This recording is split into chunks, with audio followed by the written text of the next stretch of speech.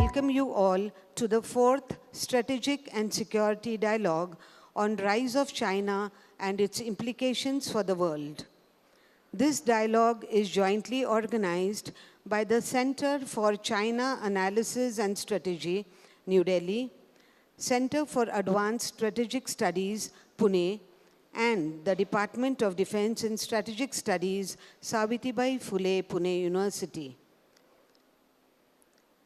We begin with the university song. May I request everyone to stand while the song is being played? The university song.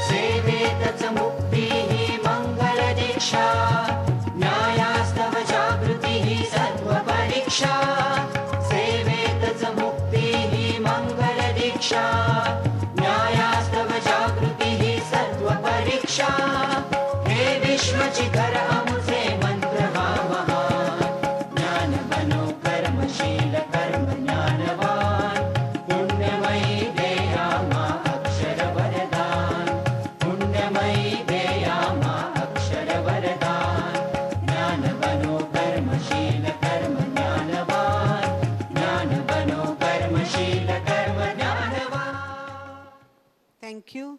Please be seated. I now request the dignitaries to come ahead for lighting of the lamp.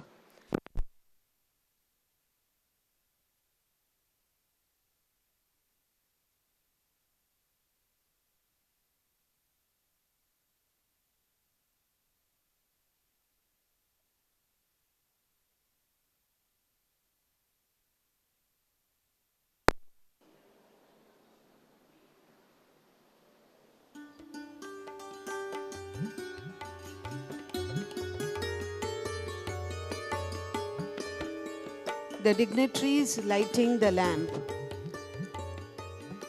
We have the Honorable Vice Chancellor of SPPU, Professor Dr. Suresh Gosavi, Mr. Jaydev Ranade, who is the President of Center for China Analysis and Strategy, and we also have Air Marshal Bhushan Gokhale, retired VSM, AVSM, and Professor Dr. Vijay Khare, Head of Department of Defense and Strategic Studies, who have lit the lamp. Thank you, sirs. Thank you. We proceed with the felicitation. I would like to request Professor Dr. Suresh Gosavi, Honorable Vice Chancellor, Savitribai Phule Pune University, to felicitate Mr. Jaydev Ranade, President, Center for China Analysis and Strategy, New Delhi, with a bouquet.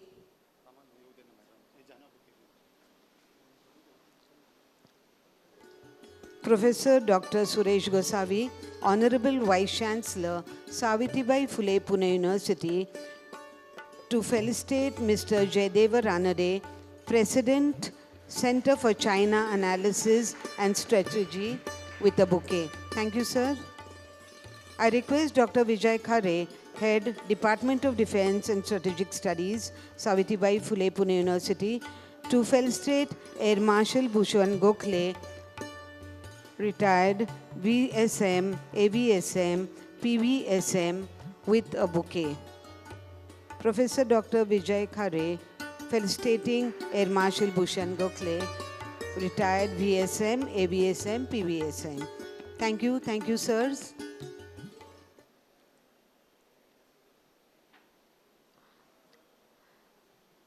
Thank you very much, sir, for being present with us. Our Honorable Vice Chancellor was kind enough to spare a few of his valuable times. I now request Professor Dr. Vijay Khare, Head Department of Defense and Strategic Studies, Savitribai Phule, Pune University, to address the audience with his welcome remarks.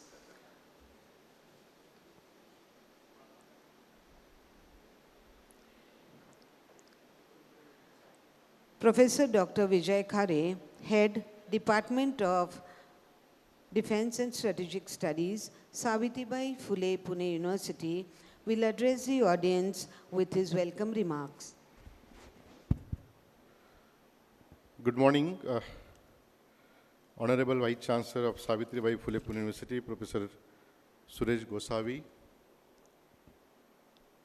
respected Jayadeva Ranade, President, Center for China Analysis and Strategy, New Delhi, Air Marshal Bhushan Gokhale, Air Marshal Soman, Air Marshal Bapert, very eminent, respected members from Center for Advanced and Strategic Studies, Center for China Analysis and Strategy, Namrata Hasija, Vice President of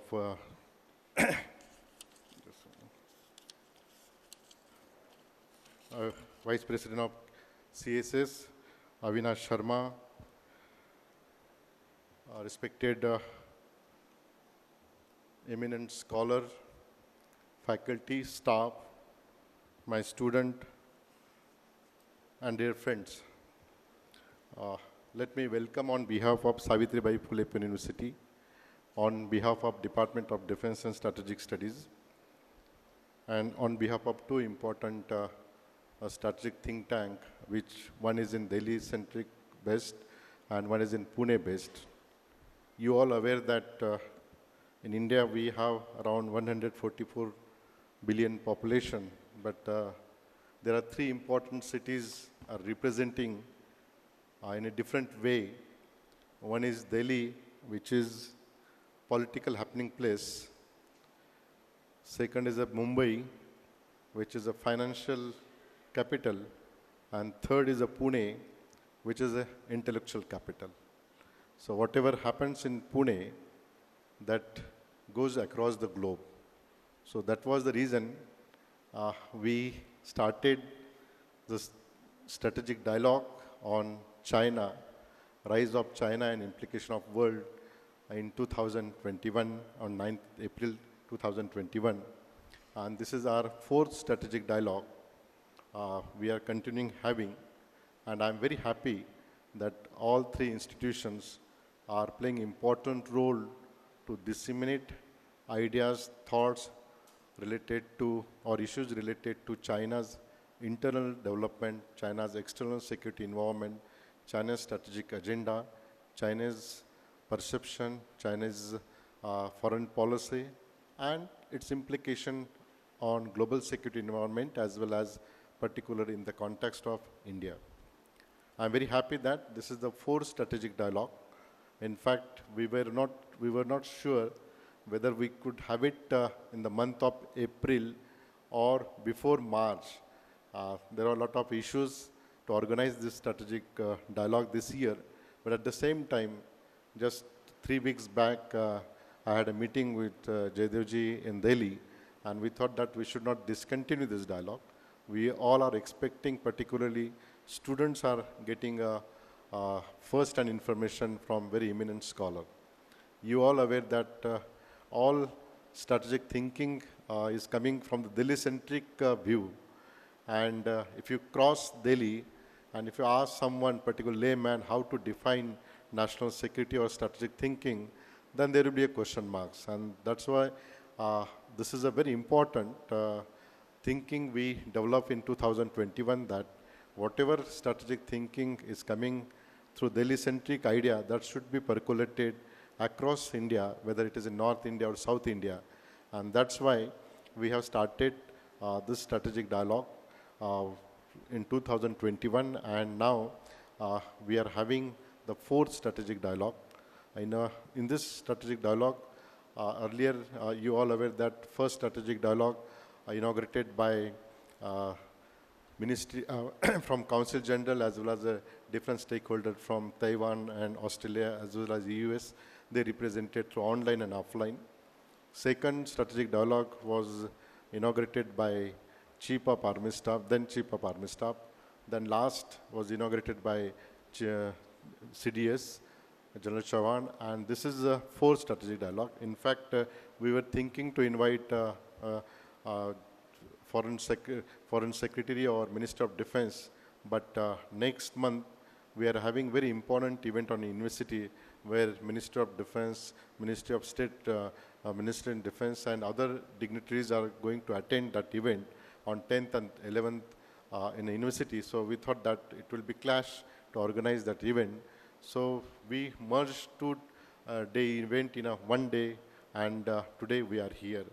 On behalf of all three institutions, on behalf of Department of Defense and Strategic Studies, on behalf of CAS, and on behalf of Center for China Analysis and Strategy, I welcome each one. And today you will get all first-hand information from very eminent speaker. I welcome to all chair person, all eminent resource person, as well as chairs. And once again, on behalf of Savitribai Phule Pune University, I welcome to each one and looking forward to having a full day engagement with us. Thank you very much. Thank you, sir. Thank you very much. May I now request Air Marshal Bhushan Gokhale, retired VSM, AVSM, PVSM, to address the audience with his welcome remarks. Air Marshal Bhushan Gokhale.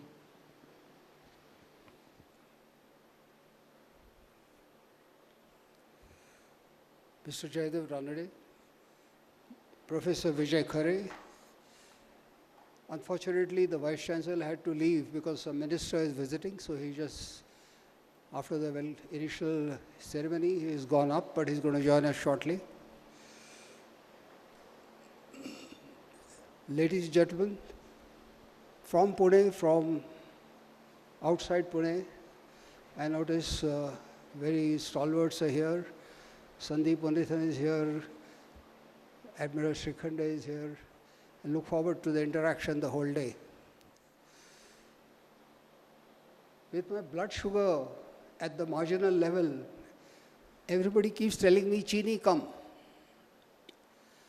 But with one proxy created by China in Pakistan, and now that the second one in Bangladesh, with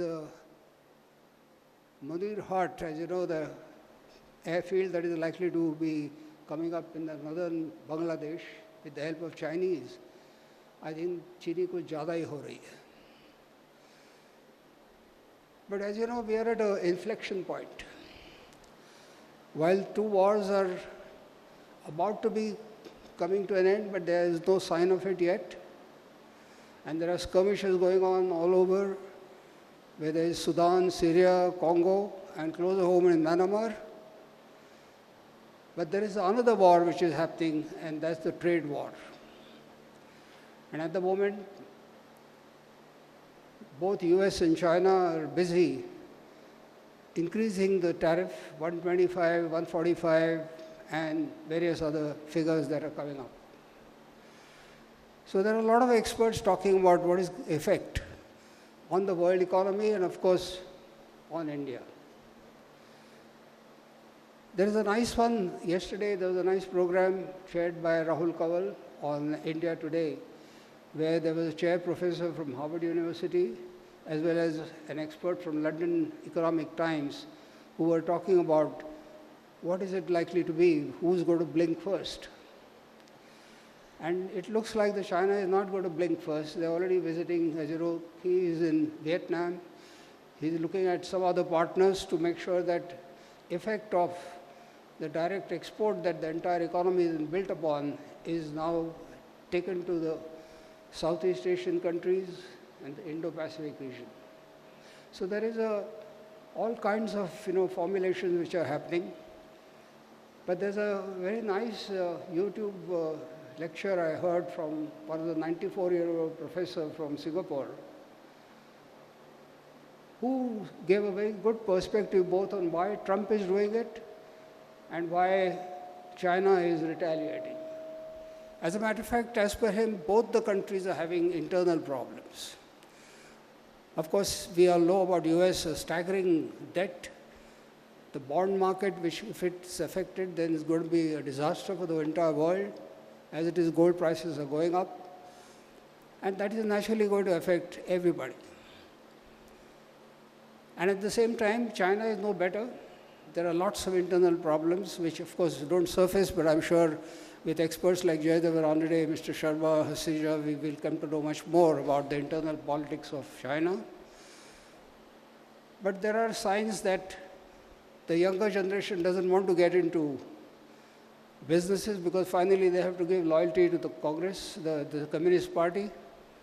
And as it happened to Jack Ma, there can be suddenly a change after all the empire that you build, and then the party takes over.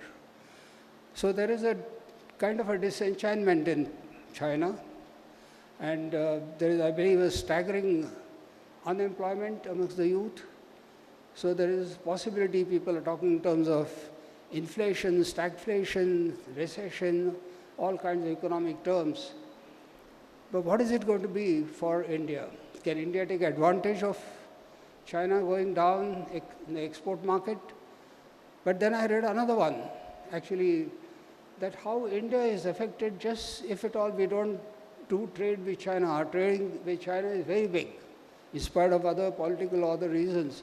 Our trade with China is huge. All the pharmaceutical, the entire, while we may be making the actual tablets, but the bulk pharmaceuticals come from China. So are there so many electronics, so many chips, and so many rare earth minerals, so many things. So he says, that expert talks about in facts and figures, that it's not going to be easy for India to just do away with China and then look at only giving something to the West. I think when WTO was formed and when India got China into it, and before that the GATT, as you know, all of us are members, India and China joined a little later. So really speaking, the world was in a particular economic order. But now this whole disorder is creating huge problems, and I think we'll have to all be alert, see how the things are going to be happening, because India has its internal challenges. That we have a huge number which is still below poverty level. So the economic wise also we need to look at it. There are some thaws in our relations lately, but one can never talk about China being a permanent friend, because we've seen what happened in just Galwan and thereafter, of course, in the valley.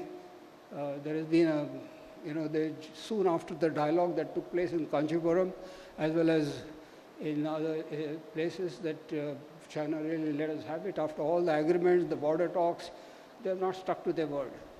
So with the result, we've got to be really on the watch. And I'm sure that as Mr. Jaydev Ranade dilates a little more on it, and I'm sure Sandeep Unithan would ask him the questions which are in their dialogue, we will get to know much, much more. Thank you very much.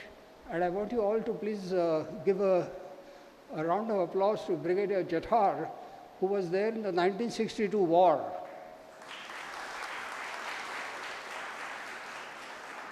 As a matter of fact, sir, I was just completed my matriculation, and that was the time 62 happened. And the youth of that time, like me and many others were here, My elder brother joined army, I joined the Air Force. And then the period of Hindi Chini Bhai Bhai came up. And let me tell you, I was in Bagdogra, the north of then East Pakistan, and some of us were sent to Nathula to have a look at what are the possibilities if Chinese interfere, what is going to happen. And there, huge loudspeakers across our LOC or whatever that was called then, and big loudspeakers talking not only just the Hindi songs, but Hindi Chini Bhai Bhai all the time being repeated on it. So I've seen that happening, but of course they have never stuck to their word. There's no question of Bhai Bhai, he's been stabbing many times at the back. So let's look at this whole dialogue of the seminar this whole day with a lot of interest as to what is going to happening to both India-China relations and the effect of it. Thank you, ladies and gentlemen. Thank you, sir. Thank you for your welcome remarks. I request Mr. Jayadeva Ranade, President, Center for China Analysis and Strategy, New Delhi, to address the audience. Mr. Jayadeva Ranade, President, Center for China Analysis and Strategy, New Delhi. Thank you, sir. Good morning, ladies and gentlemen. Dr. Khare, Air Marshal Gokhale, Vice Chancellor is not here. But good morning, ladies and gentlemen of this distinguished audience. And let me acknowledge my old friend, and as Air Marshal Gokhale said, he called himself young, as I presume he includes me in that, Brigadier Jatar, whom I have known for a very long time. In fact, from Leh, if you remember, sir, we were in Ladakh together, in Leh together, and we went and saw the memorial also. But today we are here to talk about China, to engage with all of you on China. And it is today what we are seeing. China itself is at a very critical juncture.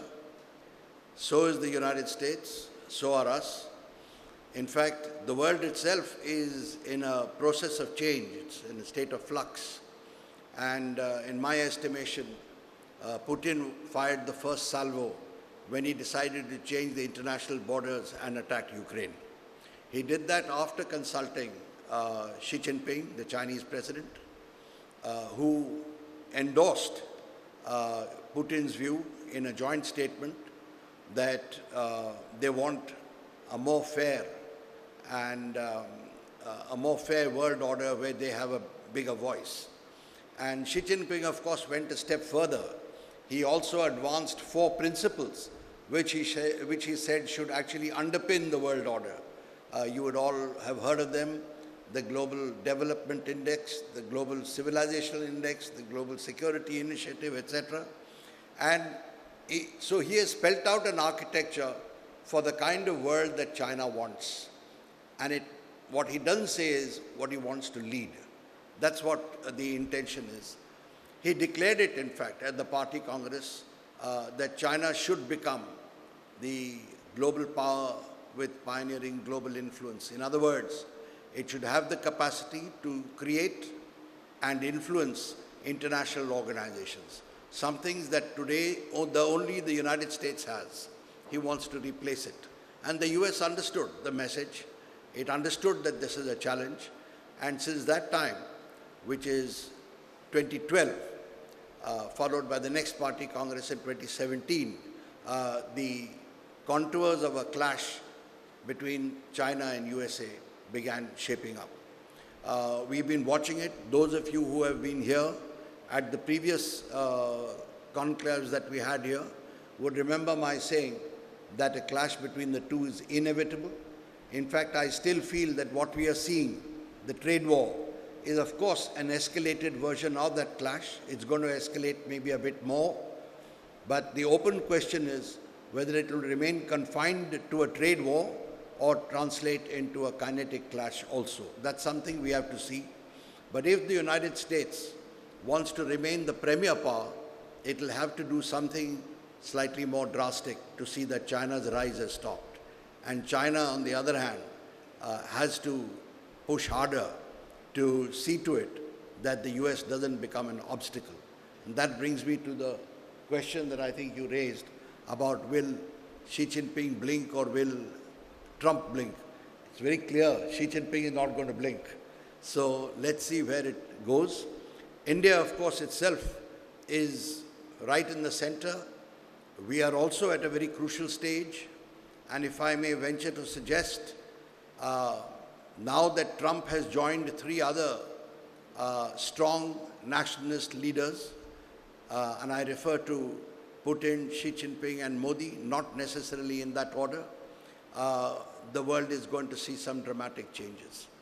As far as we are concerned, our objectives are clear. In India, it's development, moving ahead, but also to become a major power. So where we head, we'll have to see. But China is something which we will have to face. We will be assisted by other powers. We are trying to see to it that we also have good partnerships. But ultimately, at the end of the day, we can't expect anyone else to come and fight our battles. And on the high mountain plains and in the sea, I think we'll have to go it alone, but I leave that to Admiral Srikhande to spell it out. But I think that is the situation that we are going to see. We'll be discussing all this in the course of the day. And the Center for China Analysis and Strategy, if I may just conclude with these points, we do make it a point of watching China carefully, the internal politics, the foreign and strategic policies, and particularly the armed forces, fairly closely. And as far as the economy is concerned, as much as it is related to this. The difference between us and many other think tanks, in fact, I would say virtually every other think tank, at least in India, is that we rely primarily on Chinese material and Chinese sources. And we extrapolate our analysis from that, which few others do. We also study, as I said, in detail the leadership, including the leadership of the armed forces, and draw our assessments from there, which we do share with the government. And I think we do think that we are making a contribution.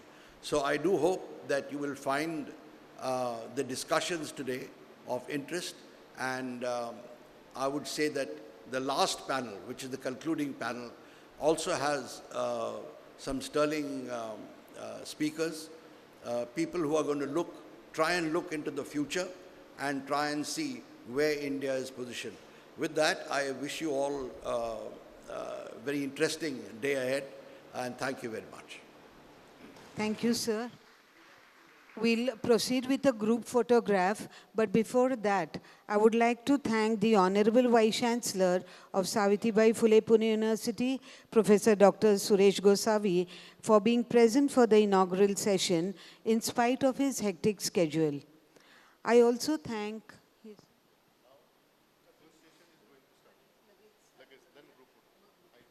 Okay, sir. Okay, there's been a slight change, so we'll have the group photograph later. We'll immediately start with the first session that is based on China's strategic agenda. We have with us Mr. Jayadeva Ranade, President of Center for China Analysis and Strategy, New Delhi, in conversation with Sandeep Unithan, author and senior journalist.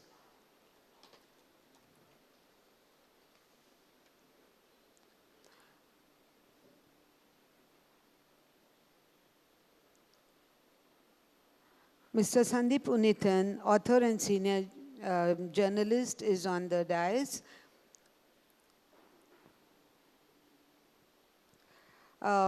He's author, like I said, and senior journalist. He's a graduate in ancient Indian history from St. Xavier's College, Mumbai. His first book, Black Tornado, The Three Sieges of Mumbai 2611. Yeah. So over to Mr. Sandeep Unithan.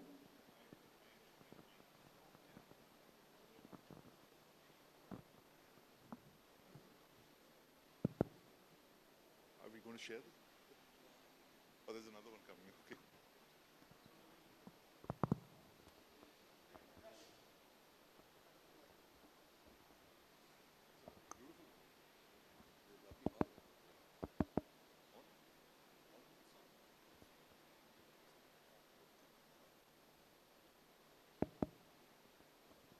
Morning, ladies and gentlemen.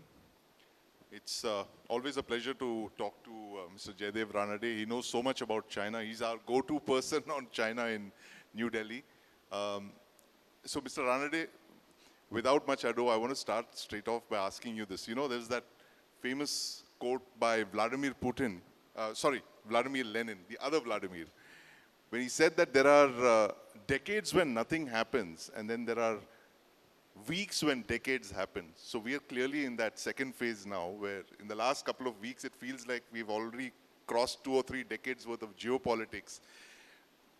Make sense of us what's going on right now with this tariff war. Is it just a tariff war between the United States and China, or is this the established power, which is the United States, seeing China as a direct economic challenger, challenging its global hegemony, which had been there for almost 80 years. The USSR was never a direct economic challenger to the United States.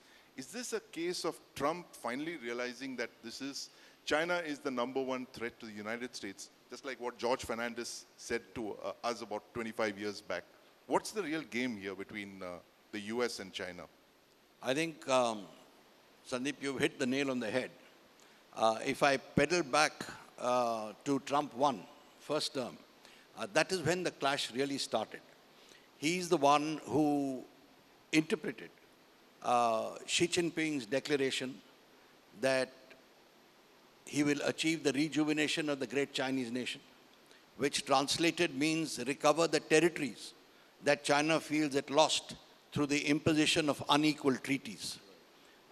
What an unequal treaty means we can discuss later, maybe over coffee, but that's what he said, which means territories that today are incorporated in other countries, he's going to take them back if he feels that they're Chinese. He also said that he wants to bring China to the level of the world's most advanced technology countries. And the third was when he said that he wants to make China a major power with global pioneering influence, something I referred to slightly earlier, which was a direct challenge to the United States. Trump interpreted that as a challenge to the US. And if you recall, within a few months, the party congress at that time finished in November. February, he imposed the technology sanctions on China and demolished China's 2 leading technology champions, Huawei and ZTE. They're virtually bankrupt. They're nowhere near what they used to be. That was what he did. Subsequently, regimes changed in the United States, and there was bipartisan consensus that the Chinese are the challenge to the United States. Not only the challenge, they're challenging the US in the economic sphere, in the scientific sphere, and in the military sphere. And we will be, of course, covering this later. But today in science and technology, which is really what is going to drive the world ahead in the years to come, China has poured billions of dollars into it. They're training hundreds and thousands of people in STEM, and they're developing their military. They've got the largest navy in the world today. They are working on the 6th generation fighters, and the United States is getting worried at the quantities that are being churned out. So it's a threat on multiple fronts, and I think there's a bipartisan consensus that China challenge has to be met. So to come directly to your question, what Trump is doing, I think it's a bit of arrogance of power, as you said, established power, and also a misunderstanding of the Chinese determination to go where they are. So he's unleashed this tariff war.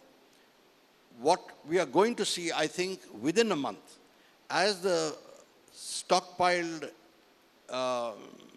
consumer goods, etc., begin to run out, say that's another 30-odd days, the prices of these commodities in the United States is going to rise, and inflation is going to rise too. The Chinese have hit back in terms of US dollar terms.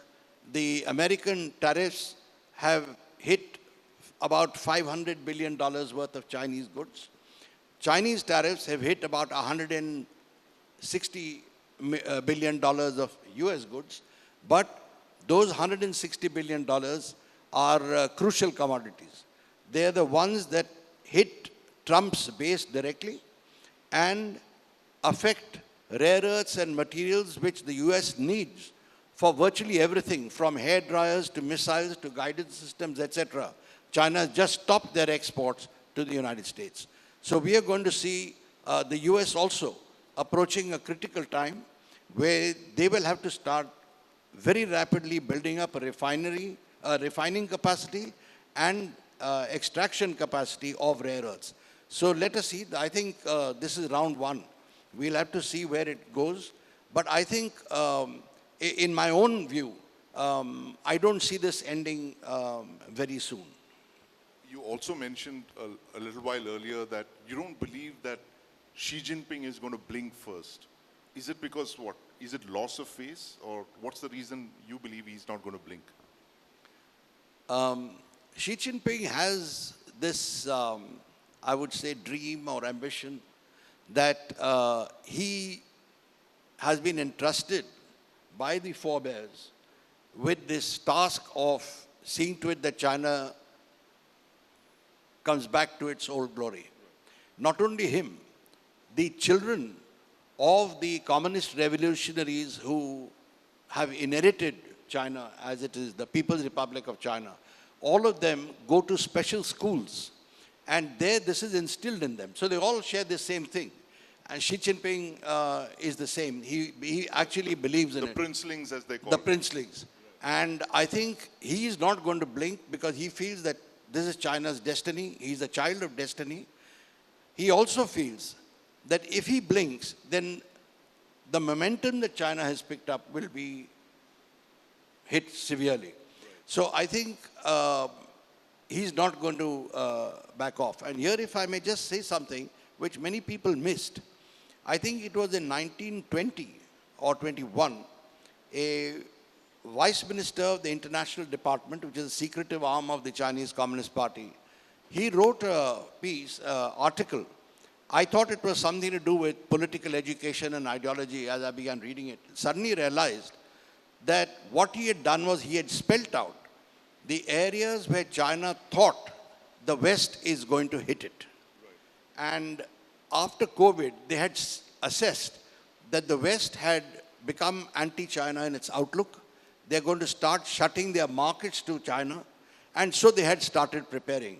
So when I say Xi Jinping is not going to blink, it's also based on this, that Chinese preparations had started as far back as 2020.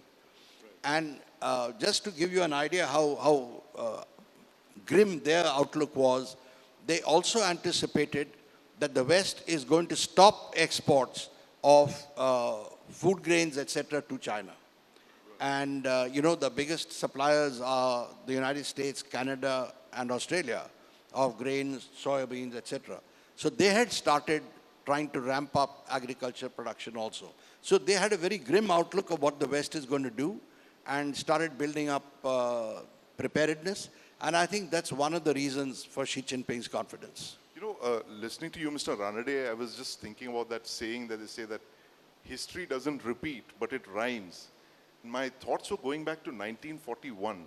If you remember, when the Empire of Japan had occupied what is present-day Vietnam, Indochina, the Americans froze all their assets and they imposed an economic blockade. And that led to Pearl Harbor, right? The Imperial Japan attacked Pearl Harbor. They wanted to take the Americans by surprise. Do you see this actually playing out now in 2025? Could Taiwan be that Pearl Harbor thing that would trigger conflict between China and the United States? To respond to your question, which is actually a very complex question, if I may say, but I'll have to touch on 2 points here. One is, of course, Taiwan. And I think Xi Jinping and the Chinese Communist Party have made Taiwan into an issue, an emotive issue for the entire Chinese people, that they have to recover Taiwan. I use the word recover. That's their term. As it's part of the rejuvenation of the great Chinese nation. And what is preventing them from making any move is their lack of surety of what Washington's response will be. And Washington, of course, has maintained some amount of strategic ambiguity here. So they're not sure whether the US will get engaged or not. I think that's one of the reasons why they're holding back. But you would have noticed the intensified Chinese military activity around Taiwan, which is virtually like a blockade if they want to. So signaling is clear. The second, which is why I said it's a complex question, if the tariffs begin to hurt China much more than the Chinese have calculated, or the Chinese Communist Party much more than they have calculated, and there are ways in which the US can do it, then the question comes whether Xi Jinping will have his back to the wall and then lash out, which is what happened with Japan. And in that case, would he undertake a military venture? Taiwan is a possibility. We are the second. It could happen with us. Will he decide that if I'm going down, we'll all go down together? Or will that be another kind of challenge to the US, saying, okay, now you intervene, let us see. So we'll have to see what, because Trump has said he doesn't want to get involved in a clash, and yet if Taiwan has to come, it will have to lead to a showdown. So I don't know where it's going to go, but that's, I think, as far as Xi Jinping is concerned, he's a very tough character. His background indicates he's very tough. He's been through 3 purges. His father has been purged. He has been purged. He's seen his elder sister being killed before his eyes, his mother humiliated. Yet he joins the Communist Party. It's a different kind of guy, you know. Different kind of guy indeed, but makes sense for us and the audience about these maneuvers that are on currently, even as we speak, around Taiwan, this virtual blockade that the Chinese have imposed. There are all manner of live fire drills, there are unprecedented warship movements, ADZ violations and all of that. Is this meant to disguise the actual Chinese invasion? That, we kind of get used to this as being the new normal. Acha, there are some more exercises, some more mobilization, and then before you know it, the actual invasion is unleashed. Could that be the game plan for Xi here in Taiwan? It could be, provided the PLA is willing to play ball. I think the PLA is also slightly hesitant for the same reason. What will the US do? I think that is the big question in front of them. But they're prepared. They've built the landing craft. They've got aircraft which circle Taiwan. In fact, a couple of times they've overflown Taiwan. They've got ships going all around. So it's like they can, they're feigning an invasion. They can always pull one off under the... It is the consequences that I think deter them more. Will there be sanctions? What will happen if they do pull off that? I'm sure the US will react in some form.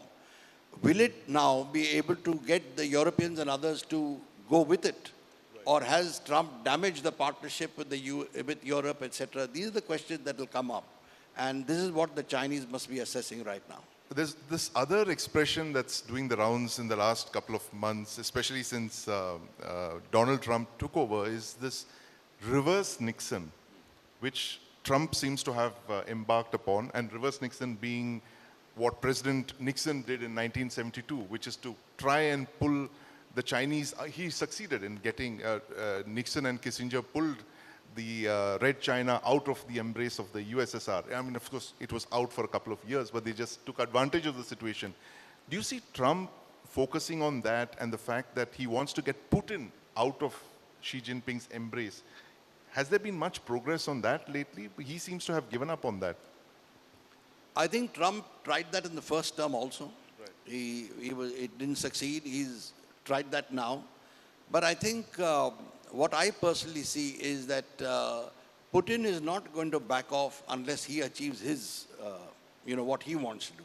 So it's quite possible that Putin and Trump may strike a deal like Benjamin Netanyahu has with Trump, saying that you give me time, let me achieve, this little bit, and then I can... In Ukraine. In Ukraine. Right. And then I'm willing to... Let me keep 20% of Ukraine and we'll see about that. But whether that means that the partnership between China and Russia will weaken, right, that I don't know. Because at the moment, both of them are hanging together. Right. They feel that together they can challenge the US much better and more easily. The no limits partnership. The no limits partnership. But Xi Jinping is nervous. If you noticed, every time there is a contact between the United States and Russia and Putin, yes, there is immediately either the Foreign Minister Wang Yi or Xi Jinping will ring up Putin and have a contact with them.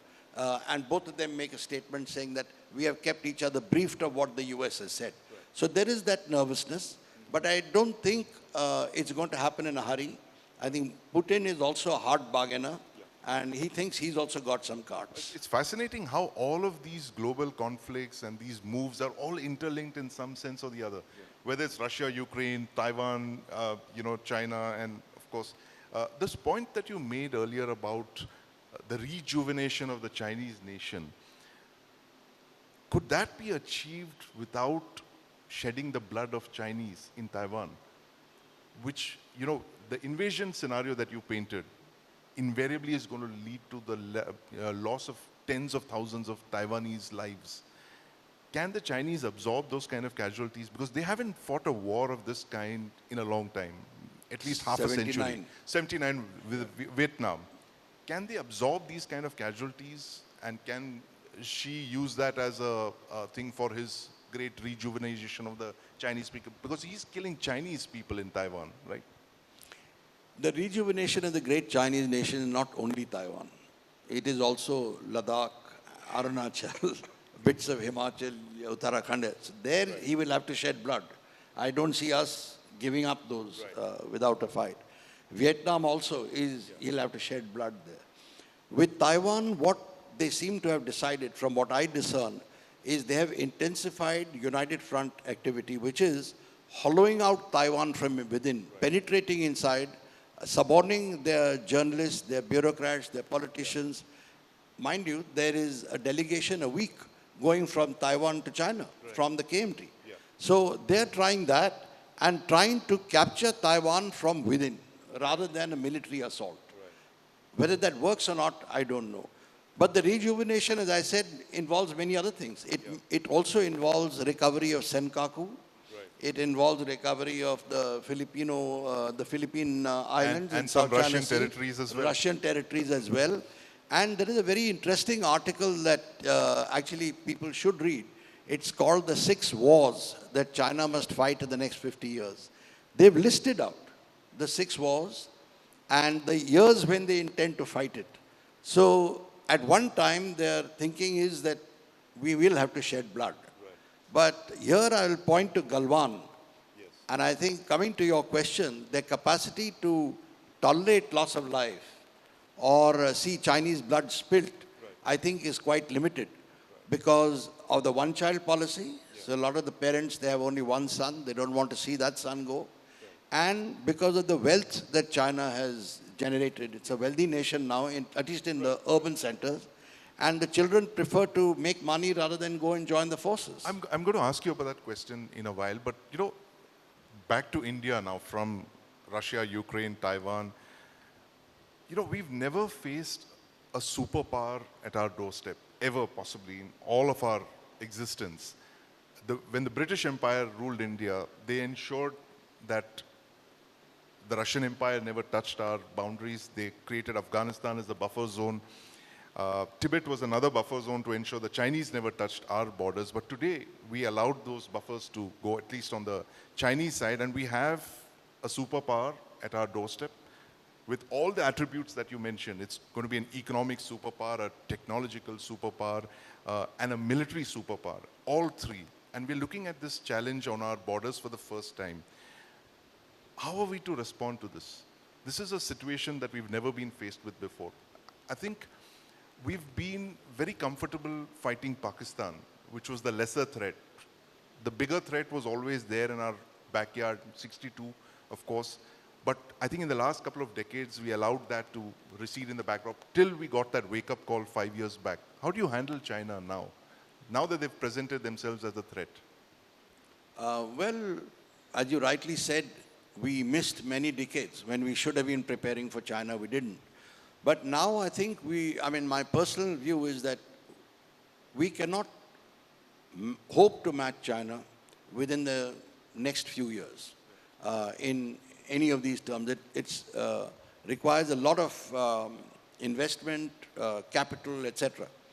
But we will have to look at asymmetric means by which to deter China. And I think that is possible. One we have already achieved, and which is the Agni 5, by which we can target Beijing Strategic itself, deterrence. strategic deterrence. We have to try and look at other methods, which there are, I'm sure they're already working on it, trying to do two things. One, develop asymmetric capability to see that the Chinese cannot strike us at their will and with impunity, that they will also suffer losses. And the second is to puncture the myth that the Chinese have built, that they're invincible. So even a slight setback to the Chinese, preferably a bloody setback to the Chinese, will puncture this myth that they have built throughout Asia. And that will be a huge blow to the Chinese. Chinese, as you know, are experts at creating narratives and building narratives. And so that is the kind of thing that we will need to do. I'm not talking about your field, which is publicity, or I'm not saying propaganda, but you know what I Narrative mean. warfare. Yeah. That is something that, again, we'll need to up our game. We are not there. But at least short of that, there are many other areas where we need to do it. But the focus will have to be asymmetric. And I think we need to be a bit more self-confident and a bit more assertive in our partnerships with strong countries with the objective of deterring the Chinese. Right. So this point that you made earlier also about the one-child policy, which could actually lead to some kind of domestic pressure within China. I've heard that before, but is there any study to suggest that Chinese parents have some agency within China to tell the party, you can't send our children here or there or something like that? I mean, what's to, how do they know, for instance, where their children are going to be deployed? When a war is declared or an emergency is declared, how can they tell where these soldiers are going to be sent? I mean, it's after all, it's a dictatorial government. It is a communist dictatorship. So how can they pressure the government when you're looking at this one-child policy thing? How does that work? Has it ever happened in the past within China? Give us a few anecdotes about this. They can't pressure the Chinese Communist Party to a very large extent. Right. But the Chinese Communist Party is sensitive and has become more sensitive over the years to public opinion. Right. And there are two reasons. One is the extent of ideological commitment to Chinese communism has, I think, begun wavering, which it didn't earlier under Mao's time.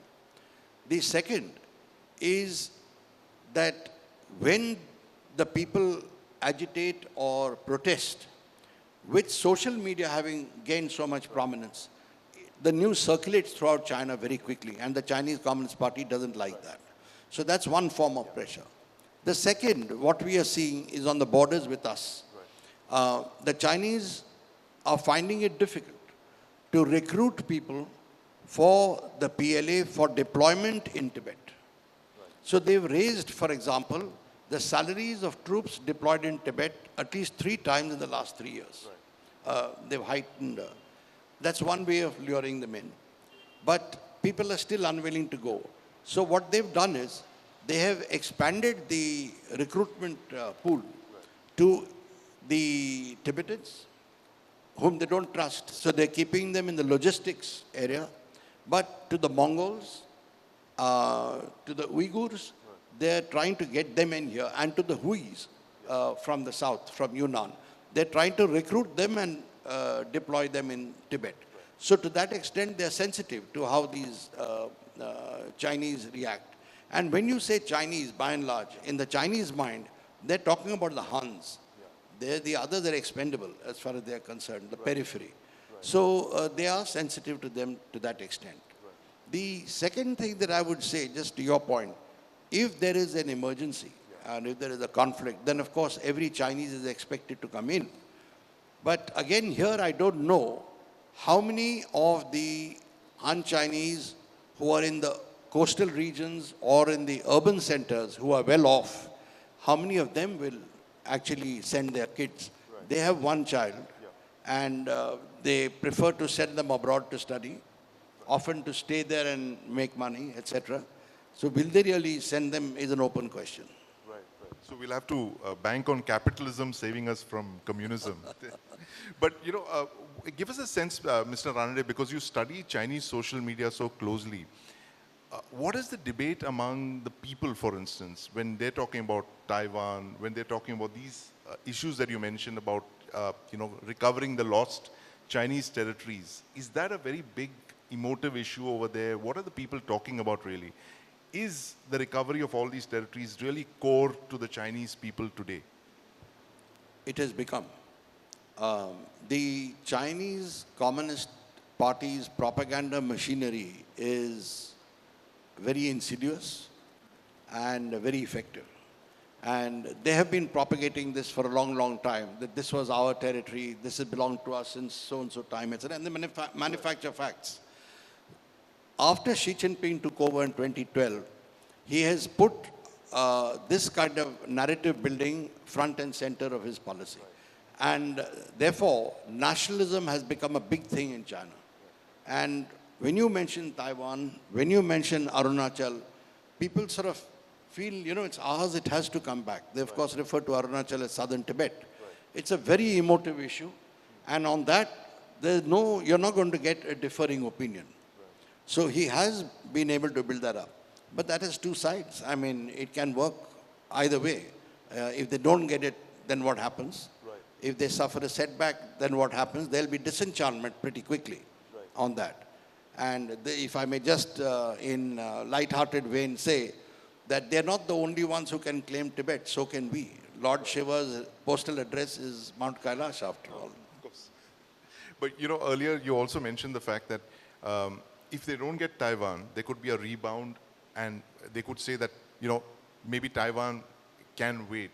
There could be a huge opposition from the United States. Let's go for the other territories that we have, for instance, in Arunachal and Ladakh. Is there a distinct possibility? It was being discussed some years back that this could present quick wins for the Chinese. But now, given our forced posture, the fact that we seem to have woken up in the last 5 years, we have, you know, deployed aggressively, we've built a lot of defenses there. Do you see the Chinese as having second thoughts about moving into Ladakh and Arunachal, particularly after what happened in Galwan? Firstly, I don't think they've developed second thoughts yet. Their capacity to really comprehend what happened, I think, is a bit slow, despite what some people say. They're not infallible. But certainly, they're going to have a very tough battle if they try anything here. In Arunachal or anywhere on the borders, I think we are now determined to, give them a very good fight. So it's not going to be quick. It's not going to be a decisive battle, which is what their thinking is. But Arunachal is something they've been talking about for a long time. And there are two sets of arguments that are advanced in the Chinese media and in the Chinese social media. One, that Arunachal is, the climate is very temperate. It has a lot of water. Hydropower is surplus. And it's very sparsely populated. So, as the Chinese, this is the right place for us to go. And they blame Mao for having pulled back in '62. That's one argument. This is Lebensraum, literally. Yeah. The second is the reincarnation of the 14th Dalai Lama, which will happen sometime, since he's assumed a mortal form, as they say. So, at that time, the Chinese are making clear that they are going to want reincarnation or a Dalai Lama on their terms, which is that they will do the selection, they will do the search for the reincarnation, etc. The Dalai Lama, of course, has a different thing. So we might see a situation of two Dalai Lamas, which they don't want. And that is the time I expect there'll be a lot of pressure on us from the Chinese. Whether that translates into military pressure or not, I don't know. But there will be a lot of pressure. This is going to happen in the not so distant future, given how the Dalai Lama's advancing years. I mean, of course, we wish him a very long life, but you know, given the fact that he is in mortal form, there is, at some point, there will be this issue that will present itself. And do you believe we have war gamed this situation adequately? Well, there are a lot of variables here, but certainly we are watching it very carefully. And when this thing happens, it's not just a question of the 14th Dalai Lama being reincarnated as the 15th. Right. For us, it means who all will accept the 15th Dalai Lama. Tibetan community, yes. Tibetan diaspora will probably go the way the Dalai Lama wants them to go. Tibetans inside China, we don't know. There are 7 million of them there. Right. But what is of direct concern to us will be the Indo-Himalayan border belt, which I call the vulnerable Indo-Himalayan border belt. Right. Because there are, most of them are Buddhists, Tibetan Buddhists in that border region. There, shall I say, the Guru or the Rinpoche, who's really, or the head Lama, is residing in Tibet. Right. The root monastery is in Tibet. Right. So, and those people have a lot of influence on the layman. So these are the regions that we will have to look out for and see that the Chinese don't exploit that vulnerability as far as we are concerned. So we have issues and we are watching this very carefully. You know, the Dalai Lama's reincarnation question is really about controlling the hearts and minds of the Tibetan people. Yes, for us. For us, it's going to be as important. As important. Right. And seeing to it that the Chinese attempts to penetrate the Tibetan diaspora or split them don't succeed. Right. And there's a huge Tibetan diaspora in India as well. 3 generations now, possibly on the 4th generation. Yeah, but the numbers have dwindled. Many of them have gone abroad. But as I said, this lot, the Indo-Himalayan belt, they are still there. Right. So, Mr. Ranadik, now coming back to this triangle of India, the US and China, you know, one of the Australian defense ministers was here in New Delhi about 15 years back. And he said something very interesting. Stephen Smith, guy from Perth. So he said that in the 21st century, only 3 relationships are going to matter. It's going to be between India, the US, and China. It's the India-China relationship, the US-China relationship that we are seeing, and of course the China-US relationship. How should India play its cards now, given the fact that 2 edges of that triangle are pretty much in conflict with each other? There's a tariff war on between them, and as you're saying, it could spill out into an all-out war. How does India play its cards in a situation like this to maximize our advantages, our benefits? How can we make the most of this situation for us?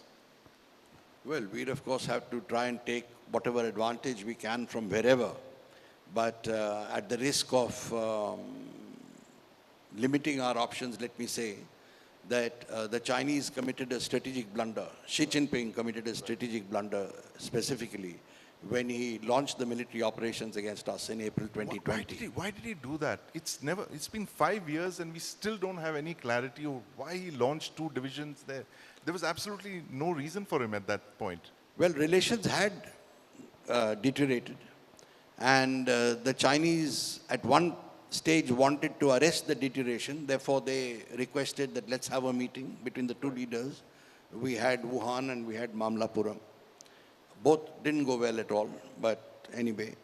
And if you remember, after Mamlapuram, Xi Jinping went to Nepal and he made some very tough statements. So that signaled that it's not gone well. But what I heard is that the Chinese felt that we were getting, if I may say, too big for our boots. We were wanting a place at the high table. We wanted to join the nuclear suppliers group, things like that. Secondly, we were asking the Chinese for their assistance so that we could get in, and they didn't appreciate that. Third, they didn't appreciate the fact that our Prime Minister, every meeting, wanted the border to be settled. They thought, that's not something that you raise. They like to deify their own leader. So things like this. And they said, in fact, in 2017, that if you don't watch it, in as many words, mind you, and fairly rudely, we are going to teach you a lesson. Right. And, well, the lesson was delivered. I think Doklam was not part of it, but certainly 2020. Right. And personally, I don't think that's the end of it. We stopped them, so they were not able to achieve what their objective is. Right. But what I read in the Chinese media or some of the articles that appear here and there is that they are continuing to upgrade the forces deployed in Tibet. And they are continuing to bring in new kind of weaponry and equipment into Tibet. So I don't think we've heard the end of it. Also, we have a common border with the Chinese, which is undemarcated. So it's a potential for dispute. So there is a limit to how much we can really befriend or cooperate with China unless we are willing to do it on the Chinese terms. And I don't see that happening. So that limits our scope. We can play for time. We can try and keep things cool till we build up ourselves. And I think there we need to focus a bit more on Atmanirbhar, etc., build up at least the vital sectors. But we are already trying to cooperate more closely with the West and with US. So I think that's the way that we'll have to go. So there's been a thaw in the relationship of late between India and China. There have been some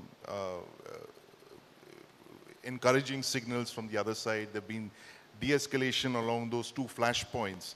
What's your reading of this? Why are the Chinese being so nice? Is it to buy time so they can look at Taiwan and the United States? They don't want a unsettled boundary with India, a hot boundary with India. Is that the game plan? I think the reason is very clear, actually. The Chinese economy is in a very bad shape. And that is the reason why they decided that they will have some kind of a, I don't call it a thaw, I call it a slight pause, maybe. What they want is access to our market. We are the largest market in the world today, which is yet untapped. And the access to the European and US markets is being curbed. So they've already lost about 30% in exports, which is a huge blow to them. So they're very desperate looking for us.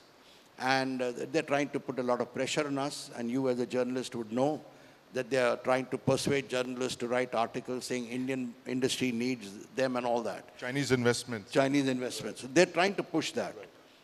And that is a trap we should not fall into. But that is the reason why they're doing it. And I think that is why they agreed to these flashpoints. But mind you, since we are on that particular topic, let me say, this congratulatory message from Xi Jinping to our president didn't mention a word about the border, didn't mention a word about friendship or what has happened in the past. It just advised us to look at things from a strategic height, etc.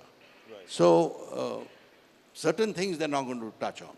And then on 8th and 9th of April, they had this conference on peripheral diplomacy or neighborhood diplomacy.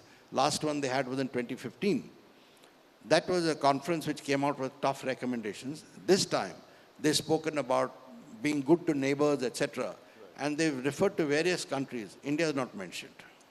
How interesting. And you have one neighbor of ours, this Bangladesh.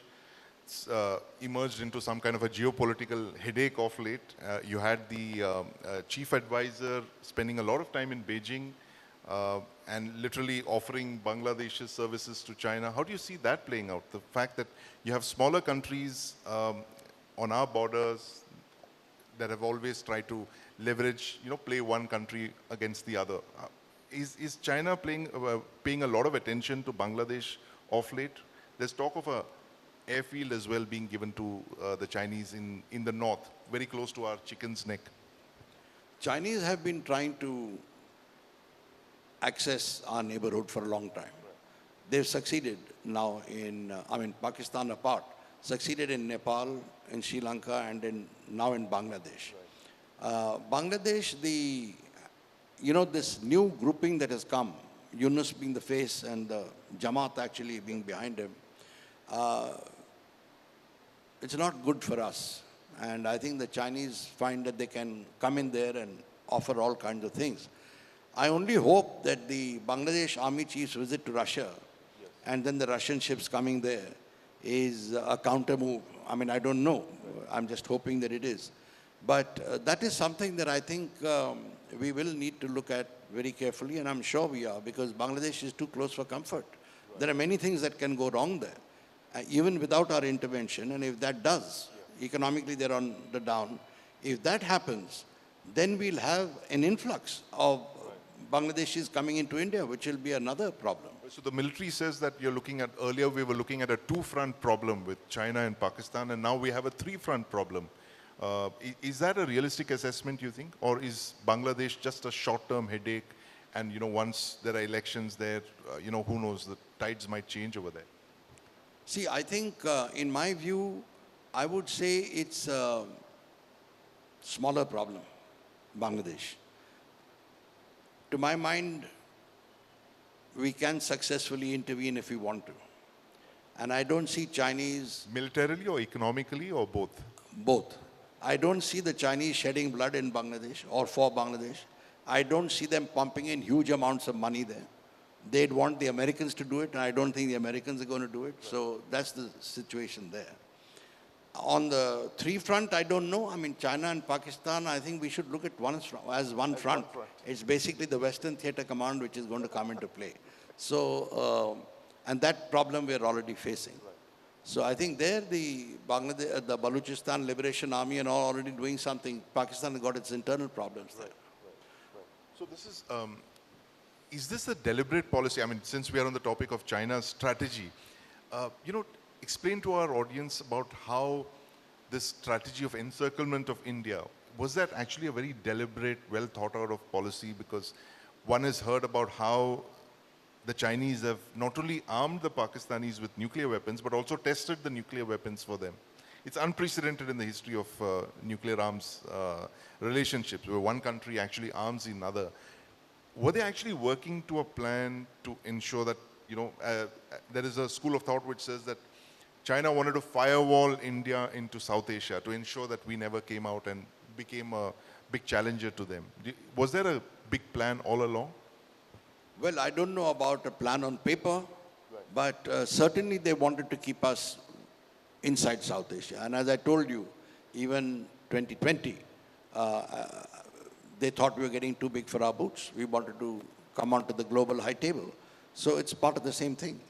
And as far as the arming of Pakistan is concerned, nuclear as well as missiles, it was the Americans connived at it. Right. The Americans knew that this is happening. We told them that this is happening, where the flights were. They didn't do anything. Yeah. Bangladesh also, there's a lot of suspicion that the Americans were involved in it. The coup last year? Yes, the coup last year. So I think at one level there is a kind of a connivance. And way back, in fact, when Kissinger and Nixon met Mao and Chou En-lai, there are those extracts there of their discussions.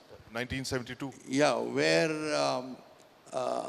I think Kissinger was talking to the Chinese Foreign Minister Wang Wa, if I'm not mistaken, and there was some talk about nuclear weapons, etc. And Wang Wa sort of said, you don't mind if, we interact with Bangladesh? And Kissinger said, I don't mind even if you give them nuclear weapon. And Wang Wa wagged his finger and said, you're a naughty man. It's recorded. But it didn't happen at that time. Right. But a civilian nuclear agreement was signed between China and Bangladesh then. Well, Sheikh Hasina was the but Prime Minister. At that time. So, how these things translate into what happens later, one doesn't know. But there are these strands, if I may call it, that have been there. But I think there is an effort to see that we don't go beyond a point. Right. And I think we are equally determined that, we should realize our position where they are. So I think we'll open the floor for questions now. I'd request you to, identify yourselves and just keep your questions short. Do you have a mic?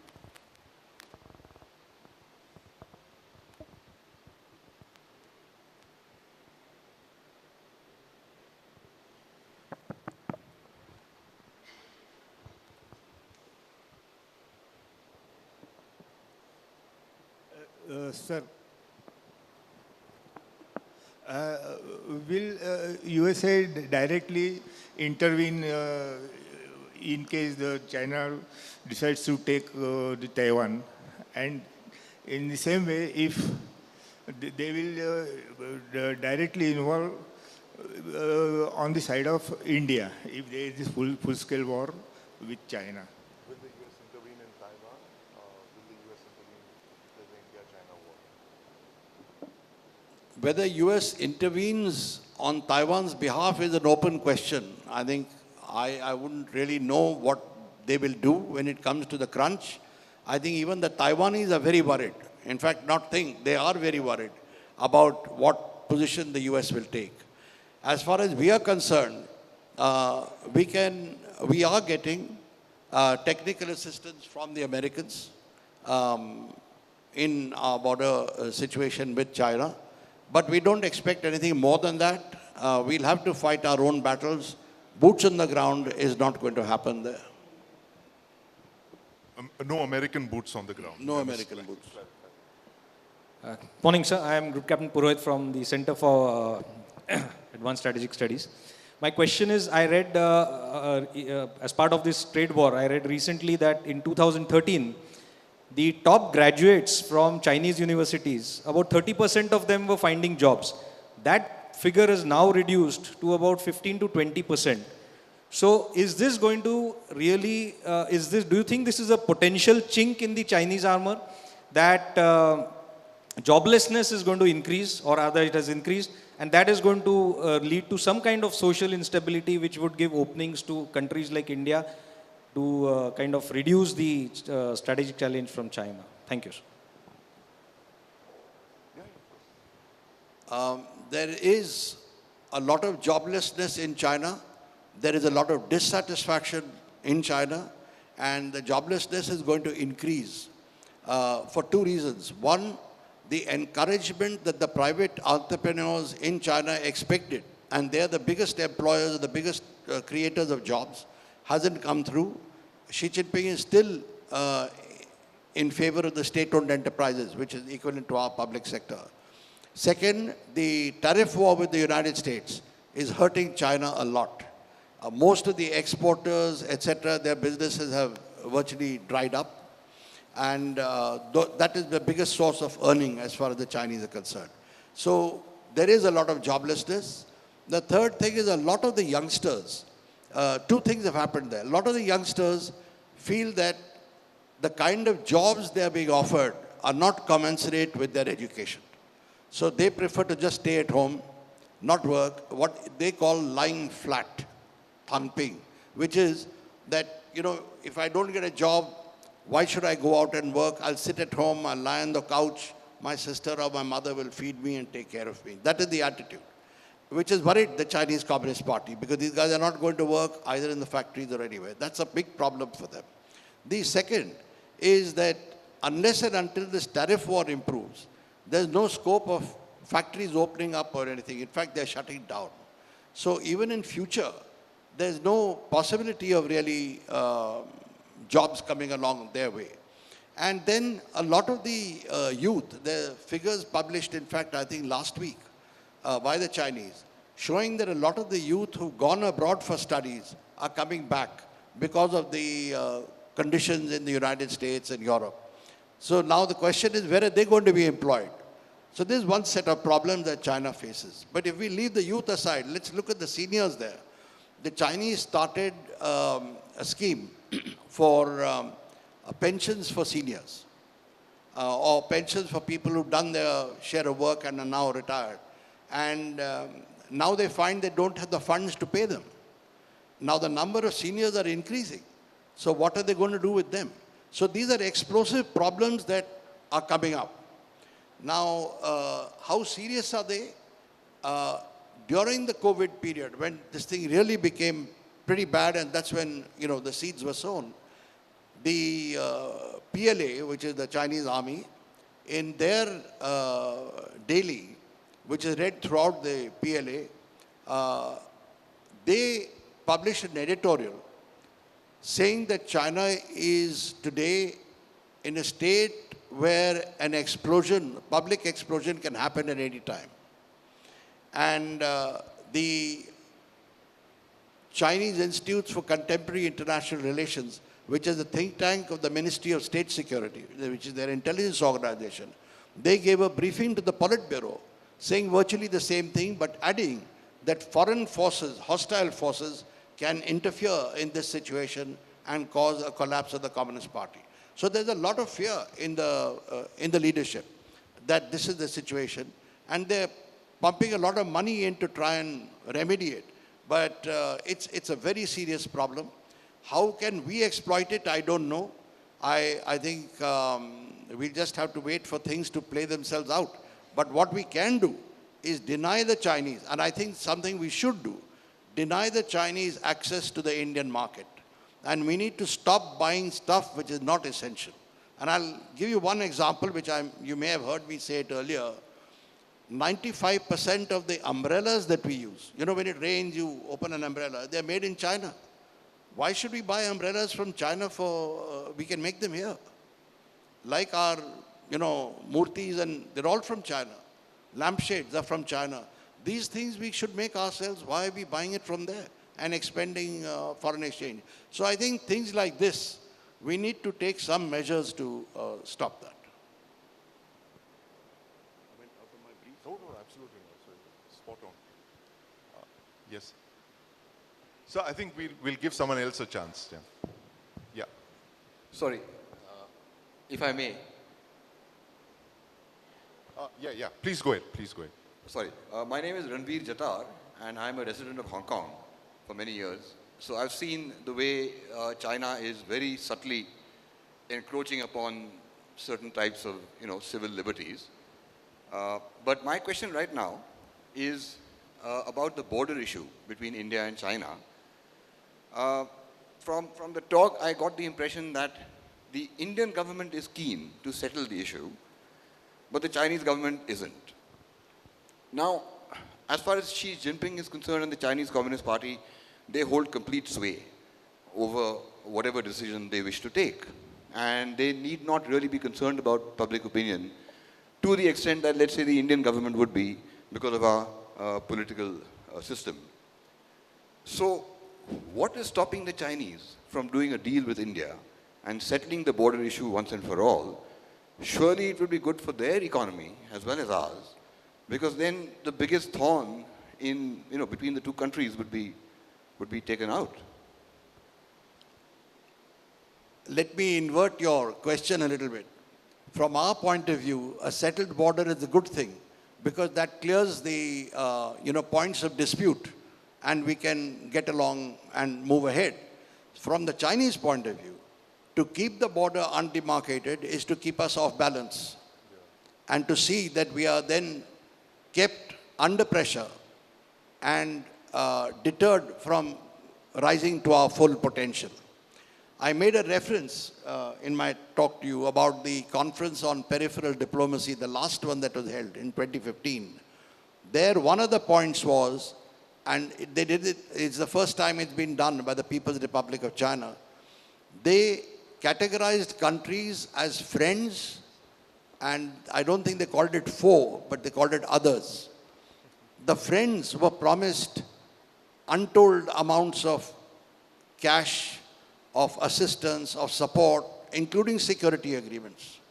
The others were promised periods of sustained pressure, quote unquote, if they did not cooperate with China achieving its objectives. Now, obviously, we are in the second category. And I think that is what they are trying, and that's what they're trying even now. Right. I think we have time for just one last question. Yes, young man. Hi, my name is Karmanya Singh Raizada. I'm a student at Symbiosis Law School, Pune. Speak up a bit. Am I audible? Yeah. So you've spoken at length about Arunachal Pradesh and the issues that we might face in Arunachal. Taking into consideration this, what possible responses could India come up with in regards to the damming of the Brahmaputra River? Well, that's, the factual position is we are aware that the Chinese are going to dam the Brahmaputra. They have built, or they are planned to build 17 dams along the upper reaches.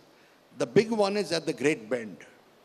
Now, what is the objective of that dam is where we are a bit, we are still trying to get hard data on that. When I say we, I'm talking about the government.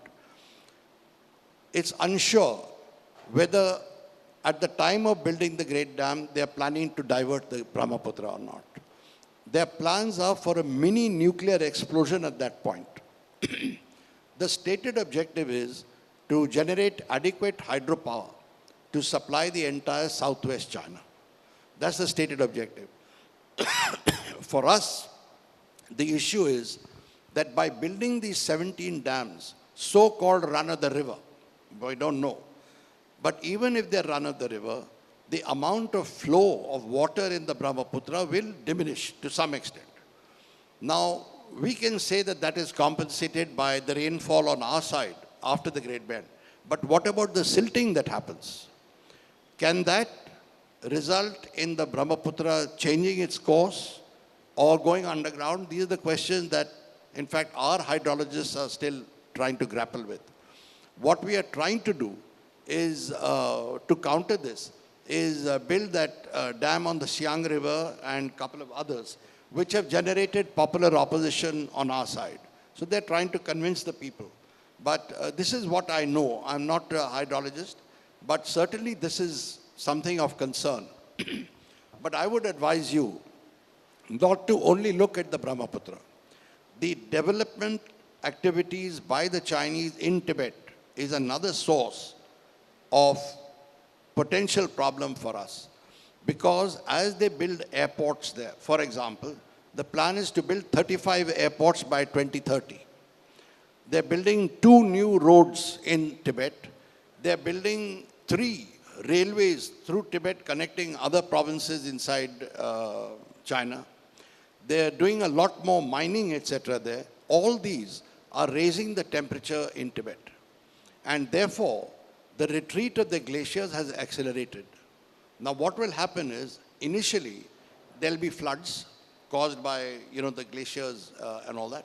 And then there'll be a drying up of water, which will affect the main rivers that are coming to us, like the Arul, etc., which feed the Ganga, and the Indus and many others, smaller rivers.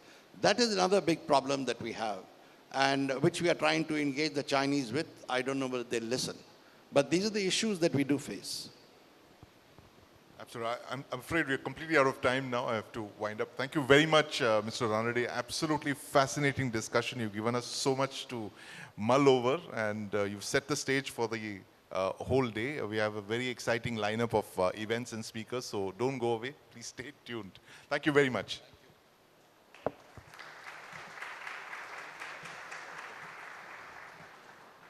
That was indeed a very insightful discussion between Mr. Jayadeva Ranade and Mr. Sandeep Punithan. Thank you very much, sirs.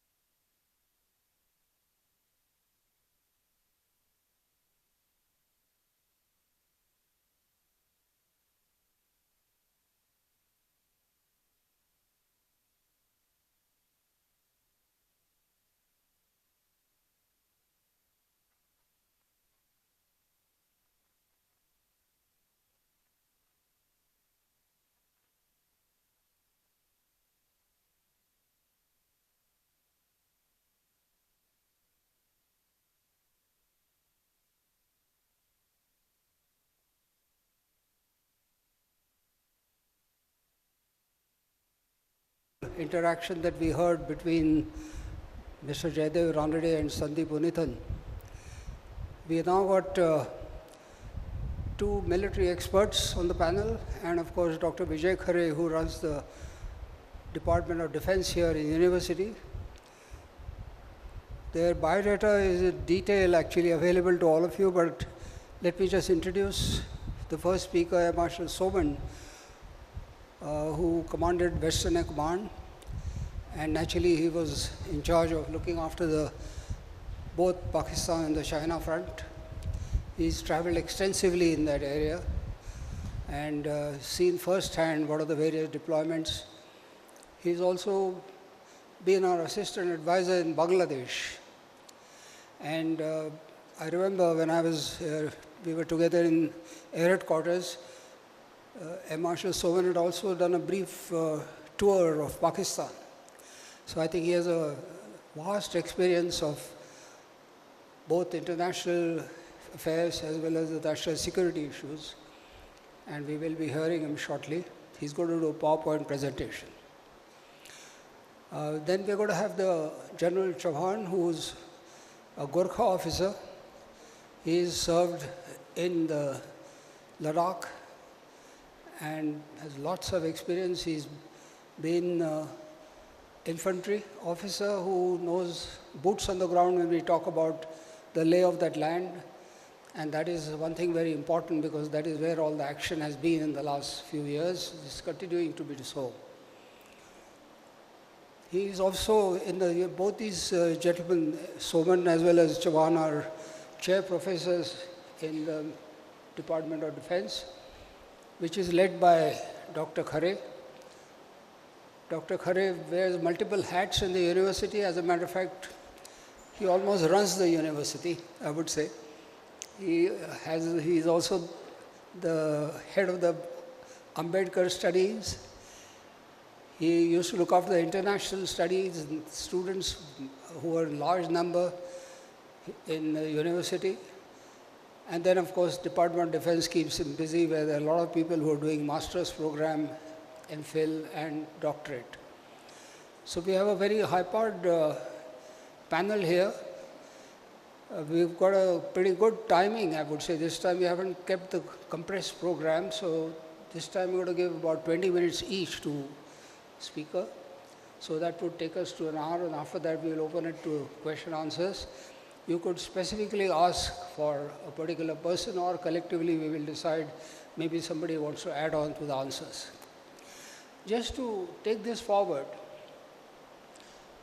there has been discussion about one-child policy and the Chinese young children not wanting to join the armed forces. Mind you, it is compulsory to join, but what some of my army colleagues had told me who had met them at the border was that they were not really interested. They were just wanting to finish that 3 years or 5 years bond that there was and then look for some greener pastures. So the kind of motivation was not there. The Chinese realized it, and they have made now a kind of a permanent cadre of people who are something like on the pattern of what Indian Army has. So there have been some changes in their military in particular. Technology, of course, been their forte, and they have depended a lot now into replacing maybe the human aspect with robotics. There are in the drones, they're capable of, and there is multiple areas that they're into space big way. We were just talking at Srikanth and myself, they are boasted about having a deepest underwater cable cutting capability. Now, how is it going to be actually used for disturbing the internet, that is, or maybe the trade that Srikanth we were just talking about? He said that the digital trade of India is almost at the same level as the physical trade. So there are challenges as we move ahead with what Chinese capabilities are, and we are certainly lagging behind in terms of technology. Air power, of course, there, as Jaydev Ranade had spoken, 6th generation fighter aircraft and many more. What they've done, of course, is Atmanirbhar. While we've been talking about, they've started that long back. So I read the other day that Airbus said that assembling Airbus aircraft in India is not going to be practical. Whereas it's already happening in China. There's also Embraer, which is happening in China. So China is certainly a big challenge. We got to counter it by maybe not taking it on head on, but possibly bide our time through diplomacy, through other means, and then making sure that we also meanwhile build up our strength. So I won't take time from the speakers because they may want to reiterate some of these points. I'll first invite Air Marshal Soman, who's, I think, going to also use a PowerPoint presentation. Thank you.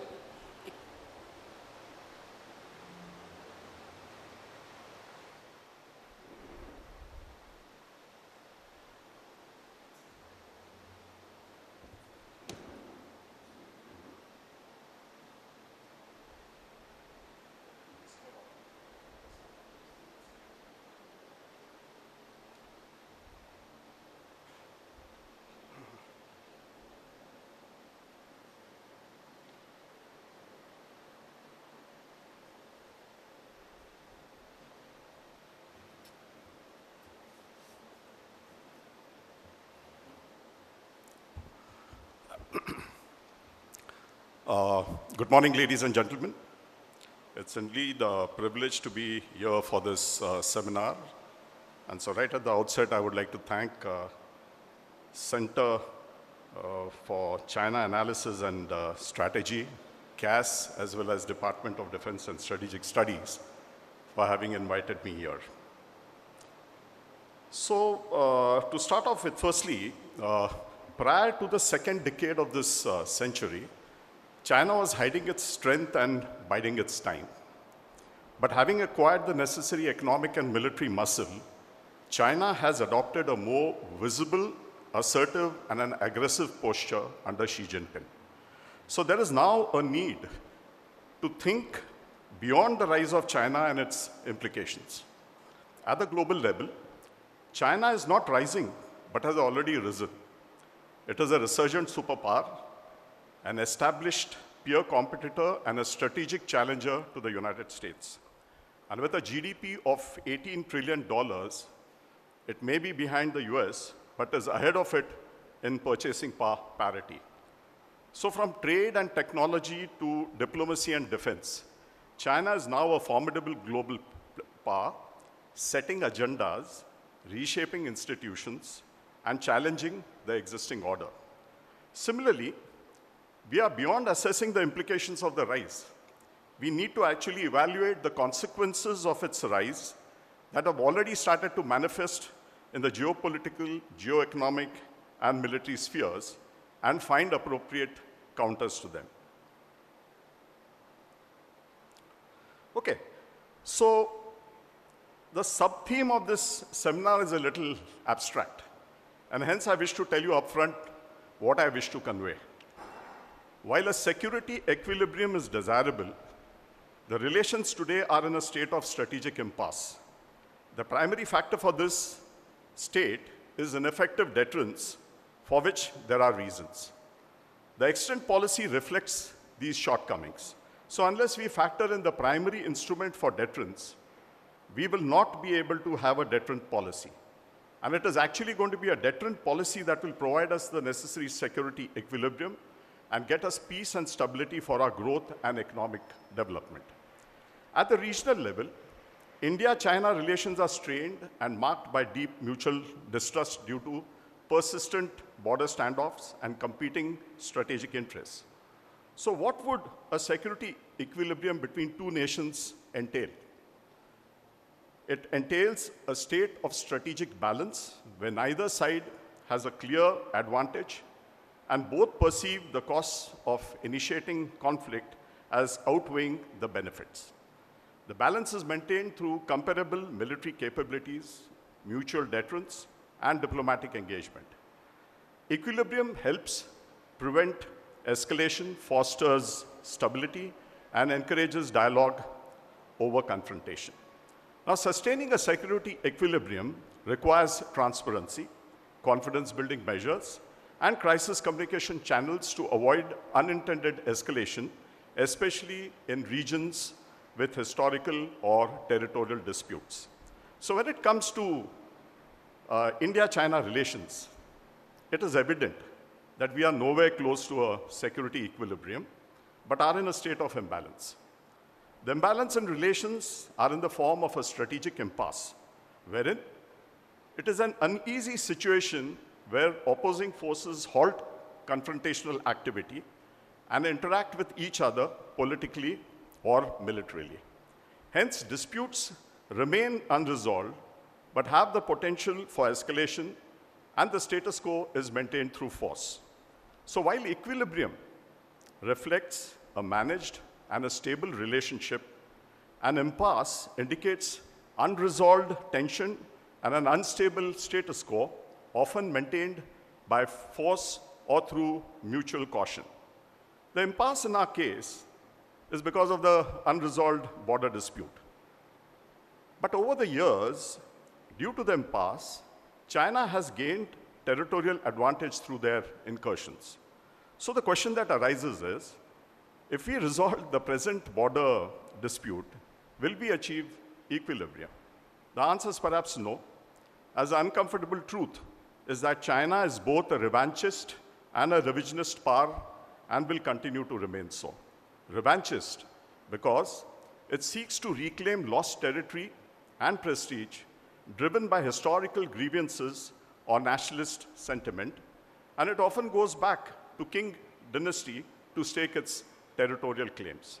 Revisionist because it seeks to alter the existing international order to achieve its interest by challenging established borders, institutions, and power dynamics. So at the global level, China challenges the US, but at the regional level, it aims to negate the rise of India and keep it off balance. Now, the primary factors that preclude a security equilibrium is the absence of credible deterrence. So what is deterrence? Deterrence is the strategic use of threat, primarily military power, to prevent an adversary from taking some unwanted actions by convincing them that the costs will far outweigh any potential gains. It is based on principles of credibility, capability, and communication. And it is essential that the adversary believes that its opponent has the means, the will, and the intent to respond effectively. So why is deterrence essential? Deterrence is essential as it promotes stability between nation states and prevents escalation of conflicts. When both sides possess credible deterrent capabilities, the risk of aggression is reduced because initiating a conflict by either side becomes too costly or uncertain. It acts as a psychological and a strategic restraint, encouraging states to resolve disputes through diplomacy rather than force. Now, in regions with historical tensions or unresolved borders, deterrence helps preserve peace, manage rivalries, and maintain a balance of power, ensuring that no state can dominate or coerce another without facing significant consequences. So how can deterrence be established? Deterrence can be established through a combination of credible military capability, clear communication, and a demonstrated political will. So it includes maintaining strong armed forces, particularly in critical domains like air power, cyber, and air defense. Joint military exercises and robust border infrastructure signal readiness. Intelligence and surveillance enhance response capabilities. And strategic alliances and defense partnerships actually strengthen deterrence. And a clear articulation of red lines and doctrines ensures that the adversaries understand the costs of aggression. So what are the consequences of ineffective deterrence? India's inability to establish effective deterrence vis-a-vis China has led to repeated border incursions along the LAC. The lack of credible deterrence has also emboldened China to pursue salami slicing tactics, incrementally altering the status quo without triggering a full-scale conflict. China has exploited India's infrastructure gaps, limited air power employment, and asymmetric force mobilization to gain tactical advantages. Politically, this weakens India's regional posture and challenges its image as a counterbalance to China in Asia. China's strategy involves creating strategic ambiguity, testing India's threshold for response, and consolidating gains through quick military and diplomatic maneuvers.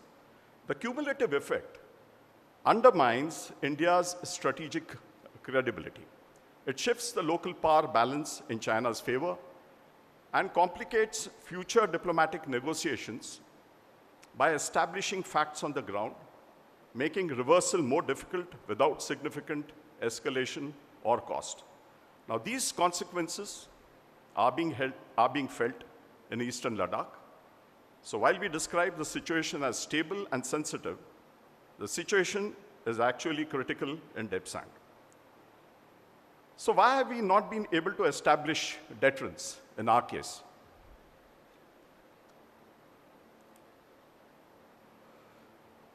So India's lack of deterrence against China stems from several factors. Okay. First is the defense budget. If you see the average defense budget for the last 10 years, it's just about 1.6%, of course, minus the salaries and the pensions. This inadequate funding undermines both the real capability and psychological impact necessary to deter threats, reducing flexibility and inviting risks. The second is liberal and idealistic views on war. The political class and the bureaucracy in general seem to believe that in a globalized and an interdependent world, the likelihood of war is going to be less. These views emphasize diplomacy and cooperation and downplay the role of the military force. It leads to underinvestment in defense, thereby weakening deterrence. The post-World War II global order, in fact, forbidded territorial conquest by expansionism. However, you see in recent times, the territorial annexation in Crimea and Ukraine are actually being legitimized through agreements. This could encourage revanchist powers, and in this case, the China is not going to be found wanting in it. Next is economic engagement. It is strongly believed that economic engagements can avert wars by creating dependencies. Now, this has proved to be wrong. Our bilateral trade has increased to almost about $130 billion, and yet you seem to have skirmishes at routine intervals. Diplomacy. The role of diplomacy is to diffuse crisis situations, but there are limits. It is worthwhile to remember the observation of George Shultz, the foreign secretary during Reagan's time, who observed that negotiations are a euphemism for capitulation, if the shadow of power is not cast across the bargaining table. Assessment of threats.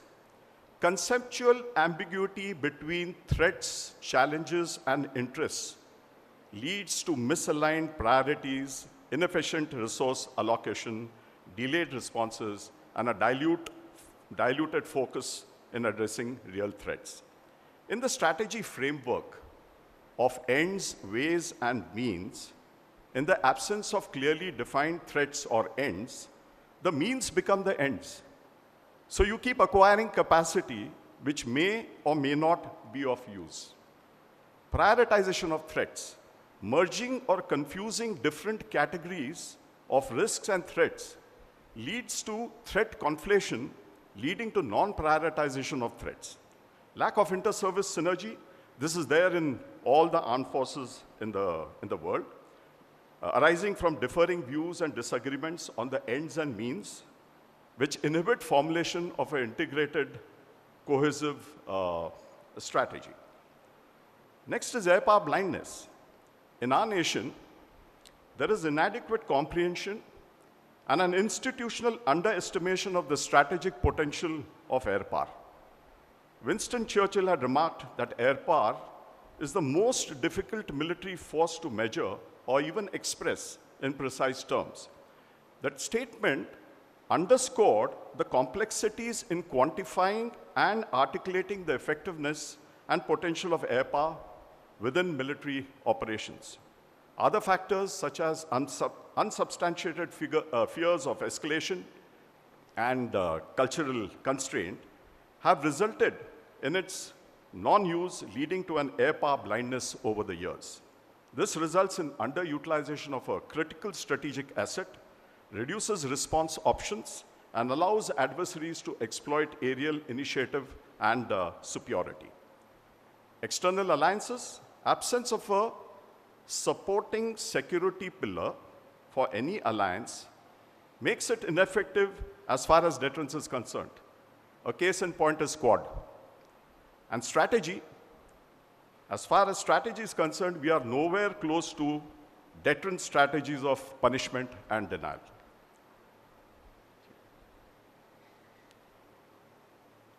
Okay.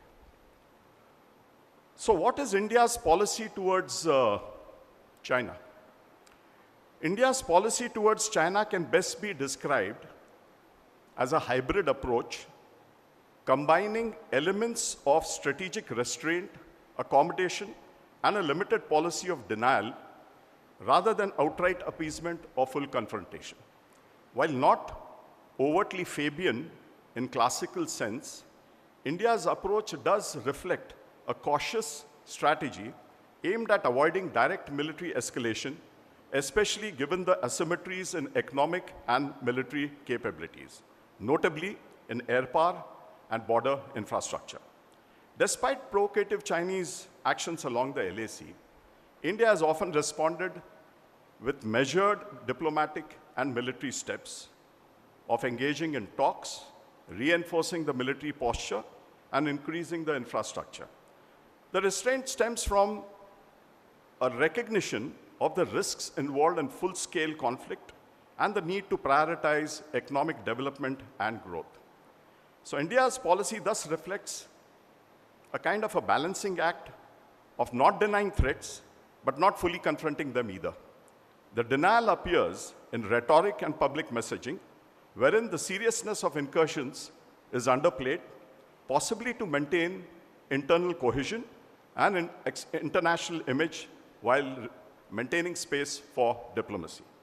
However, this policy has shortfalls and has come at a price. So if we are to avoid any further subtractions in our territory and avoid erosion of our sovereignty, the policy needs a review and a change. In the years to come, China will get more belligerent. So more of the same is not going to work. Neither should we be inveigled by the peaceful overtures of China for a dragon and an elephant tango or a dance. What is required is a deterrent policy through inclusion of the military instrument for deterrence, which is air power. When I say air power, it is the aggregated air power of all the three services. So why is air power important? Air power is considered a primary instrument of deterrence because of its inherent speed, reach, flexibility, precision, making it uniquely suited to project power across land, sea, and other domains. In deterrence, the ability to inflict swift and credible punishment is crucial. Air power provides the capability to target critical infrastructure, command centers, and supply lines. Now, this enhances the nation's first and second strike options, increasing the cost for any potential aggressor. Air power also enables intelligence, surveillance, and reconnaissance, allowing early detection of threats, enabling informed and timely responses that are an essential component of credible deterrence. In the modern joint warfare environment, air power integrates with ground and naval forces, providing support and amplification of deterrent effects across all domains. Further, the visible deployment of air assets during crisis sends a strong political signal, showcasing resolve without crossing escalation thresholds. Thus, air power's psychological, strategic, and operational advantages make it central to establishing and sustaining effective deterrence. Now, in our case, the air power asymmetry vis-a-vis China is significant. The Air Chief has already voiced his concern over the perilous state of our depleting fighter fleet. The LCA Mark 1s that are required in large numbers are yet to materialize. The LCA Mark 2 will only be available perhaps by 2030, and the AMCA is possibly going to see the first flight only in 2035. On the other hand, PLAF has already inducted two fifth-generation fighters, the J-20, J-35, and further they are flight testing two sixth-generation fighters, the J-36 and the J-50. While they have 200 fifth-generation fighters today, this strength is likely to go up to 1,000 by 2030. To make matters worse, China has offered 40 J-35s, with a recent talk also of the Chinese being unable to supply J-36, a sixth-generation aircraft, to Pakistan by 2030. Add to it our low numbers of force multipliers like the refuelers, AWACS, and AWCs does not make a good picture. So what is the impact? The adverse asymmetry in air power significantly favors China, enhancing its ability to deter and dominate. In a conflict situation, China possesses a larger and a more modernized fleet, including fifth-generation aircraft, advanced long-range bombers, and a strong inventory of unmanned vehicles and hypersonic weapons. So India, by contrast, suffers from a depleted squadron strength, with aging aircraft and delays in induction of indigenous platforms. Technologically, China, supported by a robust domestic industry, is well ahead of India in air power assets. The asymmetry enables China to project air superiority and coerce India strategically, weakening India's deterrence and allowing China to shape the security environment in the region. So, how do we bridge the gap? Of course, there is an urgency. Without credible air power, India risks being strategically coerced and tactically surprised in any future confrontation. There is a strategic urgency to bridge this gap. It is not merely an operational issue, but it is a matter of national security. Credible deterrence cannot rest on outdated platforms and limited air assets. India must urgently reduce this widening gap to shift the cost-benefit analysis for China, making aggressive moves riskier and less attractive. So to conclude, China is no longer a rising power to be watched. It is a risen power to be reckoned with. Its global ambitions, assertive foreign policy, and rapid military modernization have reshaped the geopolitical environment in which India must operate. The consequences of this transformation are already playing out in India's immediate strategic environment. While symbolic phrases like dragon, elephant, tango may sound attractive, India must evaluate them against the backdrop of hard strategic realities. Partnership cannot come at the cost of territorial integrity, sovereignty, or strategic autonomy. It is imperative for India to respond with clarity, resolve, and capability. The window for bridging the military and technological gap is just narrowing. To maintain strategic autonomy, protect our territorial integrity, and preserve peace through strength, India must urgently develop its air power and overall military capabilities. We must abandon illusions of parity and embrace the hard work of building capability, especially in air power. Our aim is not to match China pound for pound, but is to acquire a minimum credible deterrent. As in the world we live in today, strength respects strength. And diplomacy without strength is a conversation without consequence. So it is our turn to actually act and rise. Thank you.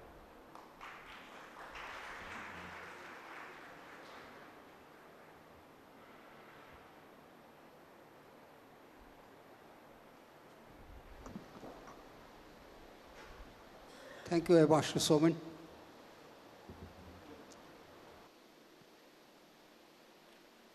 We both are from the Air Force, so it's not that we propagate only air power, but undoubtedly it's an instrument which has got neglected over a period of time.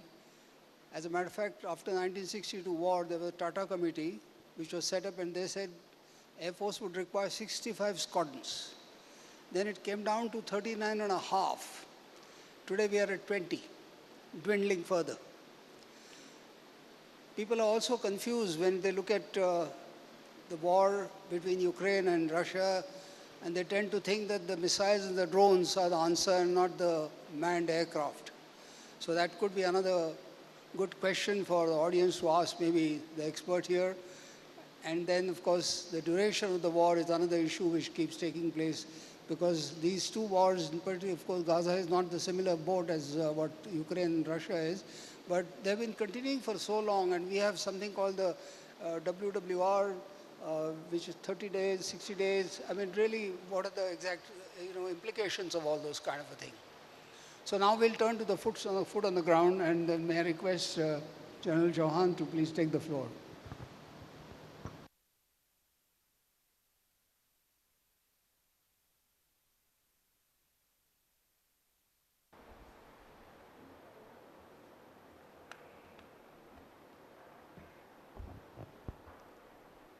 Can you hear me at the back? Am I clear? Okay, thank you very much. Good afternoon, ladies and gentlemen, and good afternoon, Chair. I would start with thanking the Department of Defense and Strategic Studies, the Center for China Analysis and Strategy, New Delhi, and the Center of Advanced Strategic Studies, Pune, for having invited me to speak on this very complex subject. We've heard the point of view from the Air Force. I would like to go with the Chief of Air Staff, who said that we should fight with what we have. So I will present my talk in that framework of what we have. In December 2024, our External Affairs Minister, he's speaking to Deccan Herald, and he made a very important statement. I was wondering where security equilibrium has come from. He said at that time that it is in the interest of both India and China to reach an equilibrium. And conceptually, it's very difficult to do so, because both the countries are changing in absolute terms, number one. Number two, they are changing vis-a-vis the world. So it's a very complex dynamic, and both the countries are changing in terms of their absolute power, as well as both countries changing in terms of the world also. So it's a very, very complex equation as per him. The world is changing, we are changing, their relationship with the world is changing, and our relationship with each other is changing. So when you look at the complexity of the whole thing, I personally feel the External Affairs Minister was speaking more about the overall power equilibrium, which encompasses the security equilibrium. So I will look at the security equilibrium, which does not stand independently. It stands with the other pillars of the equilibrium. And I will start with a small little explanation of what this strategic equilibrium should look like in terms of the two countries. Of course, my previous speaker also spoke about it. So within the existing circumstances of asymmetry of power, I will qualify that again, within the existing circumstances of asymmetry of power, it is important for India to get this strategic equilibrium. This equilibrium, which is a strategic balance, where both nations coexist, compete and coexist without overt conflict. So what does this strategic equilibrium enable India to do, which is so important for India at this cusp of time? Probably the most important thing which India has to do is what China did in 1990. And we will discuss that in a little while. But it has to get back to 8% minimum. And it has to get back to that 8% on a trot. So this security equilibrium will have to undergird this particular growth. It will have to create conditions for this growth, which should be unimpeded, at least till the time we reach our ambition of not being a great power, or a major power, but being a great power. That is where I would pitch the Indian ambitions at. If the Chinese are looking at themselves as a global power, and the dominant power in the world, we are definitely a parallel civilization with equal weight. And as Mr. Ranade brought out in the morning, the biggest strength is our population and our markets. If we can't grow at 8% for the next 2.5 decades, we are not there in the race. So this security equilibrium is what is going to undergird it. Was there a security equilibrium earlier? That is one of the questions which came to my mind. Some scholars of international relations and international political economy have said that 90s was a period when there was a security equilibrium, was an equilibrium, not a security equilibrium. This equilibrium in the 90s, during the times of Narasimha Rao and then later on Rajiv Gandhi, is the one which led to the signing of the Border Peace and Tranquility Agreement in 1993. That Peace and Tranquility Agreement was the framework in which this equilibrium obtained. And at that point in time when this equilibrium was there were two major things which were there. The Chinese GDP and the Indian GDP were almost matching each other close to $300 billion. The GNI per capita, if I'm not mistaken, at that point in time, was in favor of India. Marginally maybe, but it was in favor of India. And the Chinese had realized that it was the time when they required a few years of unimpeded, undisturbed growth. And that's how their premiers had put it at that point in time, I do still recollect. To get to this economic threshold where they could then race into the dominant position in the world. So, important point in that was that when this equilibrium obtained, the Chinese imposed on us certain amount of agreements which actually put the boundary issue on the back burner. And they were able to deconflate two things, the boundary issue and trade. Like it came out in the morning, that's the time probably they wanted the major access into the Indian market. So they deconflated these two things with a set of agreements which they violated in 2020 very, very ashamedly. So I would say that there was an equilibrium. Yes, maybe it was a strategic pause. The Chinese probably looked at it as a strategic pause. They said that it will actually help them. So the most critical issue for them, which was the boundary issue, which they wanted to keep alive, was put on the back burner and was deconflated from trade, which we agreed to at that point in time. Fortunately for us, our eyes are open after 2020, and we have not allowed that deconflation again.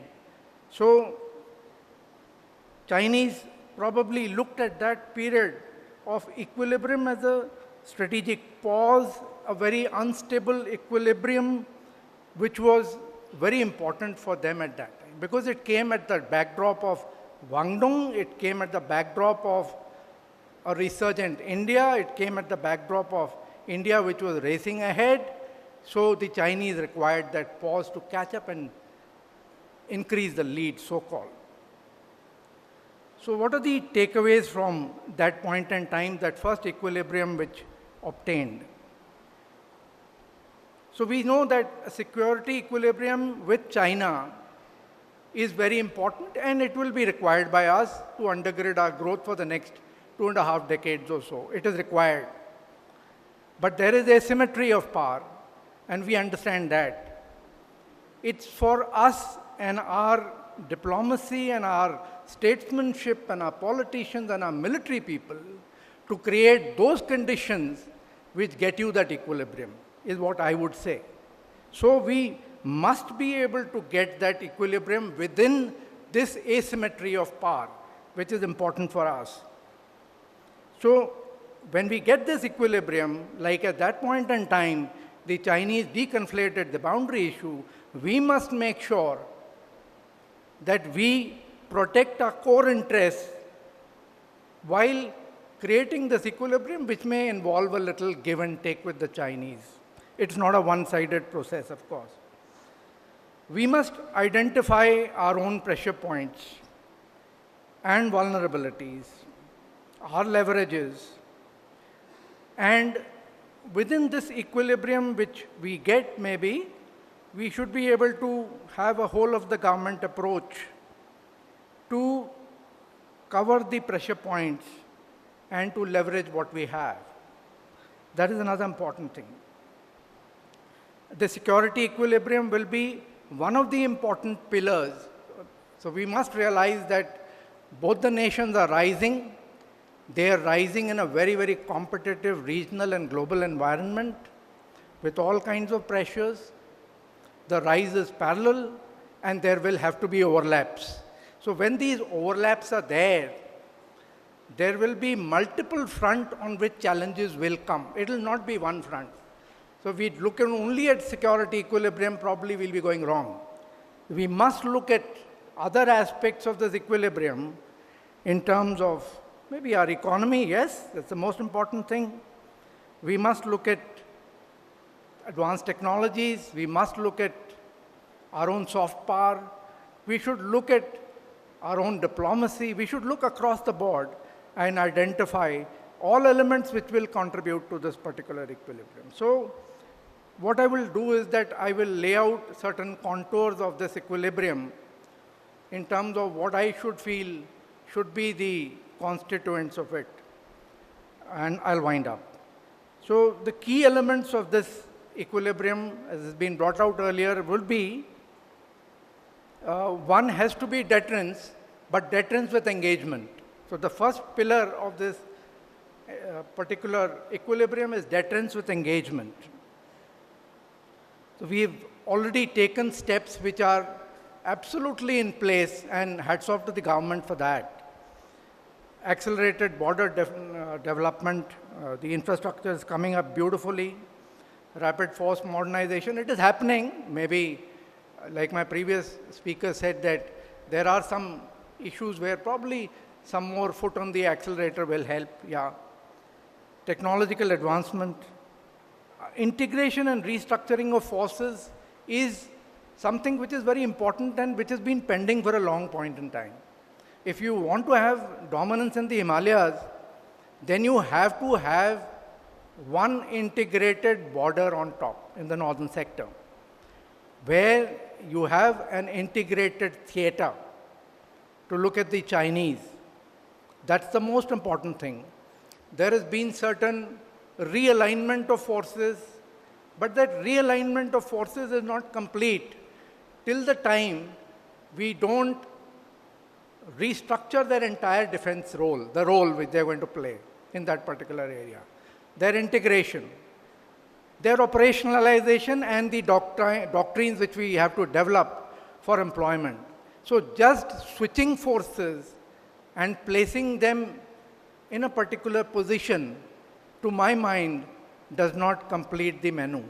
It will have to be completed in terms of their complete integration, the battlefield integration, their doctrinal and operational integration completed. So when we do that, that will be something which will add to the deterrence, and that is what is something which the Chinese understand when they look at it. They know that this has just been a temporary shift. So that's one part of it. The next part of it is the strategic partnerships, and you all understand that. And I must compliment again our government for playing out the strategic partnership in an excellent manner, where we know our thresholds, we know the red lines, and we know till where we can go in the strategic partnership, which will, at a point in time, can give us benefits. In terms of maybe intelligence sharing, yeah. So we've got assets which are deployed of our friendly countries, which give us logistic support. Okay, so the correct integration in terms of joint war fighting, joint understanding, joint development of capabilities is in place. So I'm quite happy about that. So when I look at strategic partnerships, I look at these issues. We talk about the neutralization of proxies. We have proxies. We have one on the eastern side now again with the recent developments, one on the western side which has remained a pain point from 1947 since our independence and even before that. And the Chinese have been using these pain points continuously. It's only that we in the uniform, we look at the hard options.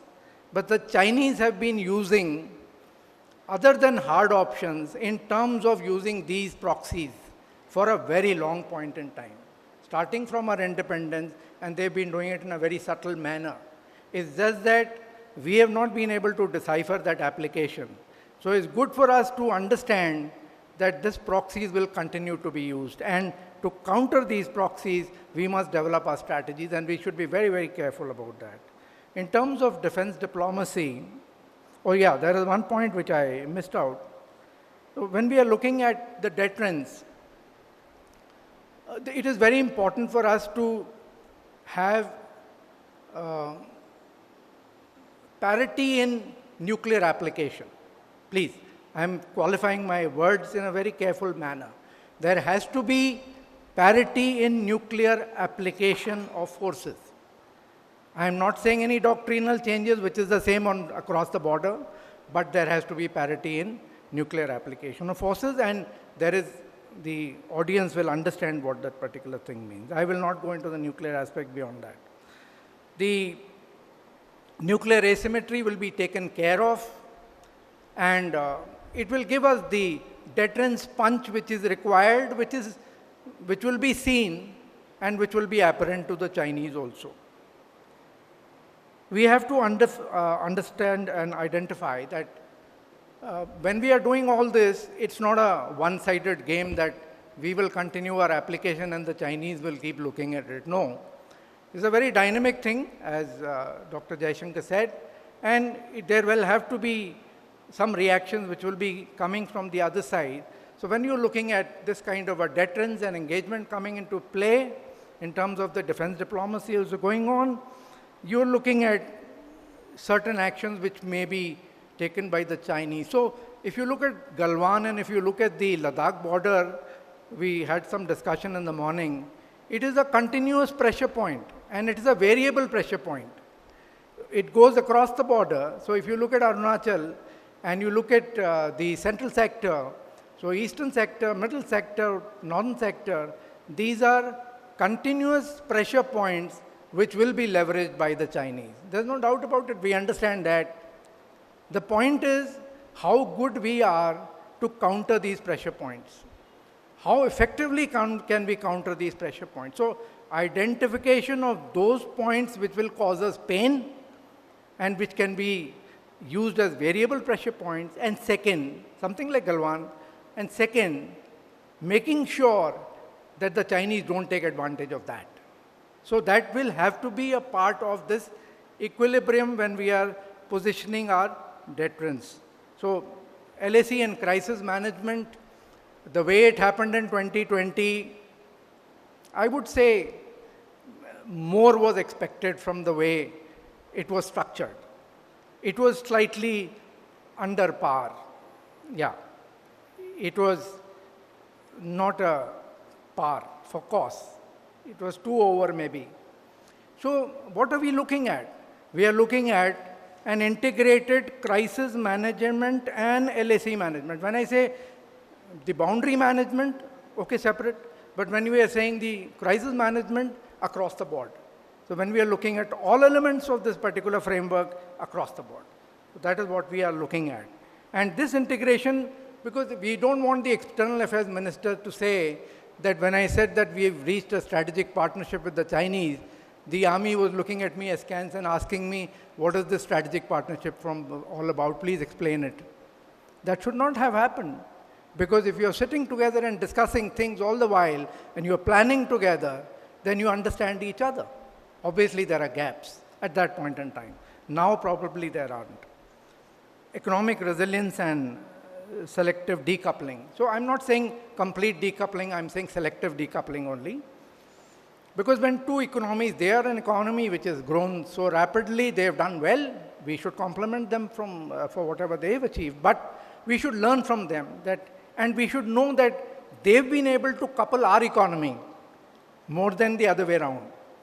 And we are still dependent on them. While we do this selective decoupling, important thing would be that how we decouple in terms of the critical areas, but how we make sure that that 1.4 billion of market is also available to me. And that is what the Chinese are looking at. So when you are looking at economic engagement, this has to be a part of the equilibrium because it's a pain point for both if we disengage. So if it is going to give benefit, and that's what the Chinese are looking at, we must utilize it. So, then reduction of defense dependence on critical fields is something which is very important. Something like APIs, if we got 79% coming from them for a pharmaceutical ingredients or generic medicine, that has to be ways and means. The government is already doing it. They have already done selective decoupling. The Americans are looking at friendshoring. We are talking about China plus one. We are going in the right direction, and I'm quite happy about that. Yeah, so there is, of course, trade diversification, which again the government is looking at it very, very carefully, and that's something which is very good. So trade diversification is something which must happen. So China is likely to weaponize the trade. So we should be very careful of this weaponization of trade, and the crisis management group should have, so that means that the Commerce Ministry and maybe the Ministry of, other ministries who are involved with this have to get actively integrated into the crisis management. So the weaponization should not be allowed because it will become a pain point at a point in time. So that should not be allowed. Diplomatic balancing and alliances, I think I've already spoken about it. There has to be multilateral pressure. The Chinese, obviously, even when they developed the AIIB or when the NDB also came up, the Chinese continue to hold maximum stake in the AIIB, maybe more than, say, 50%, 60%, though they have cut down unilaterally their voting rights in that. So, but still, the stake is theirs. It is their bank, more or less. So it's the NDB which will give us benefits, and it's the Global South which will give us the benefits. And we should not de-link from the Global South. We have got a good way of going about it, and I'm happy that we are going in the right direction. We cannot be decoupled from the Global South. We are their voice. Neighborhood first, we have already discussed it in the morning. I don't think there's anything to be added, but we have to take neighborhood along with us. We cannot have any pearl of strings, leave aside the neighborhood. There's no pearl of strings. And of course, we must hedge other powers. We must hedge America. We must hedge European Union. We must hedge ASEAN. These are the paths to be hedged while we are going ahead with this particular equilibrium. So proxy employment we have talked about, and the Chinese challenging our role and responsibilities in the Global South, it will need a very, very active counter. And I'm sure the think tanks in Delhi are thinking about it already. Border management we have talked about, and clarification of the LAC, though the Chinese are not in favor of it.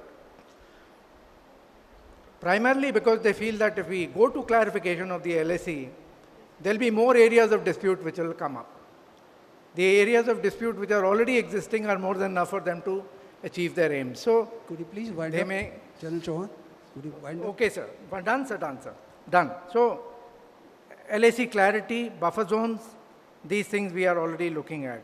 Internal cohesion to avoid any hybrid threat mitigation, that is something very important. There are important cards, Tibet card, the Arunachal card, how they have to be played. I think we have to play them, but how we have to be played, that is known. So, we have to focus on our niche advantages. I will go to the Indian Ocean region and say that, this is the time when we have a dominant navy. It's not a pushed back. It cannot be pushed back. If we've got a dominant navy, it should exercise itself in the Indian Ocean. It should exercise that power in the Indian Ocean. That will give us benefit. So when we look at it, it's going to be a long game. It's a game of patience. So we have to have patience and we have to be ready. So basically, I have put my points across.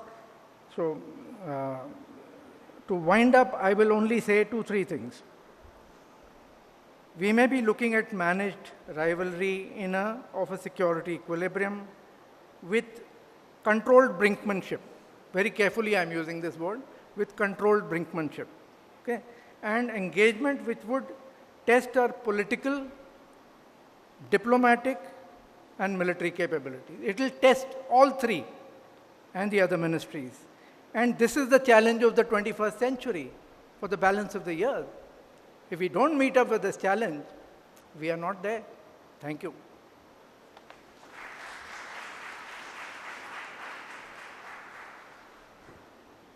Thank you, General Chauhan. I think a very important point he raised is about when India was chairman of G20, actually we did G21, 20 plus 1, and that's where we got the African continent into it. So I think that is very important that we're looking at the global south as a leadership in a way. But we'll come to it in the question asked. Now over to Professor Khare.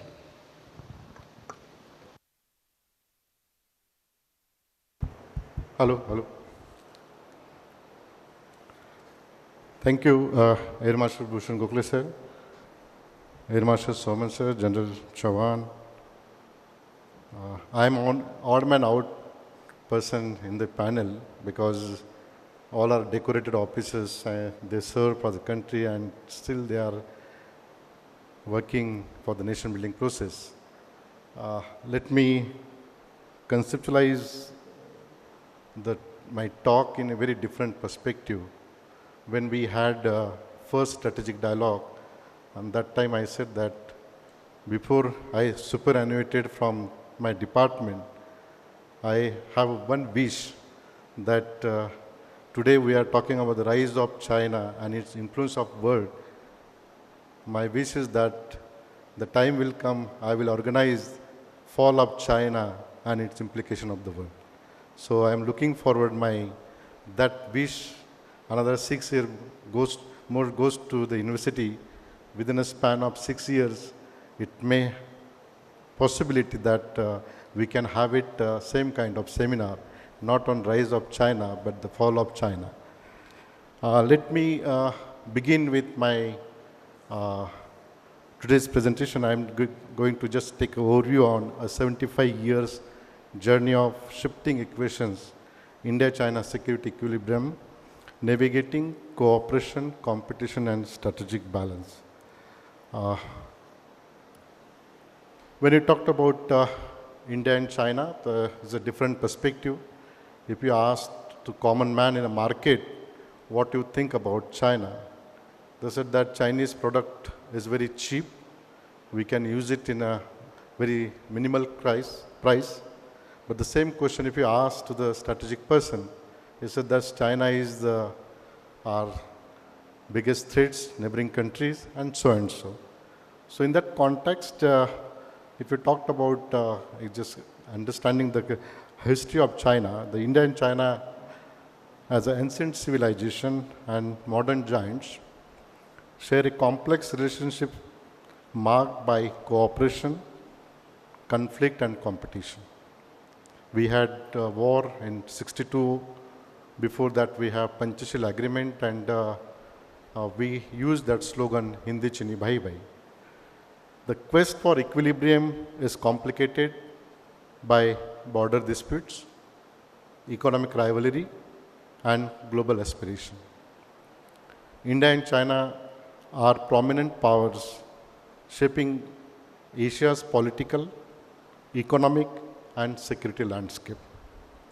Their relationship oscillates between equilibrium and disequilibrium, influenced by bilateral disputes, regional dynamics, and global aspirations. So today, I'm just going to have this presentation to main objective is to analyze the dynamics of the India-China security equilibrium and pathways of stability.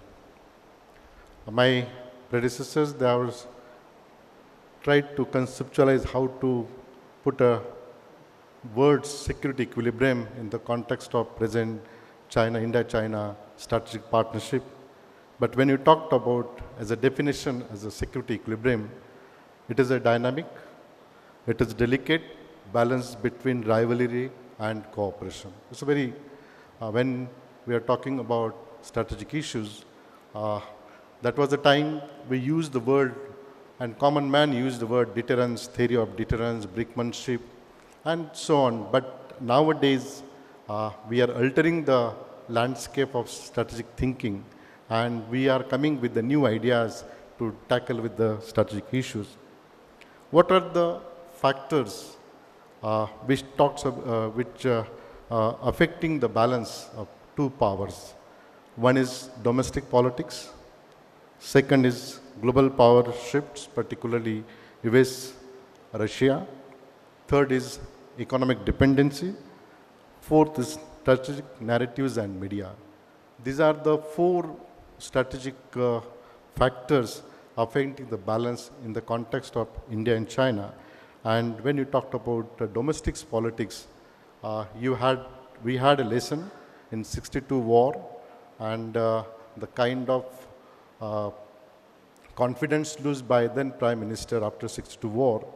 Then what was the impact on 62 war? Still we are getting that domestic politics. Same with the China.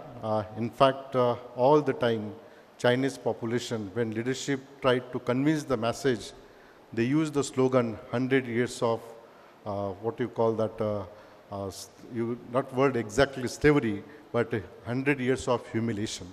So that kind of domestic strategic issue used by political leaders in a domestic politics.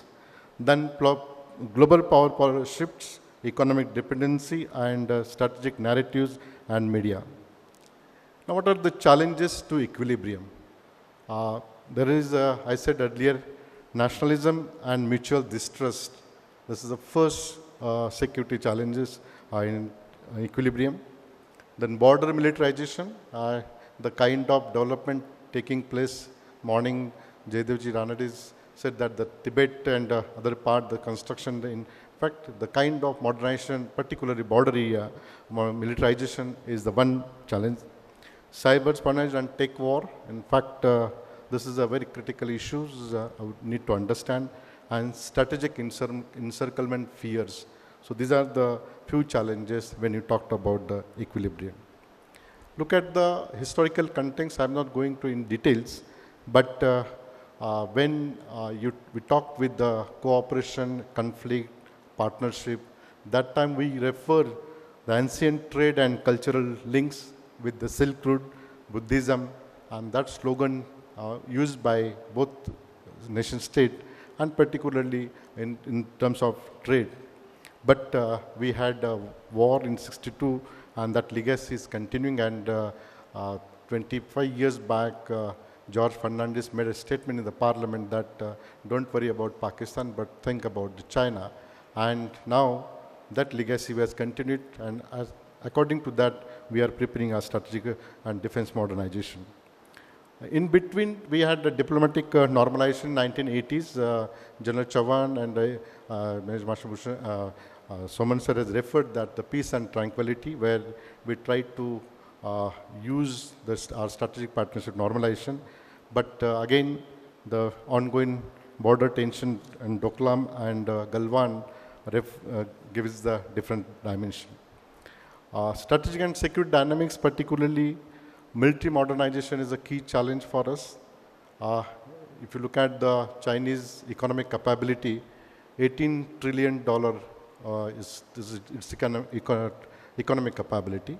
Although Chinese Navy has not tested to counter India's, neither Chinese naval capability tested anywhere in the world. And that's why even in a Galwan and Doklam, China not dared to direct attack against India because it has limitations. And based on their technology superiority, we can raise the question. Whereas other hand, our technology superiority in terms of economic military capability, we can easily counter to the Chinese. But in terms of military modernization, today, just yesterday, Chinese government declared that they will not continue the trade with the US, particularly jet and other things, So that kind of Chinese military capability, they are countering to the US as well as others. Then regional alliances, when we talked about Quad, BRA is countering to the Quad, and Chinese is intervening through BRA, where Belt and Road Initiative focusing on Central Asia. In fact, when we had a sub-campus of Savitribai Phule Pune University in Qatar, and we tried to explore to have it one sub-campus Savitribai Phule Pune University in Central Asia. And I've been in the Uzbekistan, Tajikistan, Kazakhstan. Then I interacted with different people. The way Chinese intervene in terms of their development, you will see the surprise, the kind of impact of BR in particular Central Asia. That's real concern. So if you use the alliance, strategic alliance like Quad, then they are countering with the BRI. And again, one beauty part, when you talk about regional alliances, unfortunately, take example of SARC. SARC headquarters is in Nepal. BRICS headquarters is not in India. Other regional organization headquarters is not in India, whereas Chinese trying to control most of the stakes in the regional organizations. And that is real concern for us while talking of the security equilibrium. Then the strategic autonomy, particularly we are trying to maintaining our strategic autonomy, and Chinese talking about its assertive. Economic interdependence, bilateral trade between India and China is around 100 billion.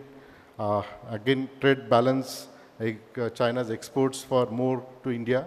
In fact, when we celebrated 75th years of independence, most of the Indian flags come from the Chinese. Wherever you, it's a reality. You should not forget that. If you go to the market, most of the atoms we are getting from the China, and there is no control. Means post-COVID, we were expecting that Make in India and other slogans can deficient the trade with the China, but at the other hand, trade is increasing with the China. So then if that is the case, then how we deal with the security issues? That's my question. Then again, investment, Chinese firms in India, particularly tech and electronics, 134% of tariff, but US also withdraw the tariff in the field of tech and electronics atom with the China. So that is the power of China. And India, we are in a soft power, they are in hardware power. So this is a real, we need to have it. And then decoupling trades and the pragmatic cooperation. I said earlier, the global platforms and cooperation, multilateral forums, we are cooperating in the BRICS, Shanghai Cooperation, G20. We are trying to developing a strategic partnership, again in a climate change where US took a different stand, but still China and India is taking the same stand, particularly shared interest in energy transition. Health and pandemic cooperation, you like or we don't like or like, that's not a question, but the 40% medical equipment still we are getting from the China. Agriculture sector, we are getting that products, raw material from China. And AI and tech and cyber security, there is a competition as well as the collaboration. Then I'll just leave this one. What is my approach to deal with China in a two way? One way with the military point of view, one is the cooperation point of view. We need to develop a confidence building measure. In a confidence building measure, track to diplomacy, one-to-one dialogue is important. Trade normalization with safeguards. It can be easily, we can protect our interest. With the safeguards, we can develop a strategic partnership for the trade. Multilateral diplomacy, where we are working that, and track to dialogues with the academia and civil society. In fact, Mornings said, Jaydevji knows that most of the Indian academic institution earlier had different centers where through that centers they used to interact with the Indian community. But now, with the security concerns, we have completely stopping that dialogue with them. If that is the case, then it would be a real challenge. Means there is no person. In fact, very rare community or rare population who speaks Chinese, who understand Chinese, who speak Mandarin language, and without knowledge of that language, we could not develop that kind of one-to-one track diplomacy. And that's why everywhere, Government of India is trying to establishing a separate cell which is focusing on Chinese language. In fact, in our university, we are also running the Chinese program.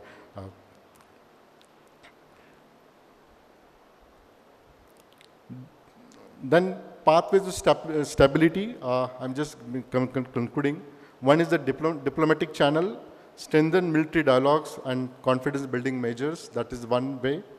Economic cooperation, need to revive people-to-people ties, whether it's flights, ties, visas, and global South leadership already General Chavan has mentioned, joint advocacy for fairer global governance where you can deal with China, how to reform United Nations Security Council and other way. What is my stake in a conclusion? What I have 2-3 important points here to highlight that you need to understand India-China relation in a very complex and it is evolving in a very different way. So equilibrium requires strategic patience, mutual respect and continuous dialogue. It cannot happen directly declare a war with China, nor it happen with the complete peace with China. It's required the strategic patience, mutual respect and continuous dialogue because in a parliament, Atalji, when he, during Kargil conflict, he made a statement in the parliament that you cannot alter the geography or neither you can shift your neighboring countries. You have to deal with the Chinese, you have to deal with the Pakistan, you have to deal with the Bangladesh, you have to deal whether front side, second or third side attacks has come, but you need to deal with because they are neighbors. So in that context, we need to maintain strategic patience, mutual respect and continuous dialogue. Path forward that is from confrontation to existence. Even Russia-Ukraine war is going to complete 3 years, but time will come, they are going to come together and there will be a possibility to coexistence between Russia and Ukraine because war is not ultimate solution for the peace. Then the India-China equilibrium remains dynamic, shaped by cooperation competition. Their relationship will continue to influence Asia's order and global power structure. In my observation, being a layman, I don't see any future of European Union.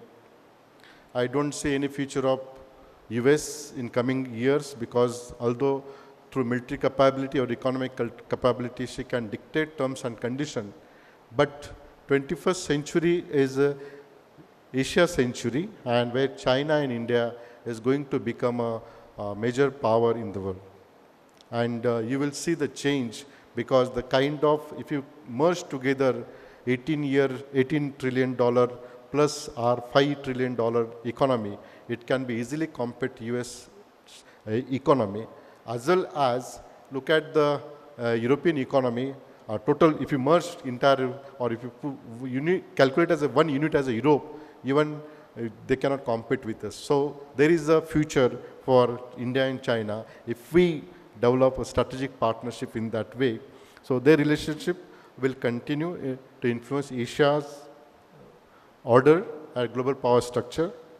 Then there's an equilibrium in dynamics, not static, required constant negotiations. Means equilibrium is dynamic, it's not static. So what it required? Required constant negotiation, shared civilization ties, even you like or don't like, but somehow if you enter in the Chinese city through Buddha statue, Chinese, all the places, Buddha statues, exported by China across the globe. It is a market for them. But for us, it is emotional feelings that when you look at the Buddha statue, we heart touch the statue. You know? So that is our strategic relationship. That is a shared civilization ties and development goal offer, I hope. What is the call to action? Priorities, dialogue, depolitize exchanges. Most of the time, anything happen that comes in a newspaper, then discussed on the media, trial, and whatever our strategic interest, that is side apart, but the discussion started by the people, neither they understand the subject nor understand the strategic issues, and it become an issue for both countries. So need to depolitize exchanges and leverage multilateralism. Then strategic patience and dialogue is needed, and we need to focus on toward existence, not confrontation.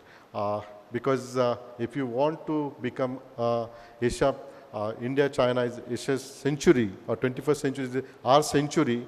So try to maintain a balance with China, and that would be a future for us, because Chinese, when I was just recently joined in Savitribai Phule Pune University in 2000, the CAS organized that Air Marshal Kulkarni was the president, and he 25 years back, I'm saying, that time he said that there was a seminar on China, and that recorded booklet is available in a CAS, and that in that seminar, all experts said that China is not going to have any war next 30 years, because Chinese patience, Chinese strategic aspiration need to calculate in a strategic perspective, not too hurriedly. And I am the witness of that. 25 years is completed. Another 5 years, there is no possibility of direct war with China. So what we need to have a strategic patience, coexistence, confrontation, but very strategically and very long-term strategic thinking required. If we think in that way, definitely we can counter Chinese threat. Thank you, Chair, for giving me opportunity. Thank you very much.